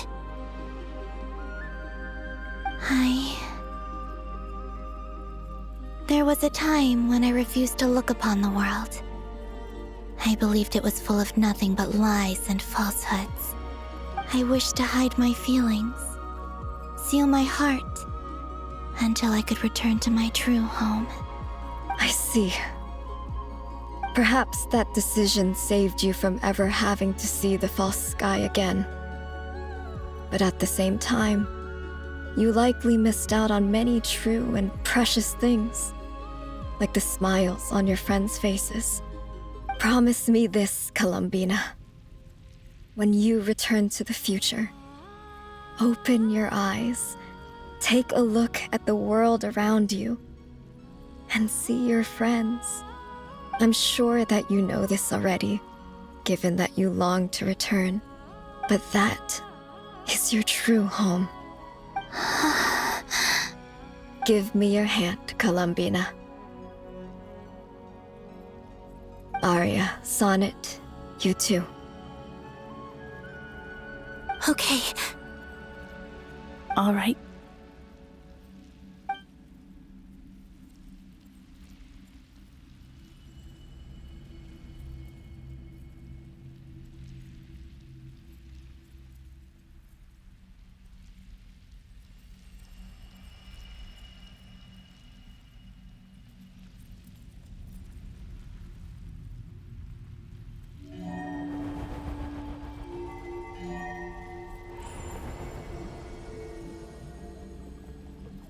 We once were the songs sung for eternity, but now it is you who must continue to sing.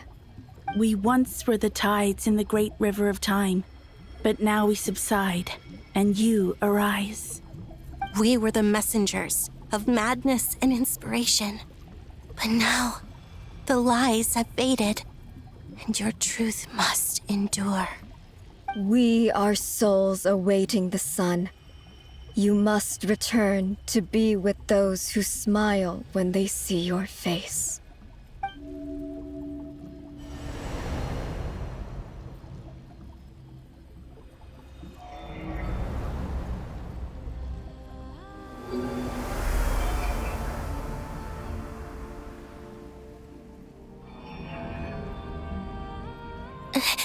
Is it done?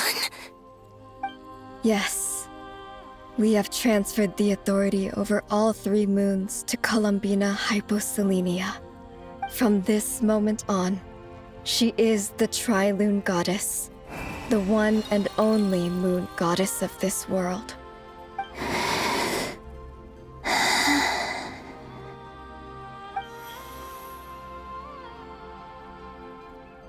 Thank you. Thank you, my sisters. Now go, and do what you believe is right, Columbina Hyposelenia.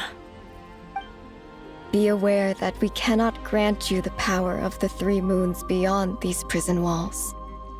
The conflict that arose over their remains following our disappearance will still take place. I understand. Sisters, oh, my body. It feels... Now that we have given up our power and authority, our bodies are merely mortal shells. This prison is dissolving them as we speak. It's okay, Sonnet. The end must come for every god, just as it does for every human. That's all this is. The final destination of our lives. Canon and I will be by your side the whole way. We have one final request, Columbina. Could you use the 3 moons' power to send us back into the real world? Now that we have lost our powers, I doubt this space will seek to hold us further. It's just... we would like to spend our final moments together in the only place we ever called home. Of course. Gladly.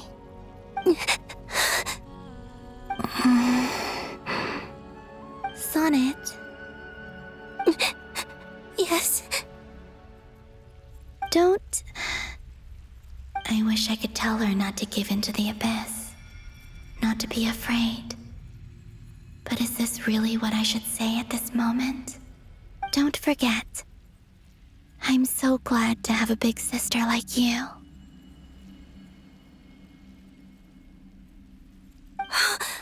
No, Hypo...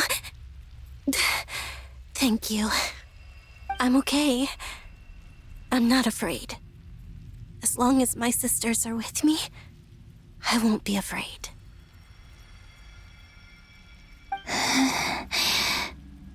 It looks like this is goodbye, sisters. Goodbye, Columbina. Take care of this world in our stead. I will.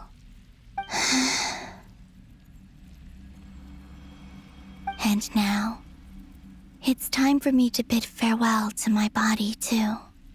May it become the moonlight that keeps Nodcry company through the long years ahead. So this is why Nodcry was not always home to Kuvaki.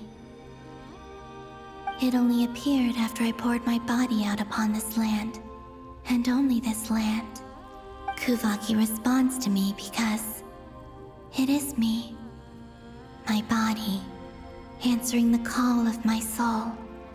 And the golden energy I've encountered on my way here was, in fact, that very soul, which I am about to leave here to guide me.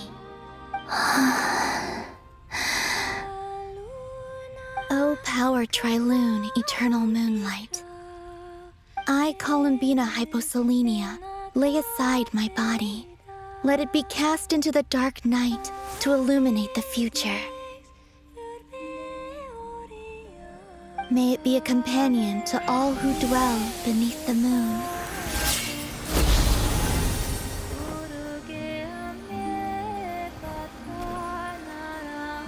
Until the time comes for me to return home.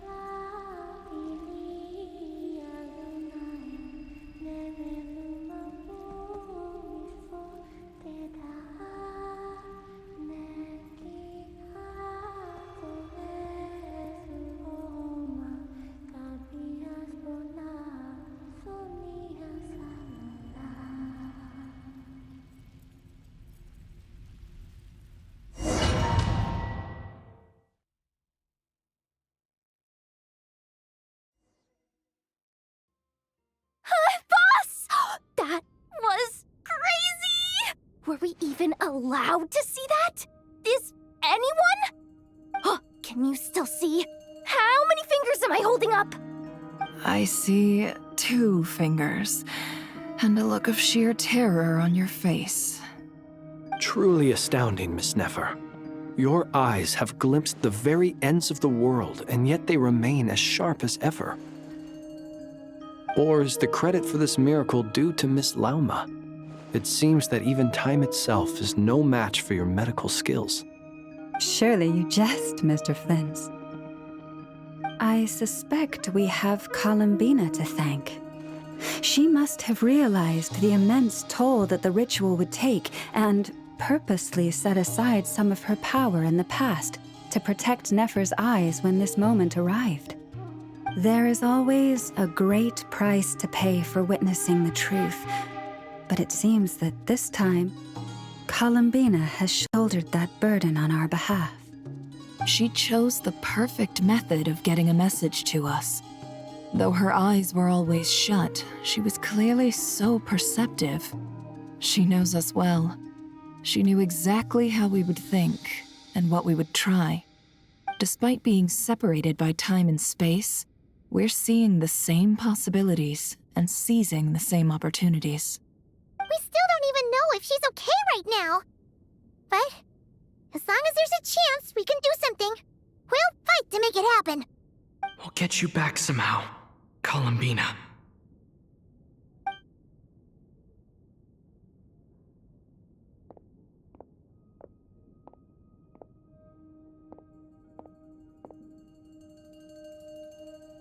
Well, based on the information we now have, let's figure out our next moves. Thanks to these gentlemen, we have a much clearer picture of the situation with Dottore. The civilian population has been moved to safety, so we no longer need to hold back. Miss Androne, how are the calculations going? So far, so good. I'll keep seeing how far I can push the system, though. Can't have Hatman being powered down for nothing. There's still a long road ahead. Where should we begin?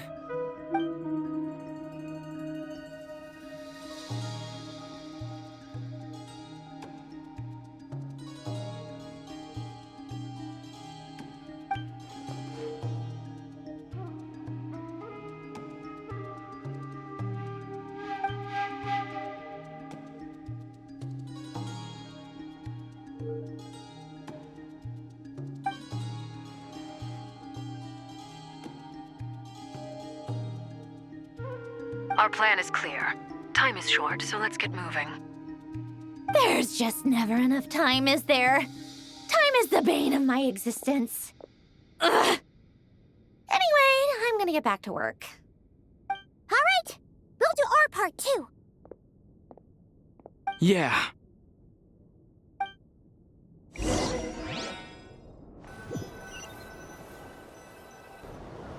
Albedo's theory says that elemental energy can dilute the light realm's power, but I'm no expert in building elemental defenses. Sounds like something out of the advanced elemental theory section of the library. Whew.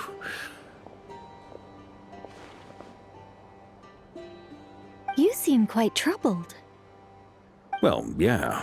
I mean, who doesn't get a little flustered when they're completely out of their depth? You were the very picture of confidence back when you approached the Hexen Circle.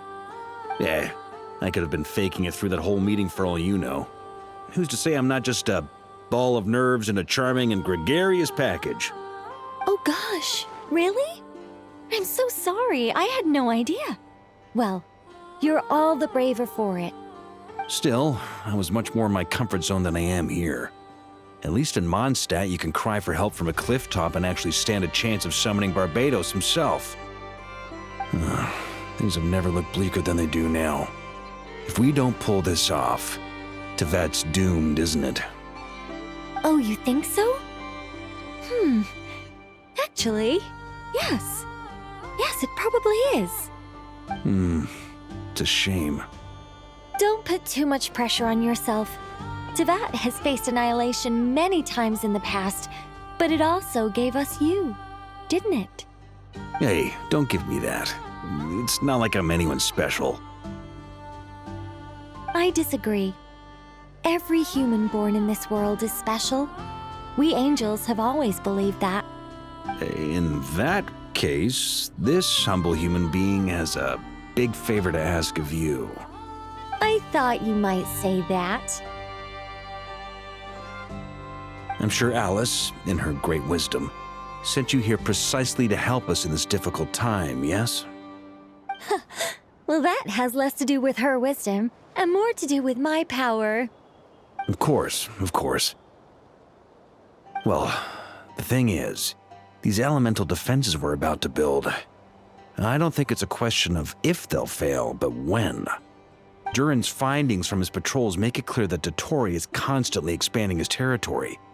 First it was his lab, then the design bureau, and now this. It's not realistic to completely stop him encroaching on the rest of Nagrai. Rather, our goal should be to stall him for as long as possible. If Miss Sandroni's calculations are correct, well, they're the closest thing to certainty we have in this situation, so let's assume they are. Anyway, her calculations suggest that our best hope for victory lies in Miss Columbina's return. It's up to us to slow Dottore's advance and buy time for her to make a return. Are you asking me to help you with building the defenses? No. I'd like you to prepare for what comes next. When he eventually reaches us, we will have to fight him. You were an angel once and a mage now. I'm asking you to lend us your protection. Oh. Can I take it that you're triggering the terms you fought for during our three-way talks? Well, technically those terms were about protecting Mondstadt. But if you're happy to agree to the change in location, then yes, let's do that. You're cashing in on this much sooner than I'd imagined. Well, yeah. The way things are going, I might not get another chance. Very well.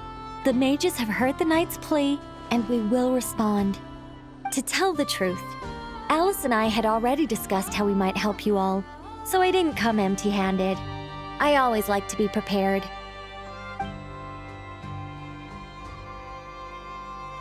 This is... wow. Yeah. This is great. Seriously, thank you. It's been many long years since I had a chance to dazzle humanity with a little divine intervention. To humbly serve as a reliable and responsible guide. Anyway, Knight of Boreas, please accept this gift in recognition of your great virtue. Go now. May the angel's blessing deliver you safely to your destination.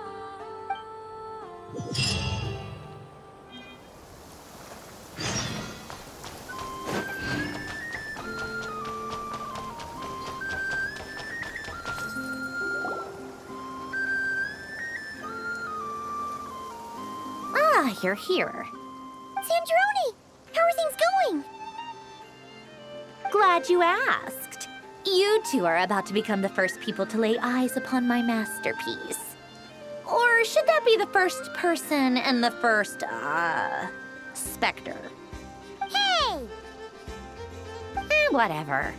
Come, feast your eyes on this. Wow!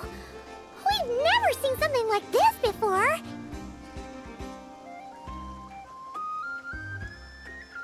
This meter displays the progress of my formula. Currently, it's still making the most important connections. Once it's finished running, I'll deliver it right to your side. And then, we can finally bring Columbina back. What do you mean, deliver it? Can't you just tell us over the Dodo communication device? It'll just be some numbers, right? Ugh, you're such a greenhorn.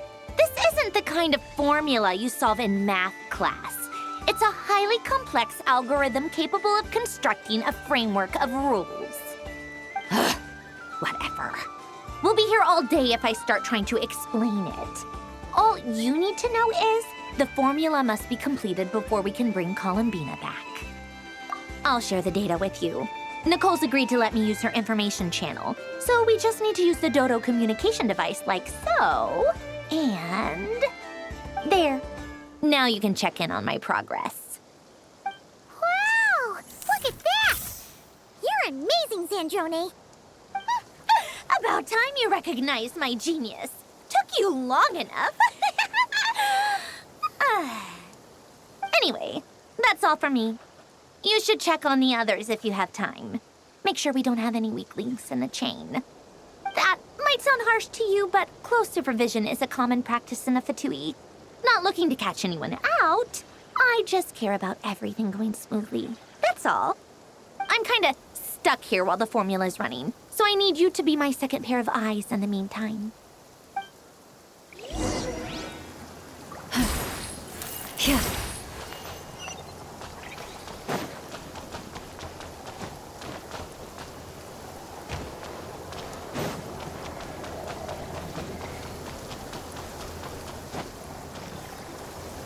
Thankfully, Miss Nicole has come to our aid. Nasha Town is now looking very well defended. Golden Flame. Yes, that's Nicole's power, all right. Based on the latest message from Grandmaster Varka, it sounds like they've reached an agreement. The situation should be more stable with her assistance. Everyone will have at least some degree of protection. Albedo! Durin! Hello there, you two. Are you well rested? That's good to hear. As per the plan, Albedo and I will be in charge of Nasha Town. As Dottoro's energy field expands, it's creeping ever closer in that direction. But we will do our best to hold our position. We fought side by side many times before, and always with great success. I believe this time will be no different. So don't worry about us. Focus on fighting Dottore.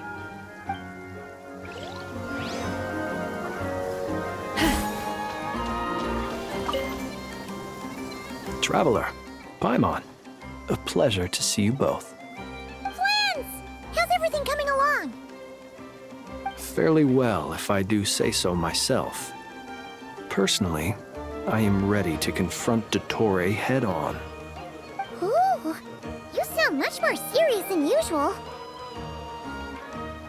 To be honest, I am not usually fond of exercising my full strength.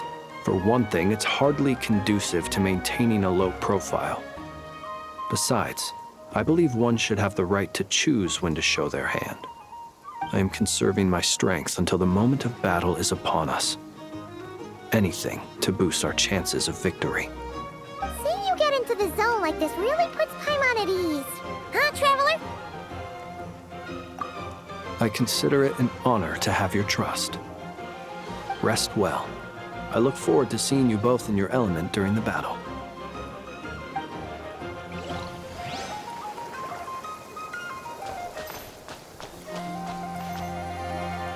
Yes, Miss Moonchanter? What are you staring at? You always address me in the strangest ways. Lady Moonchanter 1 minute, Miss Moonchanter the next. Yes, and? Are either of those incorrect? Not as such. It's just that I simply call you Nefer nowadays. Uh-huh. That's my name. What's your point? The point is I don't add any honorifics or titles. Meaning what? That maybe we're on friendlier terms now than we used to be. Is that how you see it? And I thought I was the one with eye damage. Never! Wilma! Paimon, Traveler. Just swinging by to check in on you. How are things going? Did you manage to get some rest? Don't worry about me. I won't slow us down. And I give my all to ensure our victory. Ah, yes. Allow me to give you two a quick checkup. All done. You're both in good shape. You're welcome. You'll have your work cut out for you in this battle against Dottore, so make sure to get some rest in first. Paimon will keep an eye on him, don't you worry. I'm glad to hear it. Take good care of yourself, too, Paimon. Sure thing.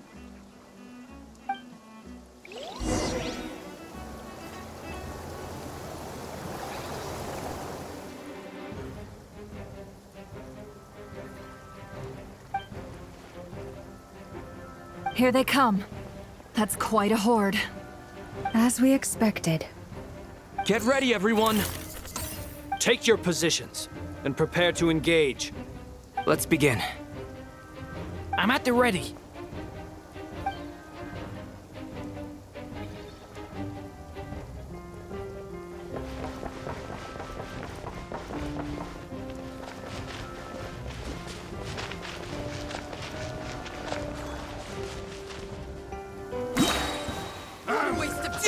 Plan. Go! Go! Yeah! Be silent. Beware the creatures of the night. Observe. I will return as an avalanche.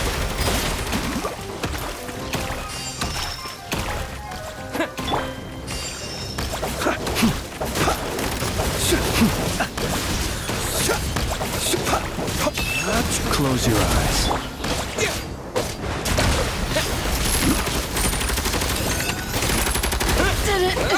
Take two. Another one. 5.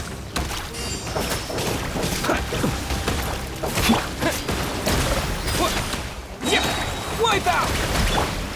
Your Observe.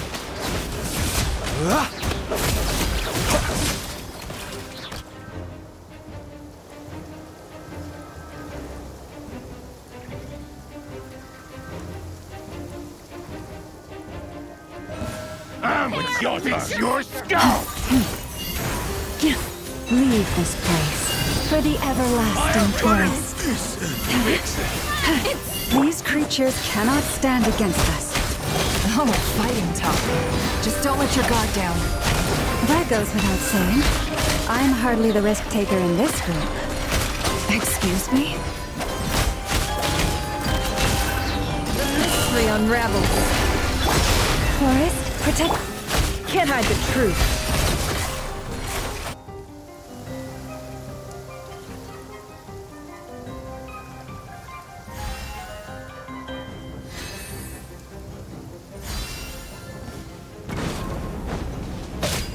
Moment of birth.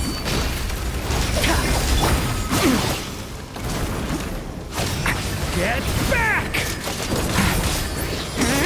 Stay away from me! That was easier than I thought. Naturally. What do you mean? Is it because as created beings go,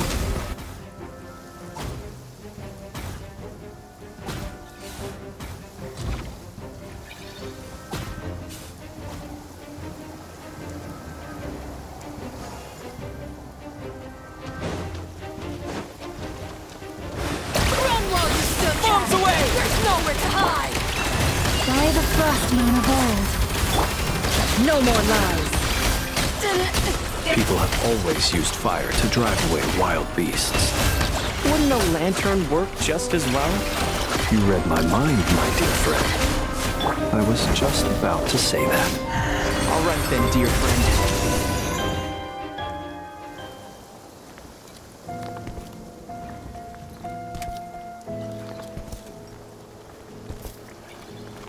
You're looking well. I trust you've had a good couple of days. Dottore. It's actually a good thing, in my view. If the subjects of my experiment were to die prematurely, it would throw quite a wrench in the works. And so, I must thank you all for your resilience.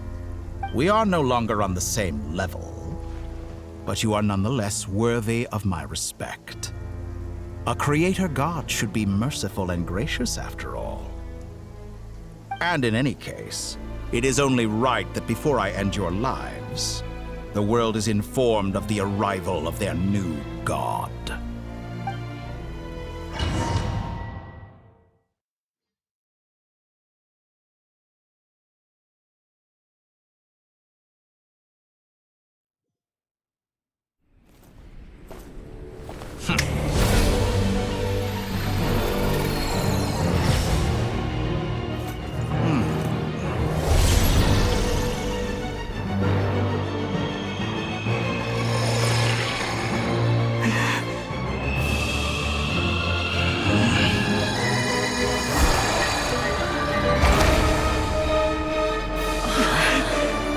The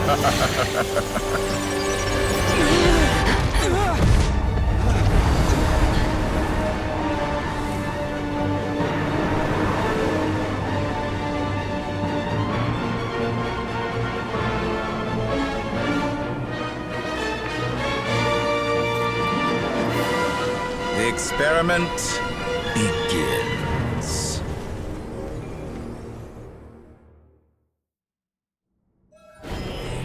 With the marrow of the 3 moons in my hand, behold the false spawns fall!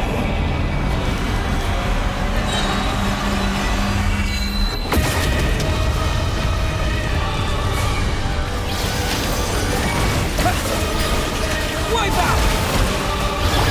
Leave this place for the everlasting. It all adds up. It all falls into place. No more lies.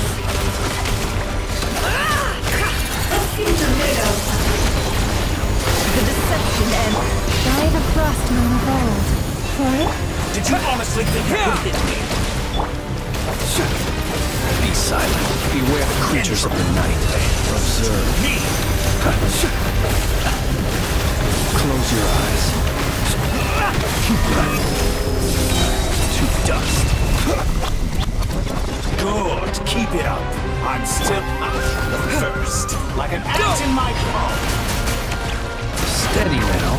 Oh. I've been moved inside another space. And it's sealed off. Looking at the structure of it, it seems like the Tory intends to trap us here. There's no exit. Our endurance is about to be put to the test. Moon's remnants fall!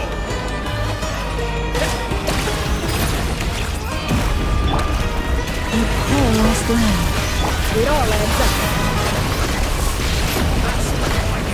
Some results of how dumb. No more lies.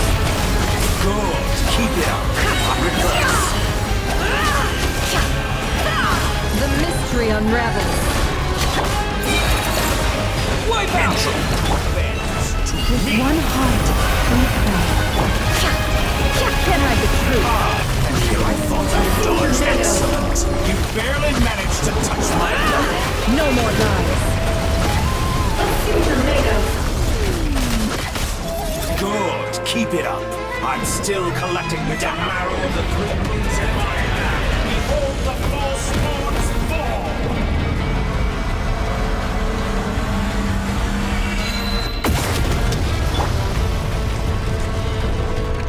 You cannot face me!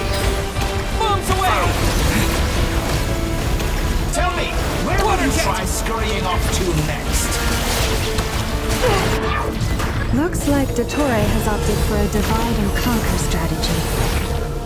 But we will not allow him to triumph. Now, I shall pray for our victory.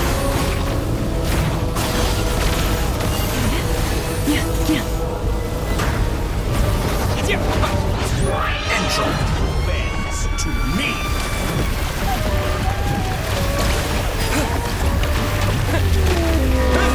Go! It all adds up. Some results. Did you honestly think that would hit me? You cannot face me. Found.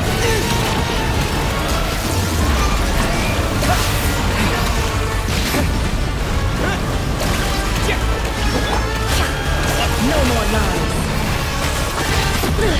How farcical.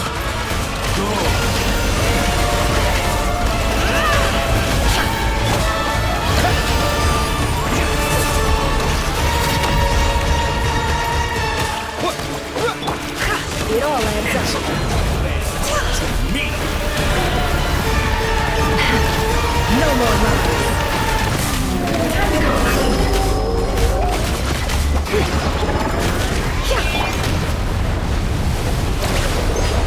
Be annihilated, that which cannot stand against me. What's this supposed to be? A knockoff version of the space column being held trapped in?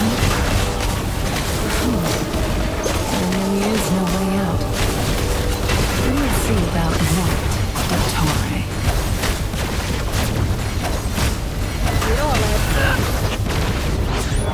My apologies. I had not intended to take your team this far. But you have a choice.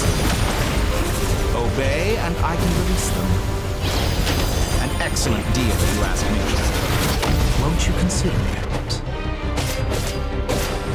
Entropy demands to me.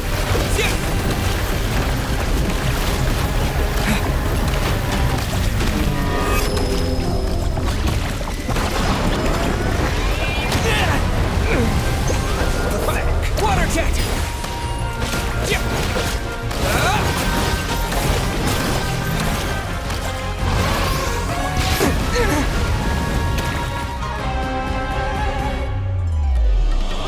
I'm aware you've been working on some little tricks to surprise me with, but it appears that none of them have come to fruition. My guess would be that you're trying to bring Columbina back. But then, where is Sandrone? Or are you trying to buy time for her? I always found their friendship to be a curious phenomenon. Two highly incongruent personalities, and yet they share a deep connection. Speaking of Columbina, I once saw her as like a younger sister. We got along quite amicably while she was with the Fatui. But then one day she suddenly decided she would refuse to take part in any further experiments. To this day, I truly don't understand what I could have done to upset her so much. It's such a pity. I could have had a sister, a family. But alas, she grew to dislike me. You're not fit to be family to her. That I can't deny. So many people, all obsessed with playing out the same tired old dramas. This world is rotten to the core. And then there's you. You had every opportunity to reach the right conclusion. The thought of killing you off like this? But I maintain that I approached you in good faith, so I will offer you another chance. Will you work with me? You have until I count to 10 to make your choice. 1, 2, 3. Not in a million years.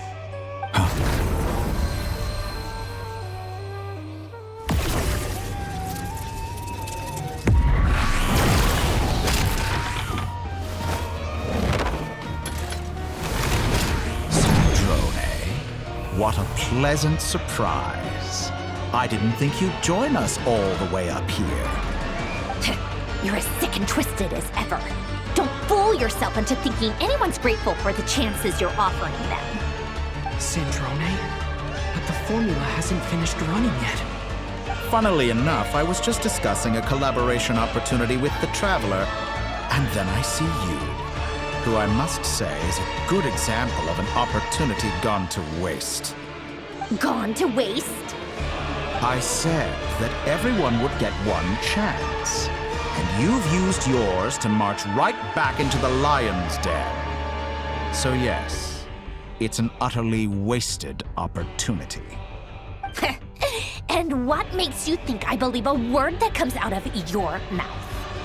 I was planning on disposing of your little formula after wrapping up more urgent business here. Since you've taken the trouble of serving it to me on a silver platter, I can simply bring it forward in the schedule.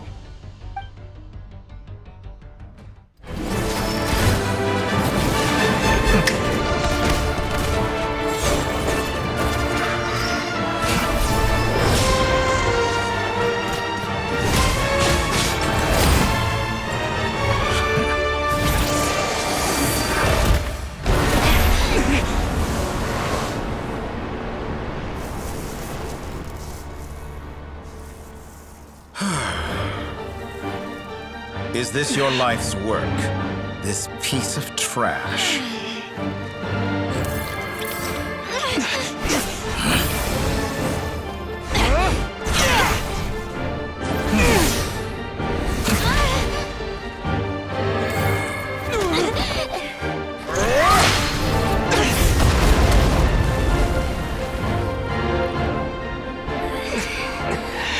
Your formula runs too slowly, Sandrone.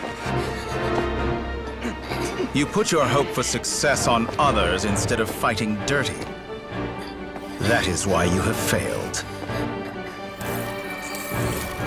Now, whom should I slay first? Any volunteers? No one? How nice of you to leave the decision to me.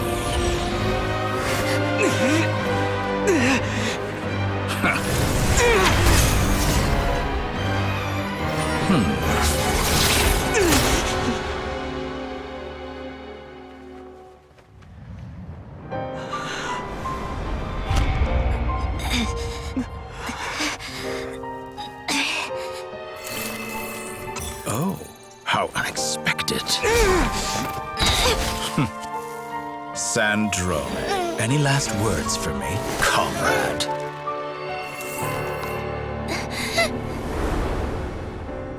Is there anything you wish for? Not really.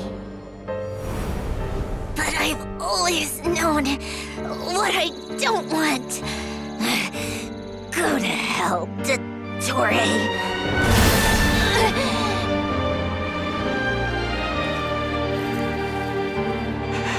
No!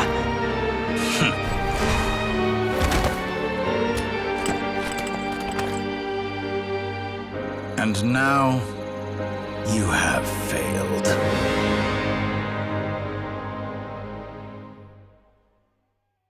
Sandrone! Now you see how fragile mechanical contraptions are. Just a gentle tap, and they fall to pieces. However keen of an inventor Sandrone may have been, her death spells the end of the formula that was running inside her body. Of course, I have to commend her for making it this far. As her colleague, I have to admire her stubborn tenacity. Now, it is time for you to take your place by my side. My count was interrupted, but the second chance I extended to you still stands. Once again, you are welcome to join me. By now, I'm sure you have gained a greater appreciation for the power and authority I wield. What is stopping you from embracing a new world of endless possibilities? Not in the mood to talk? As you wish. You seem less talkative than usual today. I'll change the topic to something more apropos. Sandrone was always like this, never trusting anyone, always so reluctant to share her research with them. Objectively speaking, she had her strengths.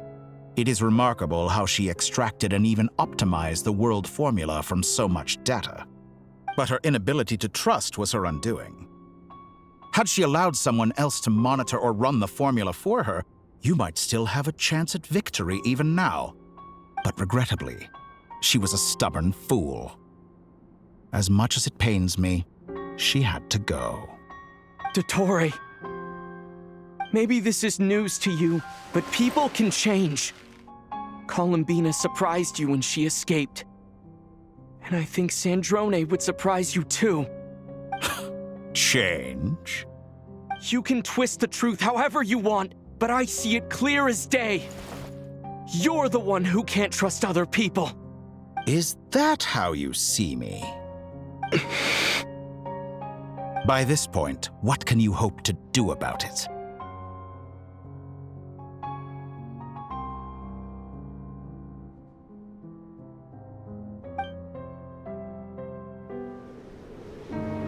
It is pointless to fight on. You've already lost. Wrong. You can't win this, Dottore.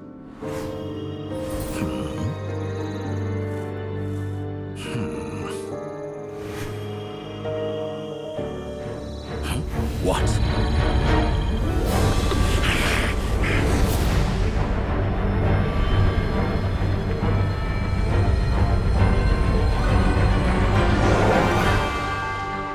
My formula can get us 90% of the way. It will connect you to Columbina. Then, I will bring the formula's output to the Traveler's side. For the last 10%, do whatever it takes. Just bring the moon down.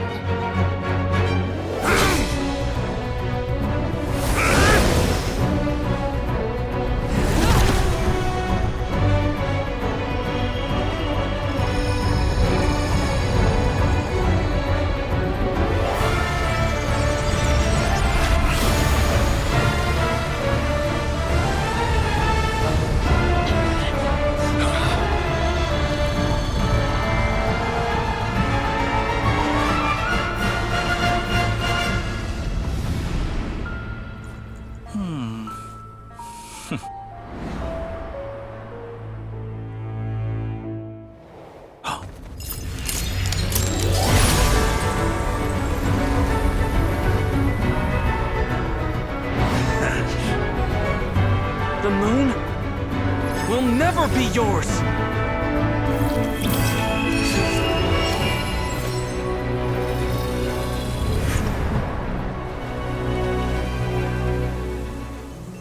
I turn my body into moonlight and pour it over Nodcry. My soul I leave here to inform my future friends. Lastly, I will hide the Trilune Authority within the Frost Moon. And when my body, soul, and authority are reunited, finally... Columbina!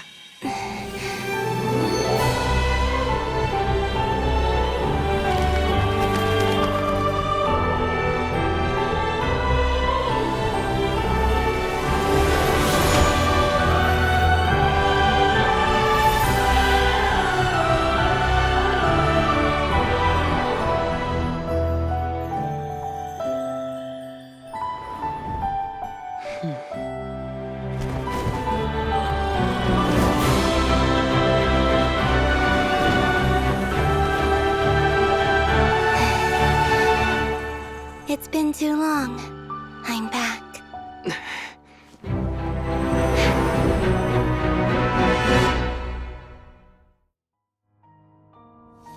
Stay focused on the battle, Traveler. What a touching reunion. Though I personally find myself repulsed by the sight of weaklings huddled together for war. Now we're quite finished patting yourselves on the back.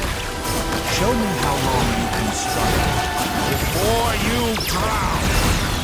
Watch out, Columbina! Manipulate space itself! I know. Wait for the right moment. We'll strike together. Moon's remnant. Wipe out! Water jet!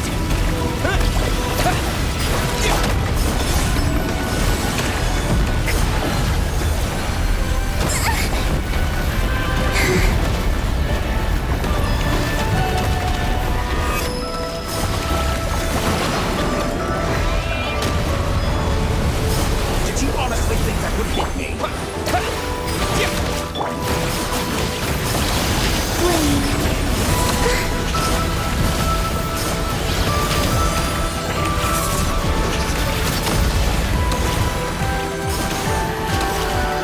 You cannot face Water me! jet! Foul! Enough! Water jet! Like an ant in my palm!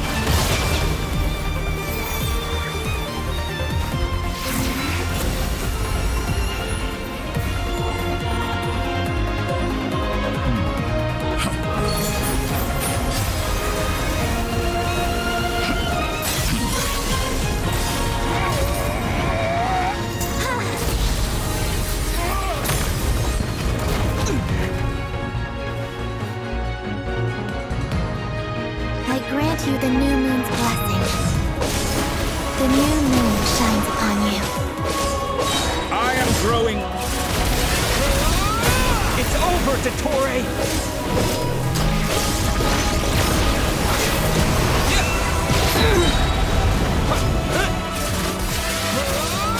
Time to pay for your heinous crimes! Unless the world's power in the cold night.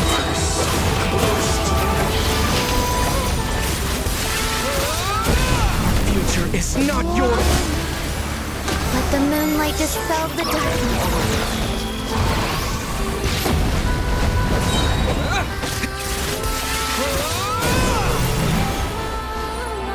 Everlasting as the moon.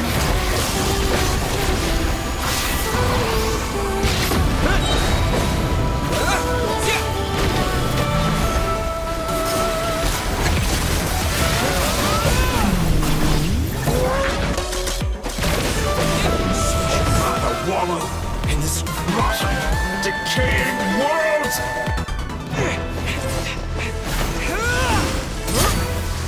Willfully blind. How can you be so satisfied with your fate?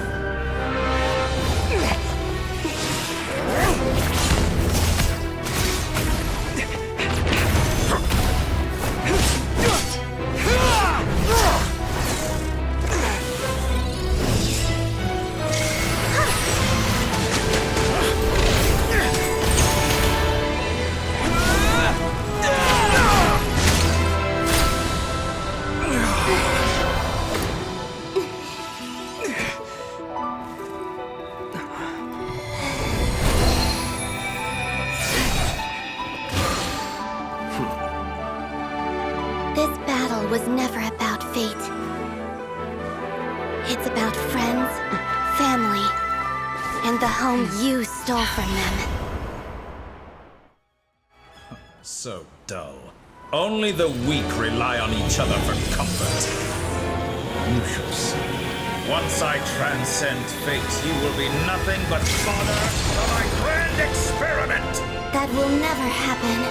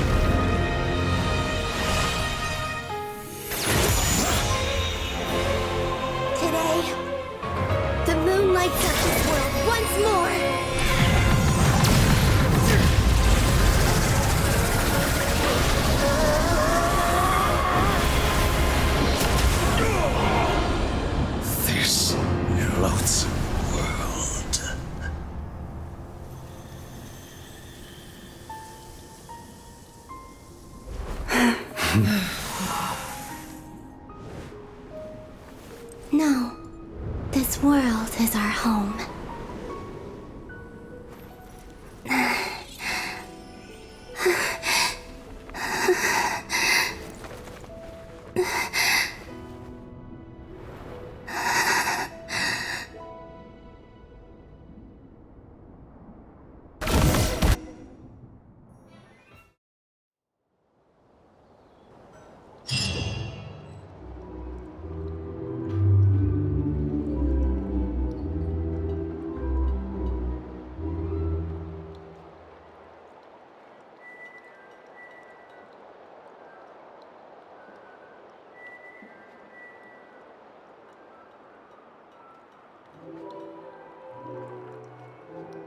No, you're doing it wrong.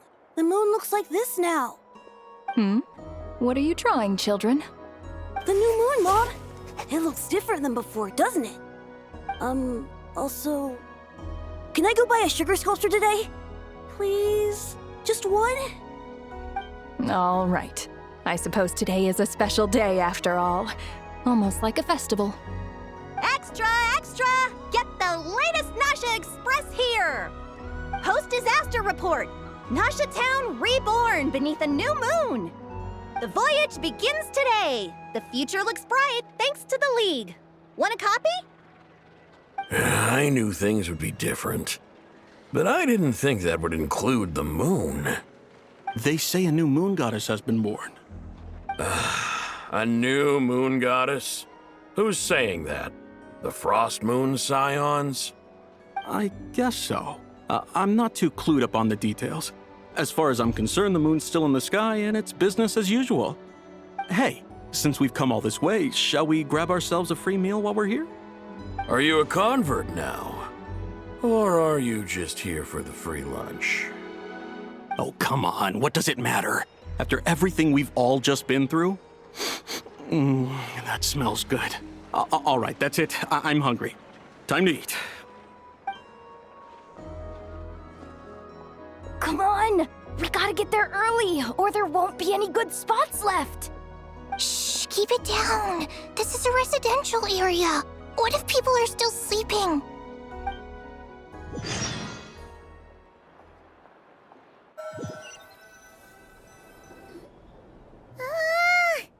Why is it so noisy outside?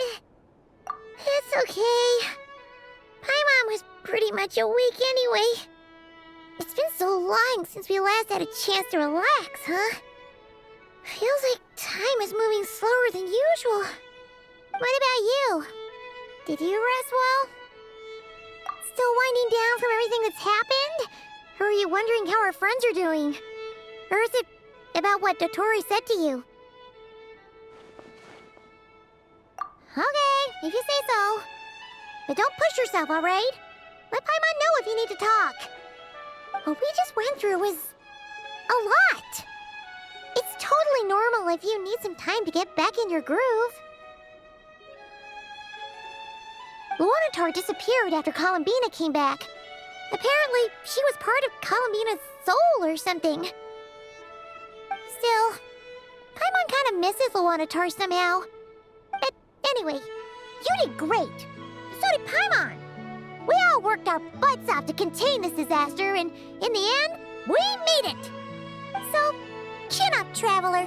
You should be proud of yourself. Hey, don't poke fun. You should be glad that Paimon's growing as a person.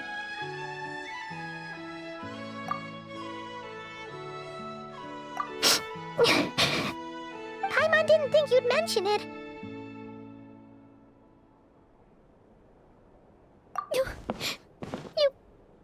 You have no idea how anxious Paimon was. She was worried sick about you. Well, if you really want to show Paimon you're sorry, you're gonna need to make it up to her. You better be ready to splash out on a lavish meal.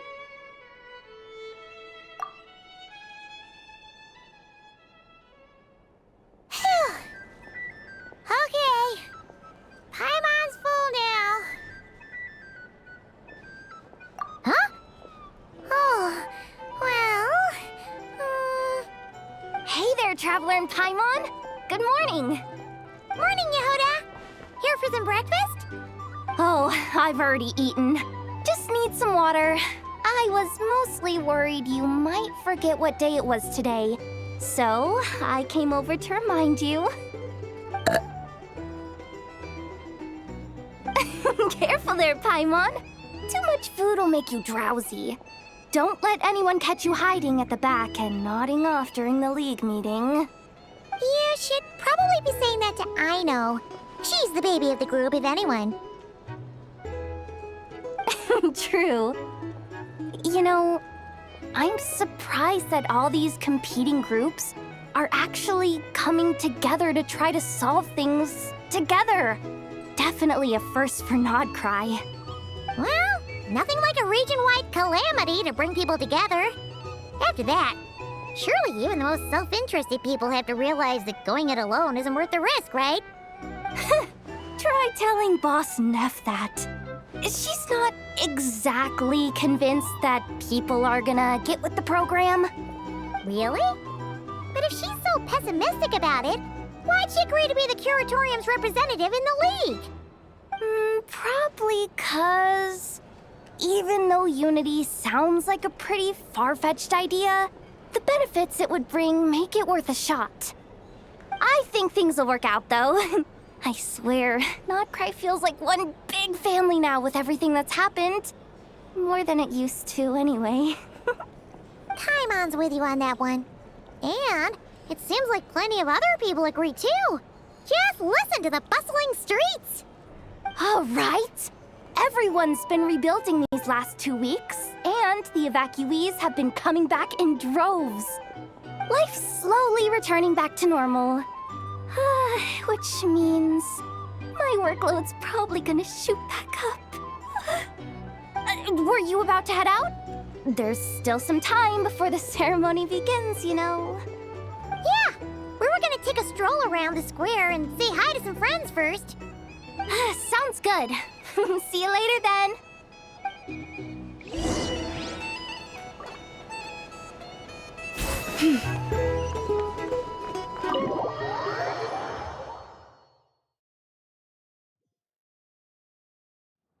Please accept today's boon. Have a nice day. Are Paimon's eyes deceiving her? Or is that Inefa handing out food for the Frost Moon Scions? Hello there. Would you like a feast of the moon, along with some snacks of the day? So, what's new, Inefa? It was only a few days ago when we last saw you, but it looks like you've joined the Frost Moon Scions in that time. And I know too? What are you talking about, Paimon? We're just here to help, duh. In the wake of the disaster, it's all hands on deck. We responded to Lama's request for support. At times like these, the smallest good deed can inspire others and help them through the hard days ahead. And we're using eggs and heating tubes to make that a reality, in true Krumkake Craft Shop style! Inefa! Did you hear that? The Traveler said I did good. The Traveler! That's because it's true, I know. Proposal. If you can resist eating today's dessert, I will provide you with compliments, too. No way! Well, that proposal got shot down quickly. I need something to get me through the hard times too, you know. Mom! Yes, dear. Go right ahead. Excuse me. Could I take a photo with the robot lady? She helped us get safely out of Notcry, and she helped us get back home too. She's the best. Of course she is! And since I'm the whiz kid who built her, that makes me even better than best, right? But you stole my snacks, though. Oops.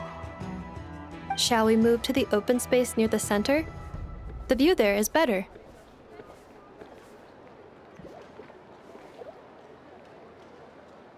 Thank you! Aren't you the better pick for this job, Flint's? You underestimate yourself yet again, Master Ilua. Not at all. I rarely come by Nasha Town. I don't know any of the big shots here. All in good time. Socializing is a step-by-step journey. But you're much further ahead on that road, aren't you? You're not seeing the full picture. You know the truth now. My friends do not understand my habits. There is no question about it. The Lightkeepers need a representative in the League. Someone who is upright, cares about other people, and can realize their self-worth through group action. You say it like you wouldn't make the cut. I am most flattered that you think I would. Sigh a little less, Master Ilua, and have more faith in yourself. All the Lightkeepers agree that you're a very promising young man. That is precisely why Starshina and Nikita felt safe delegating such important work to you. I'm sure we all also agree that we would sooner die of dehydration than manage to wrangle anything out of you in a discussion. My apologies. I am not in the habit of bringing water with me when I go out. Whatever. I'll take the job. By the way, who else is part of this? Oh, it's quite the who's who of Notcry. There's the Moon Chanter of the Frost Moon Scions, the boss of the Curatorium of Secrets, a representative of the Voynich Guild, and even someone from the adorable Krumkake Craft Shop. I'm sure you will find speaking with them to be a genuine pleasure. If you say so. I've never done this work before, so I'm honestly a little scared of making mistakes. But I'll do it. Not only is it our duty as Lightkeepers, but because I want to make Nodcry a more welcoming place. An admirable attitude to take. The beacons are lit, Itlua. We're but one step away from breaking through the blizzard. We have the chance to band together and build our shared homeland into an Elysium. This is unprecedented for Nodcry. An opportunity not to be missed. Yeah. You're right. I'll do my best. Quite a few familiar faces have arrived. Let's go, shall we?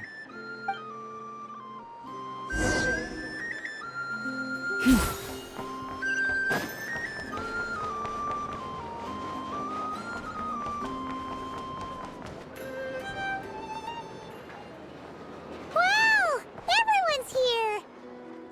You seem well rested.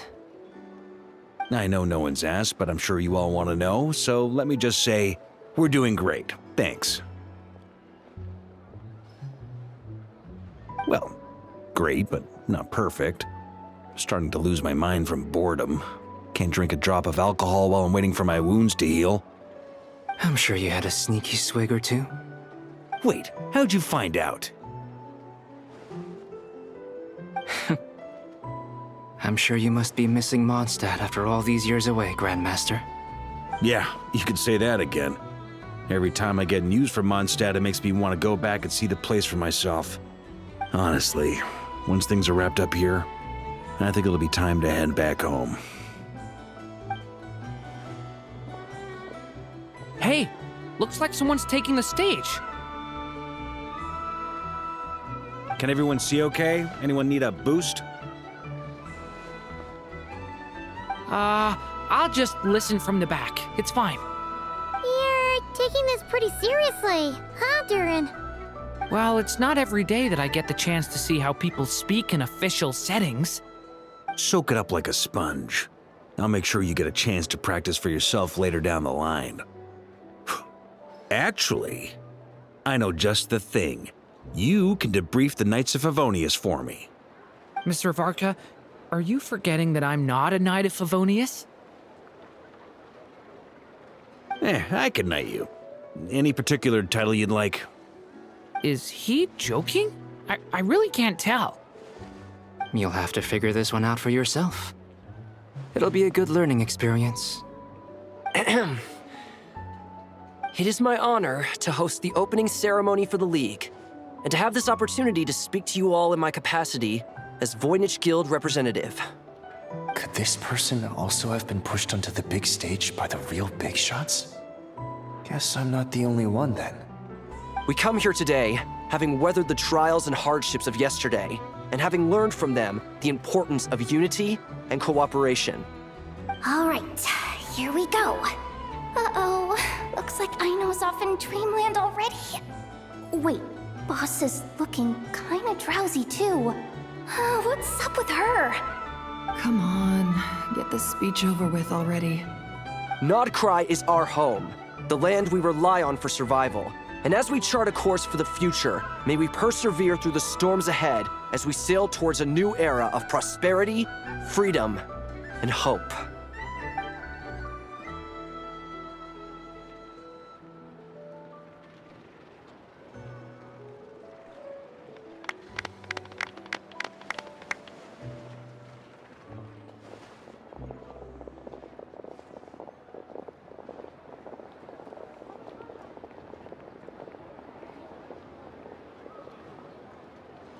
Looks like we'll have more opportunities to travel in the future. I'm sure you'll cope, Lady Moonchanter, given how fleet of foot you are. Unfortunately, I suspect I'll be too busy at the Curatorium to act as your host. We have a busy schedule, not to mention an international network of contacts to manage.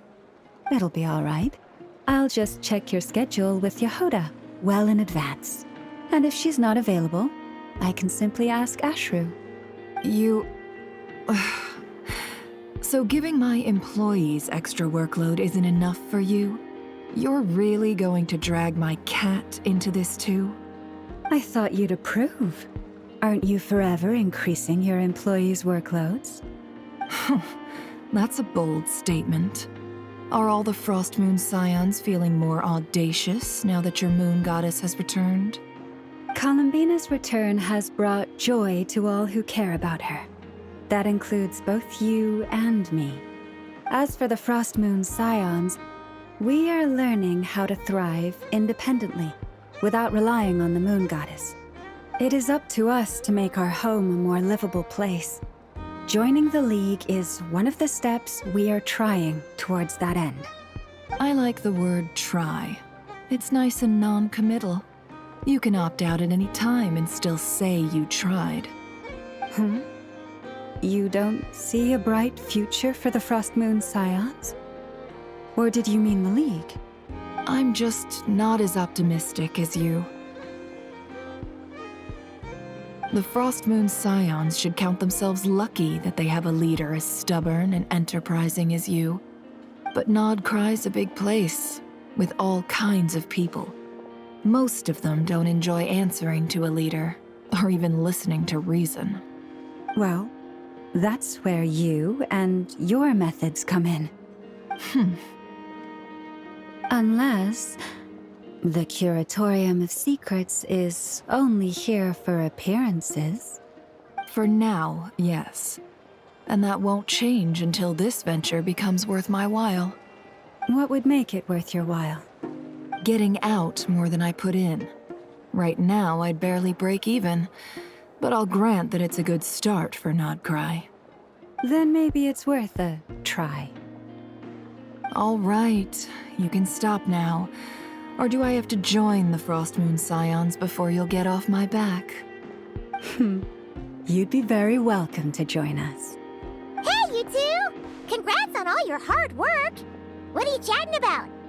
Nefer was trying to dissuade me from adding to her employees' workload. Also, she's considering joining the Frost Moon Scions. Sorry, what?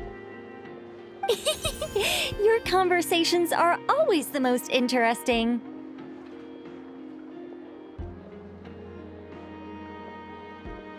Would you two care to join me for some tea before heading to your next destination?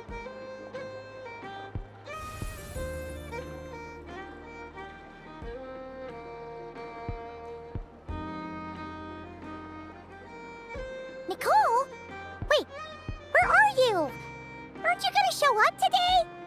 Sadly not. I'm otherwise occupied right now. I'm sorry, Paimon. I can hear how disappointed you are. If it's any consolation, let me say that how things appear on the surface is a far cry from what they are at their core. Perhaps you'll feel better if you focus on the fact you have a special line of communication with the great mage herself. Okay? Has something happened? No, or not yet, anyway.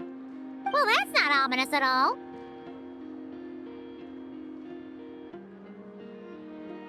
Not for the time being. Just think of this as a general check-in to make sure this communication system is still running smoothly. Besides, it's good to chat once in a while if we want to maintain our friendship. You could have just said so. Paimon got all worked up for nothing. Still, the best friendships are built through face-to-face interaction, you know. It's never gonna stop being weird having tea with you when you're not there and just talking to thin air. All right, fair point. I'll bear that in mind for next time.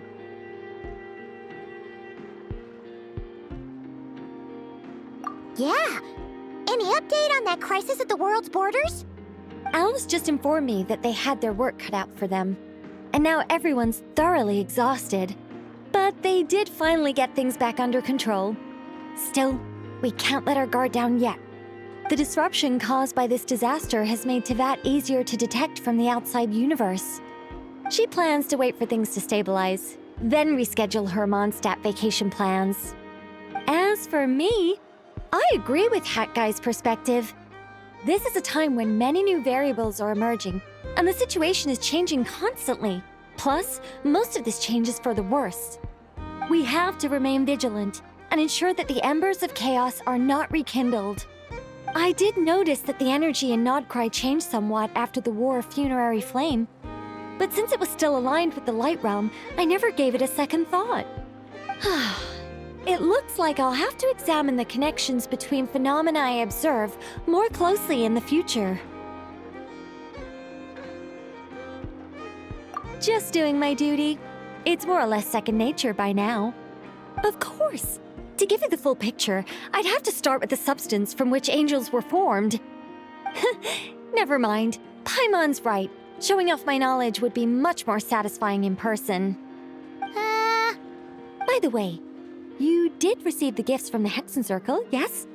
I'm not trying to claim credit or anything, but my pride demands that I at least mention it.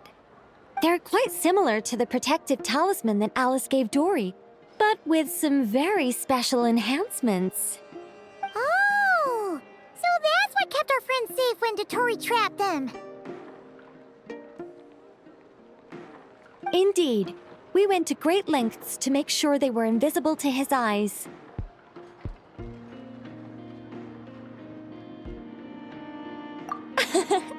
I'm so happy they came in handy. Still, not fishing for gratitude, by the way.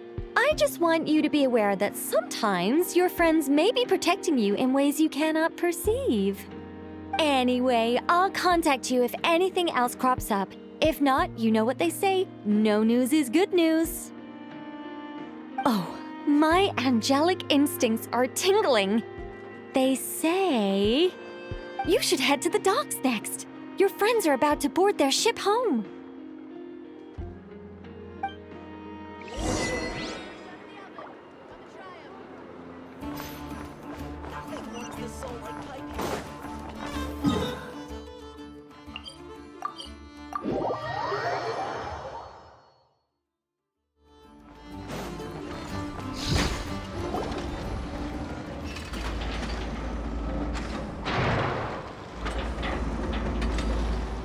You're here. You're here too, Hat Guy! Are you heading back together? No. I'm bound for Sumeru, and she for Fontaine. We just happened to cross paths at the harbor. Everything seems fine. Sandrone may have an abominable temper, but she's always been very responsible with important calculations, and things entrusted to her by valued friends. You always speak as if you know us inside out, Mr. Hat Guy. Maybe I'm just a good judge of character. I certainly hope that's all there is to it. Regardless, you have been a significant help in this matter. For that, you have my gratitude. I didn't do anything special. Sandrone's the one who completed a seemingly impossible formula and turned the tide of the entire battle, even giving her life in the process.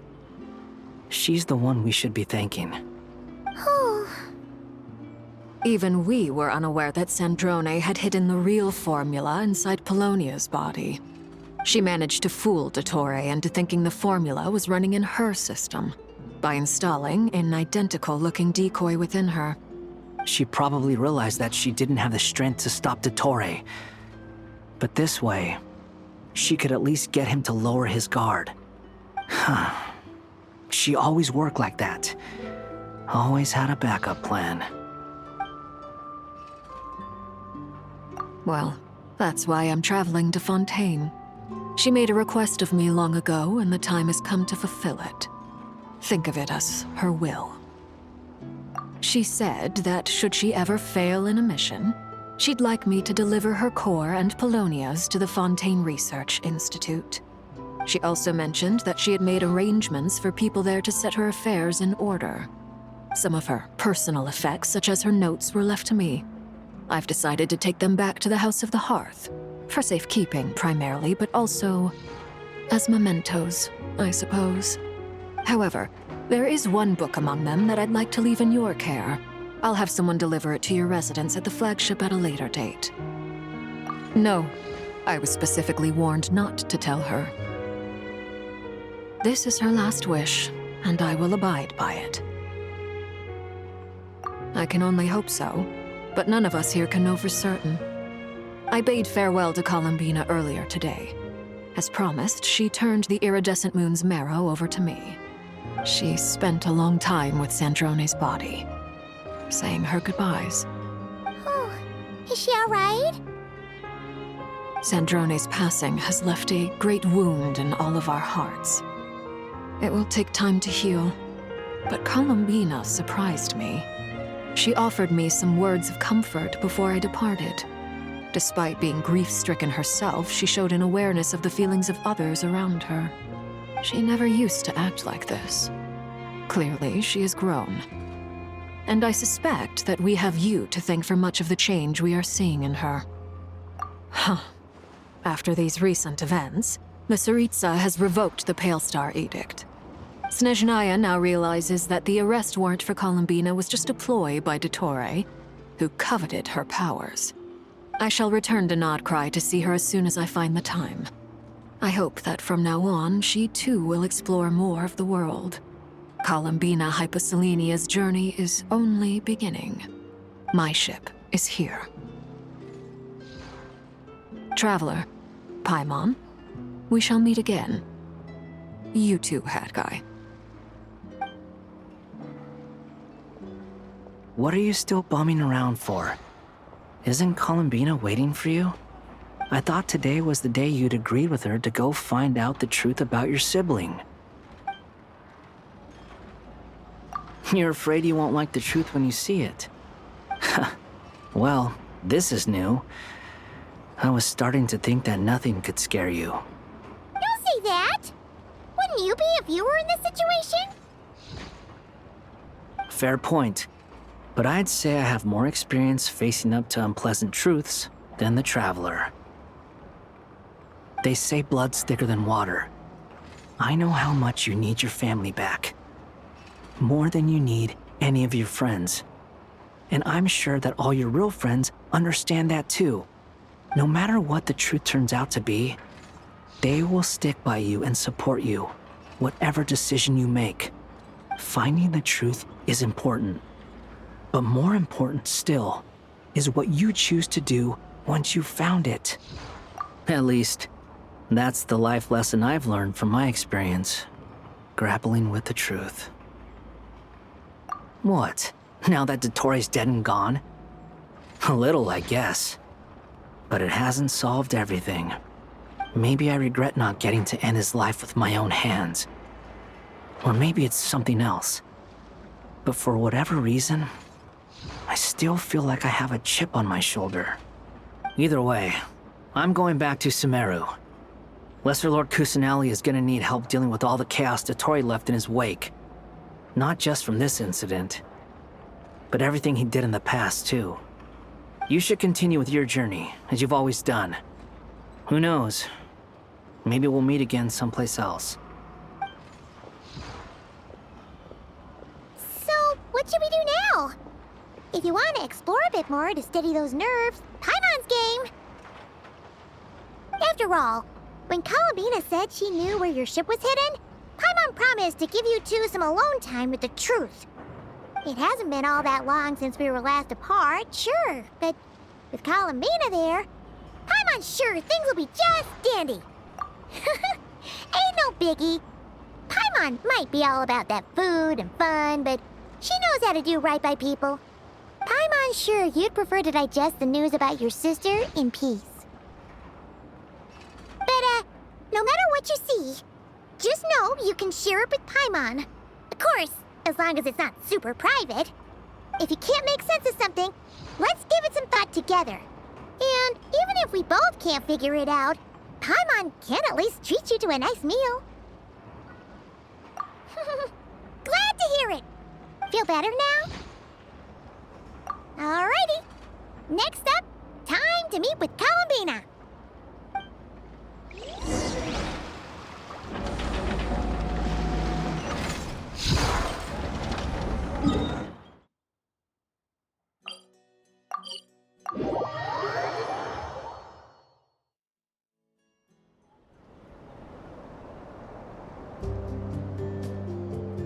Columbina, we're here! Can't quite believe we're meeting out here. We've gotten used to walking over to Silver Moon Hall whenever we go see you. Well, you're still welcome to go there whenever you want to see me. It's just, now that it's all over, I've decided to make some changes. Try and fit in with the Frost Moon Scions, like Llama suggested. The older generation are still timid around me. They don't dare get too close, and they bow their heads when I walk by. But things are much better with the children. I see more curiosity in their eyes. Hopefully, by the time the next Moon Prayer night comes around, I can enjoy the festival with them as myself, without having to pretend that I'm only dressed up as the Moon Goddess. You'll do fine, Columbina. Paimon's sure they'll realize you're super nice once they get to know you better. You really think so? When we first met, you thought I was a little up in the clouds. We were just starting out then, come on! So Llama told you, huh? I'm only teasing. I know that I have you to thank for pulling me back down to solid ground. It feels good to finally stand firm on the earth where I was born. Oh, that's great!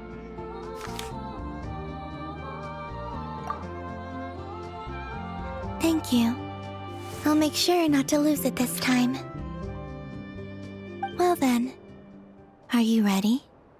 Lumine, what happened to our spaceship back then? Why did you leave? It's time to learn the truth at last. Ready as I'll ever be.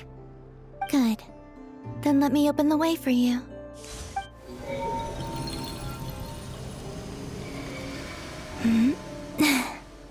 Where does this lead?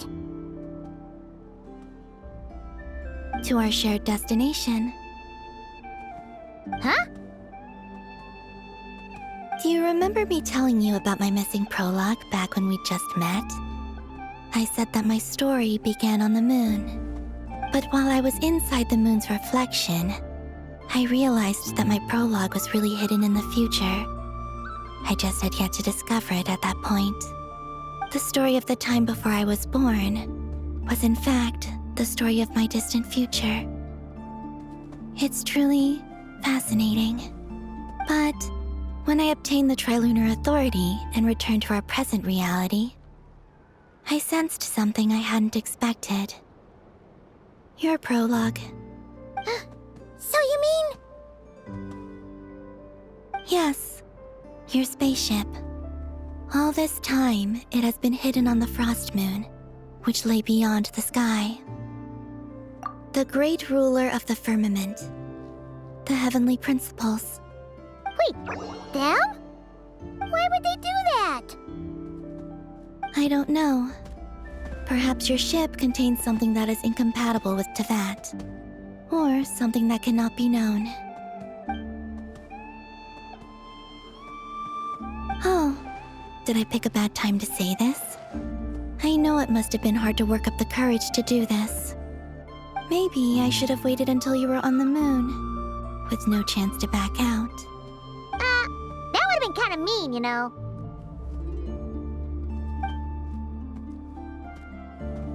Take me there. Oh?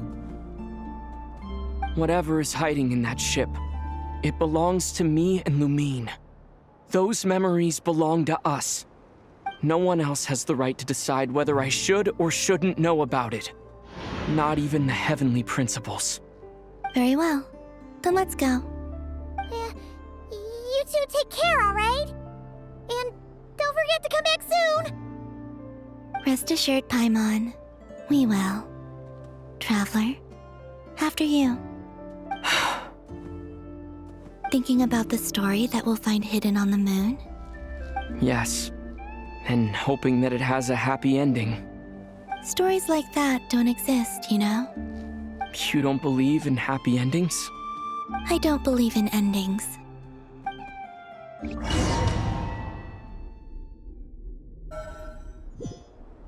Where am I?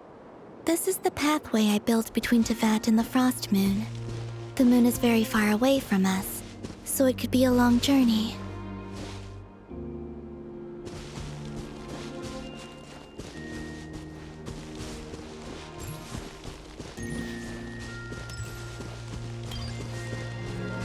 after I obtained the Trilunar Authority, I unwittingly saw past events from many of my friends' lives. One was Lauma. She was so young when they chose her to be the Moon Chanter. From then on, the Frost Moon Scions looked to her to bring messages from their goddess.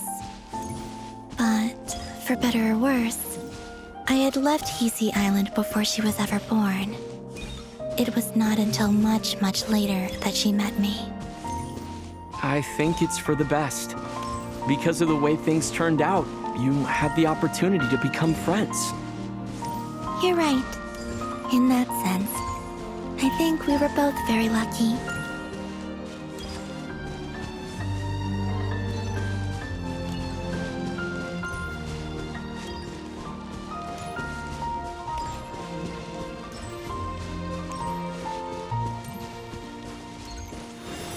Oh, and about that mage, Nicole. I only recently learned that she has lived in Teyvat since the time of the Three Moon Sisters. The Moon Goddesses always had a good relationship with the angels. I suppose our friendship continues that tradition.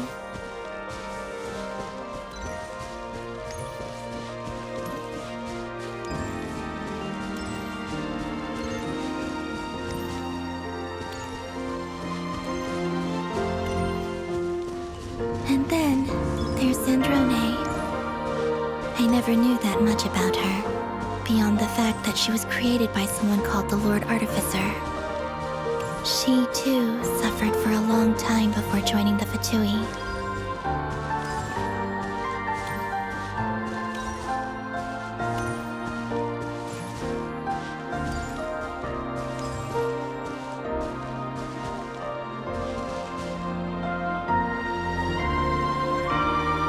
How I wish I could talk to her again, even if only to hear her say nasty things to me.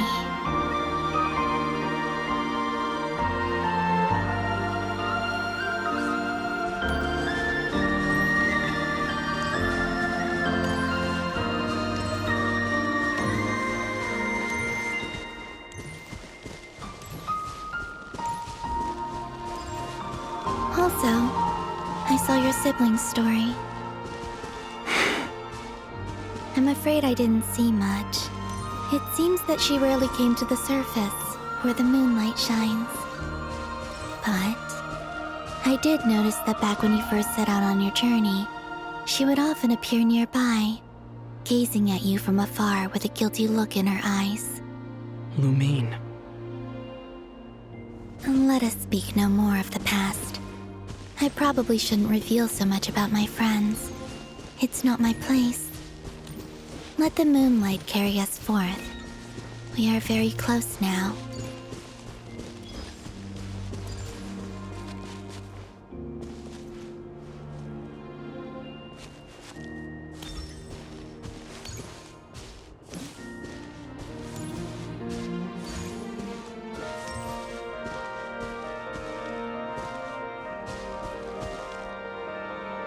After this, I'd like to bring some Kuhenki to the moon as well. If they're willing, of course. What about your other friends? Will you bring them to visit too? Certainly. But I'll need to tidy the place up first. This home hasn't received any guests in a long, long time.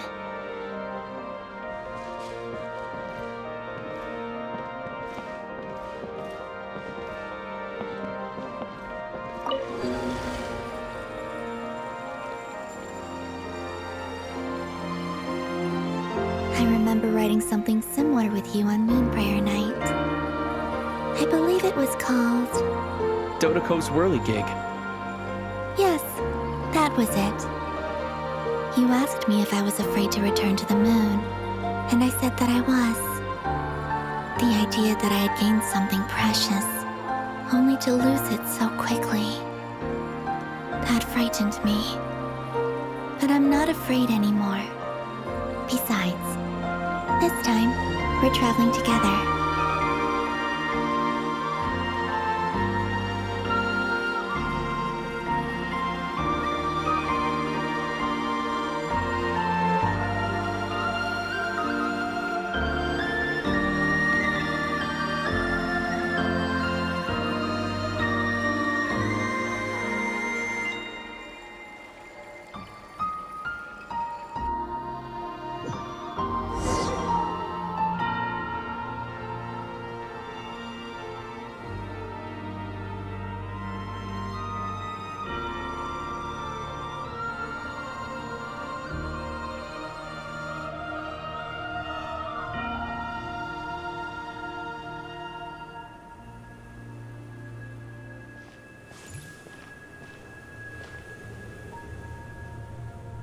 We're here.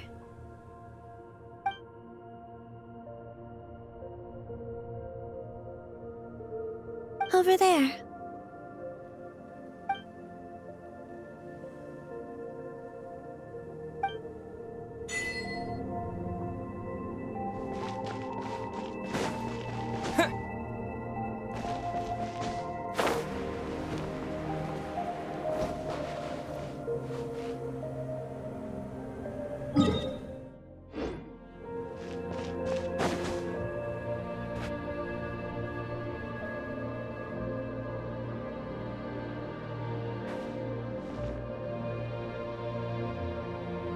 Our spaceship. It's huge. I suppose that the moon is the only place one could hide it. It'll be alright. Huh?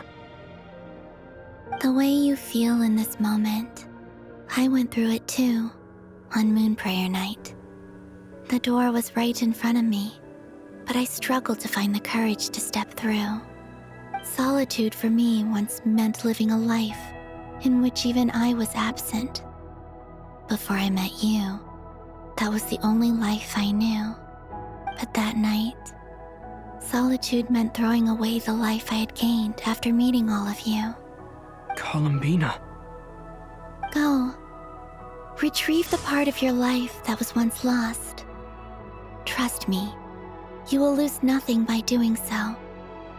Look, Teyvat is right there. All of our friends are down there, waiting for us. You're right. Thanks, Columbina.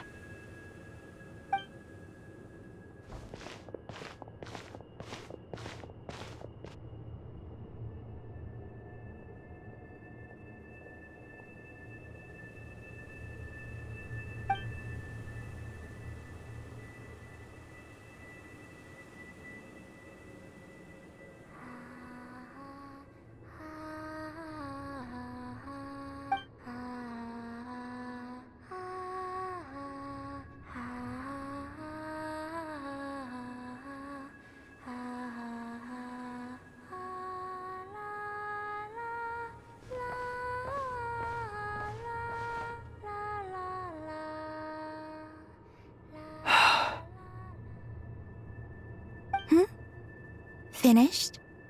Yeah. Why did you take your eye mask off?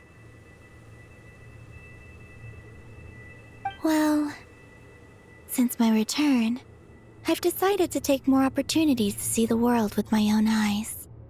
Besides, I've always wondered how Teyvat looks from the moon. And what do you think? It's beautiful. I could spend a whole day here just gazing at it. What about you? What do you think of the truth you found? I haven't looked at another person's expression in a long time, but I think yours is saying it was neither good nor bad. Keep this up, and it won't be long before you give Nephra a run for her money. Oh, I don't think that's going to happen. I'm much more used to sensing what's going on around me with Kuvaki. I think I'll save my eyes for seeing special moments I really want to remember. I read the spaceship's flight logs. I always assumed that this was my first time in Teyvat. I thought that Lumine and I must have been hibernating in space for centuries on end. But the logs show that our spaceship flew over the skies of Teyvat once before. A long, long time ago. Flew over? So you didn't land? No, the ship barely came to a stop before flying on again. After that, it continued traveling through space for a long time. Some of the data is corrupted, but I suspect that it kept flying for thousands of years. It was only after that that the ship made a forced landing in Nodcry. When Lumine found me, she came from outside the ship. Could this mean that she left the ship long before I did? Maybe even during our first pass over Teyvat. Are you alright? Yes, I can feel that the truth is coming together, one small piece at a time. I remember Lumine telling me that when she first arrived in Conria, she could not recall the past. So this might be something that even she doesn't know. Here, I made some space for you. Your mind must be racing, and this seems like the perfect place to relax and clear your head. Oh, wait, there's one more thing. What is it? Wait here a moment.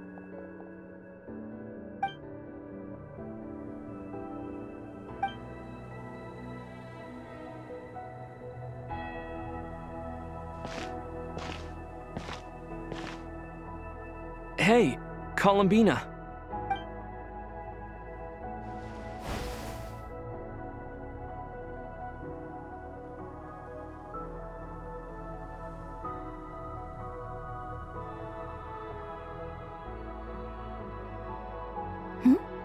Is that a new outfit?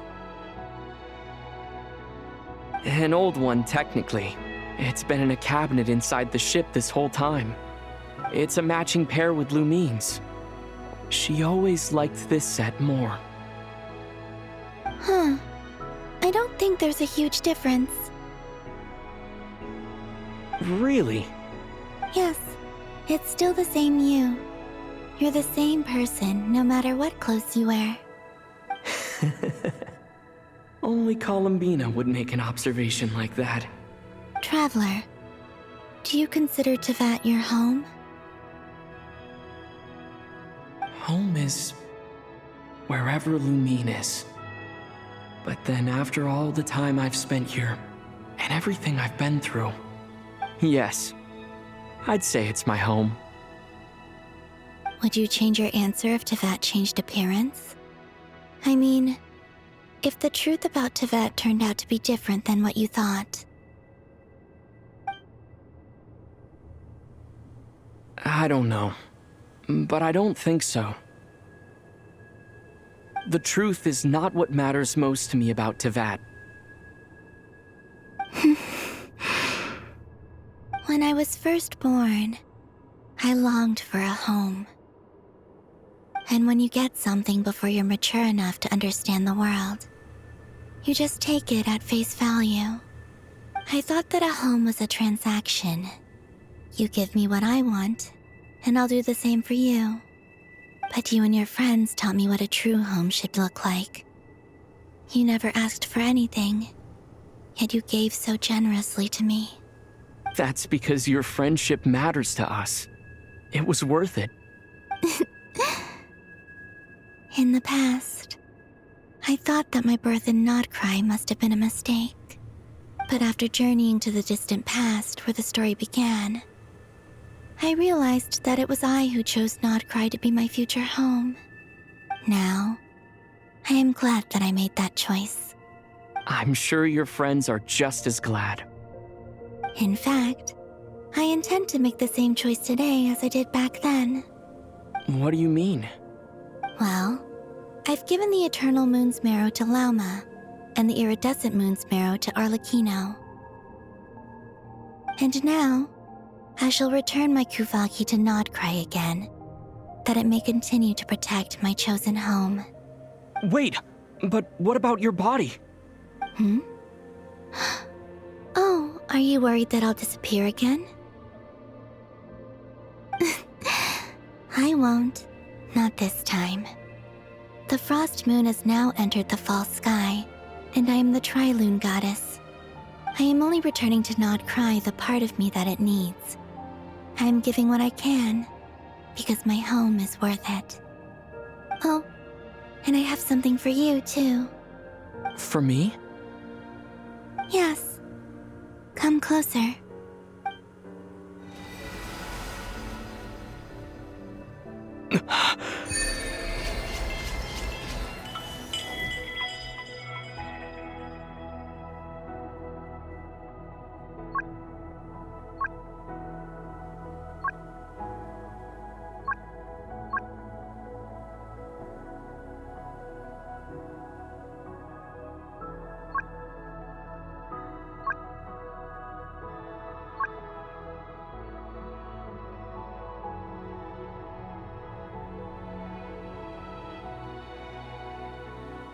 What was that? I lifted some of the restrictions this world placed on you. I trust this will help in your future adventures. My power. It feels like it's grown. I can use the elements more freely now. Thank you.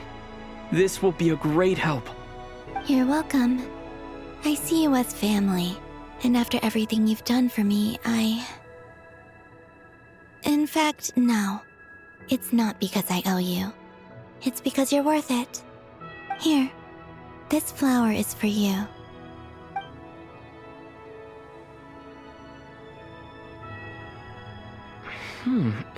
Isn't this a moon prayer blossom? Yes. Don't worry. You will never see these flowers lose their color again. I'm finally discovering the joy of giving. How I wish I'd learned this sooner. Hey, better late than never. What are you thinking about now? Why don't you take a guess? You get 1 shot. I don't think I'll get it in one guess. But I'm sure it's a happy thought. That's kind of a sneaky answer. I can't say you got it wrong. Down into that, the moon seems so far away. I felt it might always lie beyond my reach. But on the moon, everything feels so close by. The haze that once enshrouded the skies has finally been dispersed. I feel like a traveler on a winter's night, starting a new chapter in my tale by the warmth of a bonfire. I don't have a lot of luggage, but I do have a lot of hope for the future. Well, what's next? Next? To start with, I want to stay here just a little longer. After that, let's return home and continue our journey.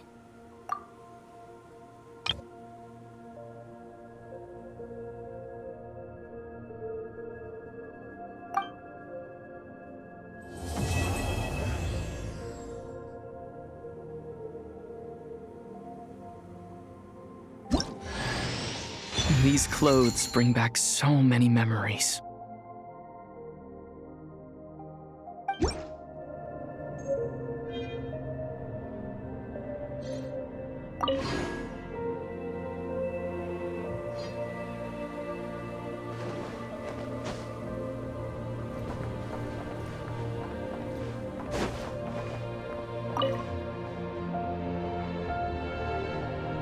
The journey goes on, for you and for me. Like I said, this is not the end. I don't believe there has to be an ending.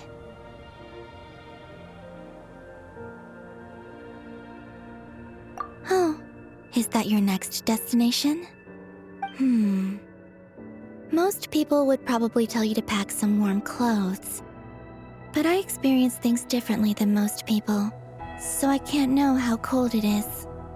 In fact, it is home to quite a wondrous heat source. I think they call it Kreshnik's torch. Every city in Snezhnaya is built around one of those. I sensed the energy it gave off as I was passing by on a railway train. It felt grand and distant. I also recommend the Korolievsky troupe in Snezhnograd. They give performances quite regularly, and entry was free for harbingers. I liked them a lot. Ice cold and sharp. Crystal clear in some ways, yet profoundly unfathomable in others. Like the thick layer of ice on top of a frozen lake. That's just the impression that Tsaritsa gives me. I was never able to glimpse what truly lies beneath that icy exterior. In fact, I don't think the people of Snezhnaya even know what kind of power their god wields. Maybe that's because the Tsaritsa herself has never acknowledged, nor accepted that power. There's Regrator, the Rooster, and the Jester. Between them, they control a lot of what happens in Snezhnaya, but I can never wrap my head around how exactly power is split between them. I just know they are each responsible for many specific domains. I noticed that the Rooster and Regrator often appeared to get along on the surface, while working against each other in secret. And theirs is not a friendly rivalry. But I wasn't particularly interested, so I tended to keep my distance. Now that I think about it, the term Mistelton often seemed to come up in connection with Project Stuja.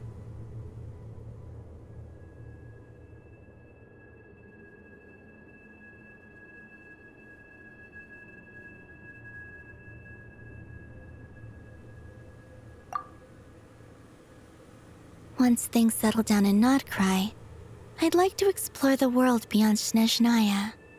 You've told me so many stories about the other places you've been to, and all the friends you've made there.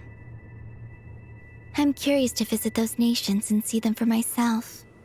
It would also help me learn more about the journey that has made you into the person you are today. Okay. As you continue on your journey, don't forget to gaze up at the moon once in a while. It is, after all, no longer an illusion. It shall cast down its true moonlight, connecting us in truth.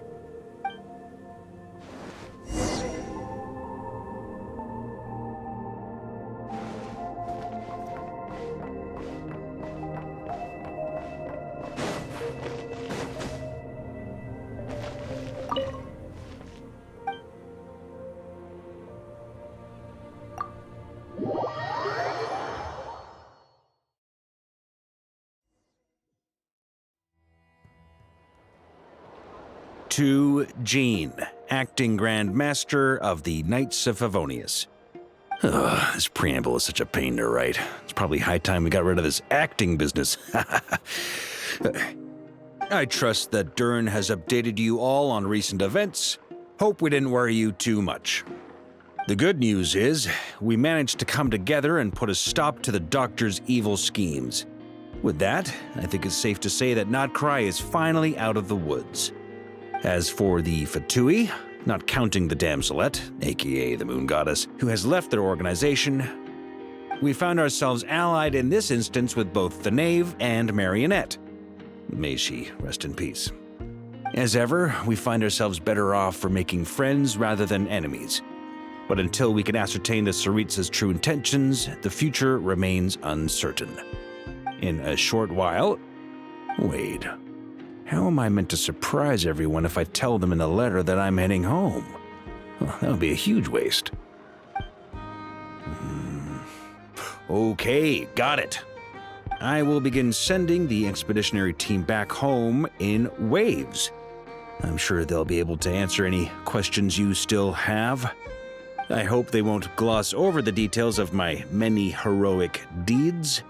But if they do, I'm sure it'll be because they're just too exhausted from the long journey. I think of Mondstadt daily. Please give everyone my best regards. P.S. The honorary knight went above and beyond this time. Are there any other honors we can give him? I'll leave it with you. P.P.S. Please be extra nice to Klee for the foreseeable future. I cashed in on the last favor that the Hexen Circle owed us, so we need to earn some more goodwill. If there's any serious problems, feel free to stick me in solitary confinement when I get back. I'll do the time for her. Whew. And that, as they say, is all she wrote. End of an era. And with the moon shining down brighter than ever, I think everyone is going to sleep well tonight.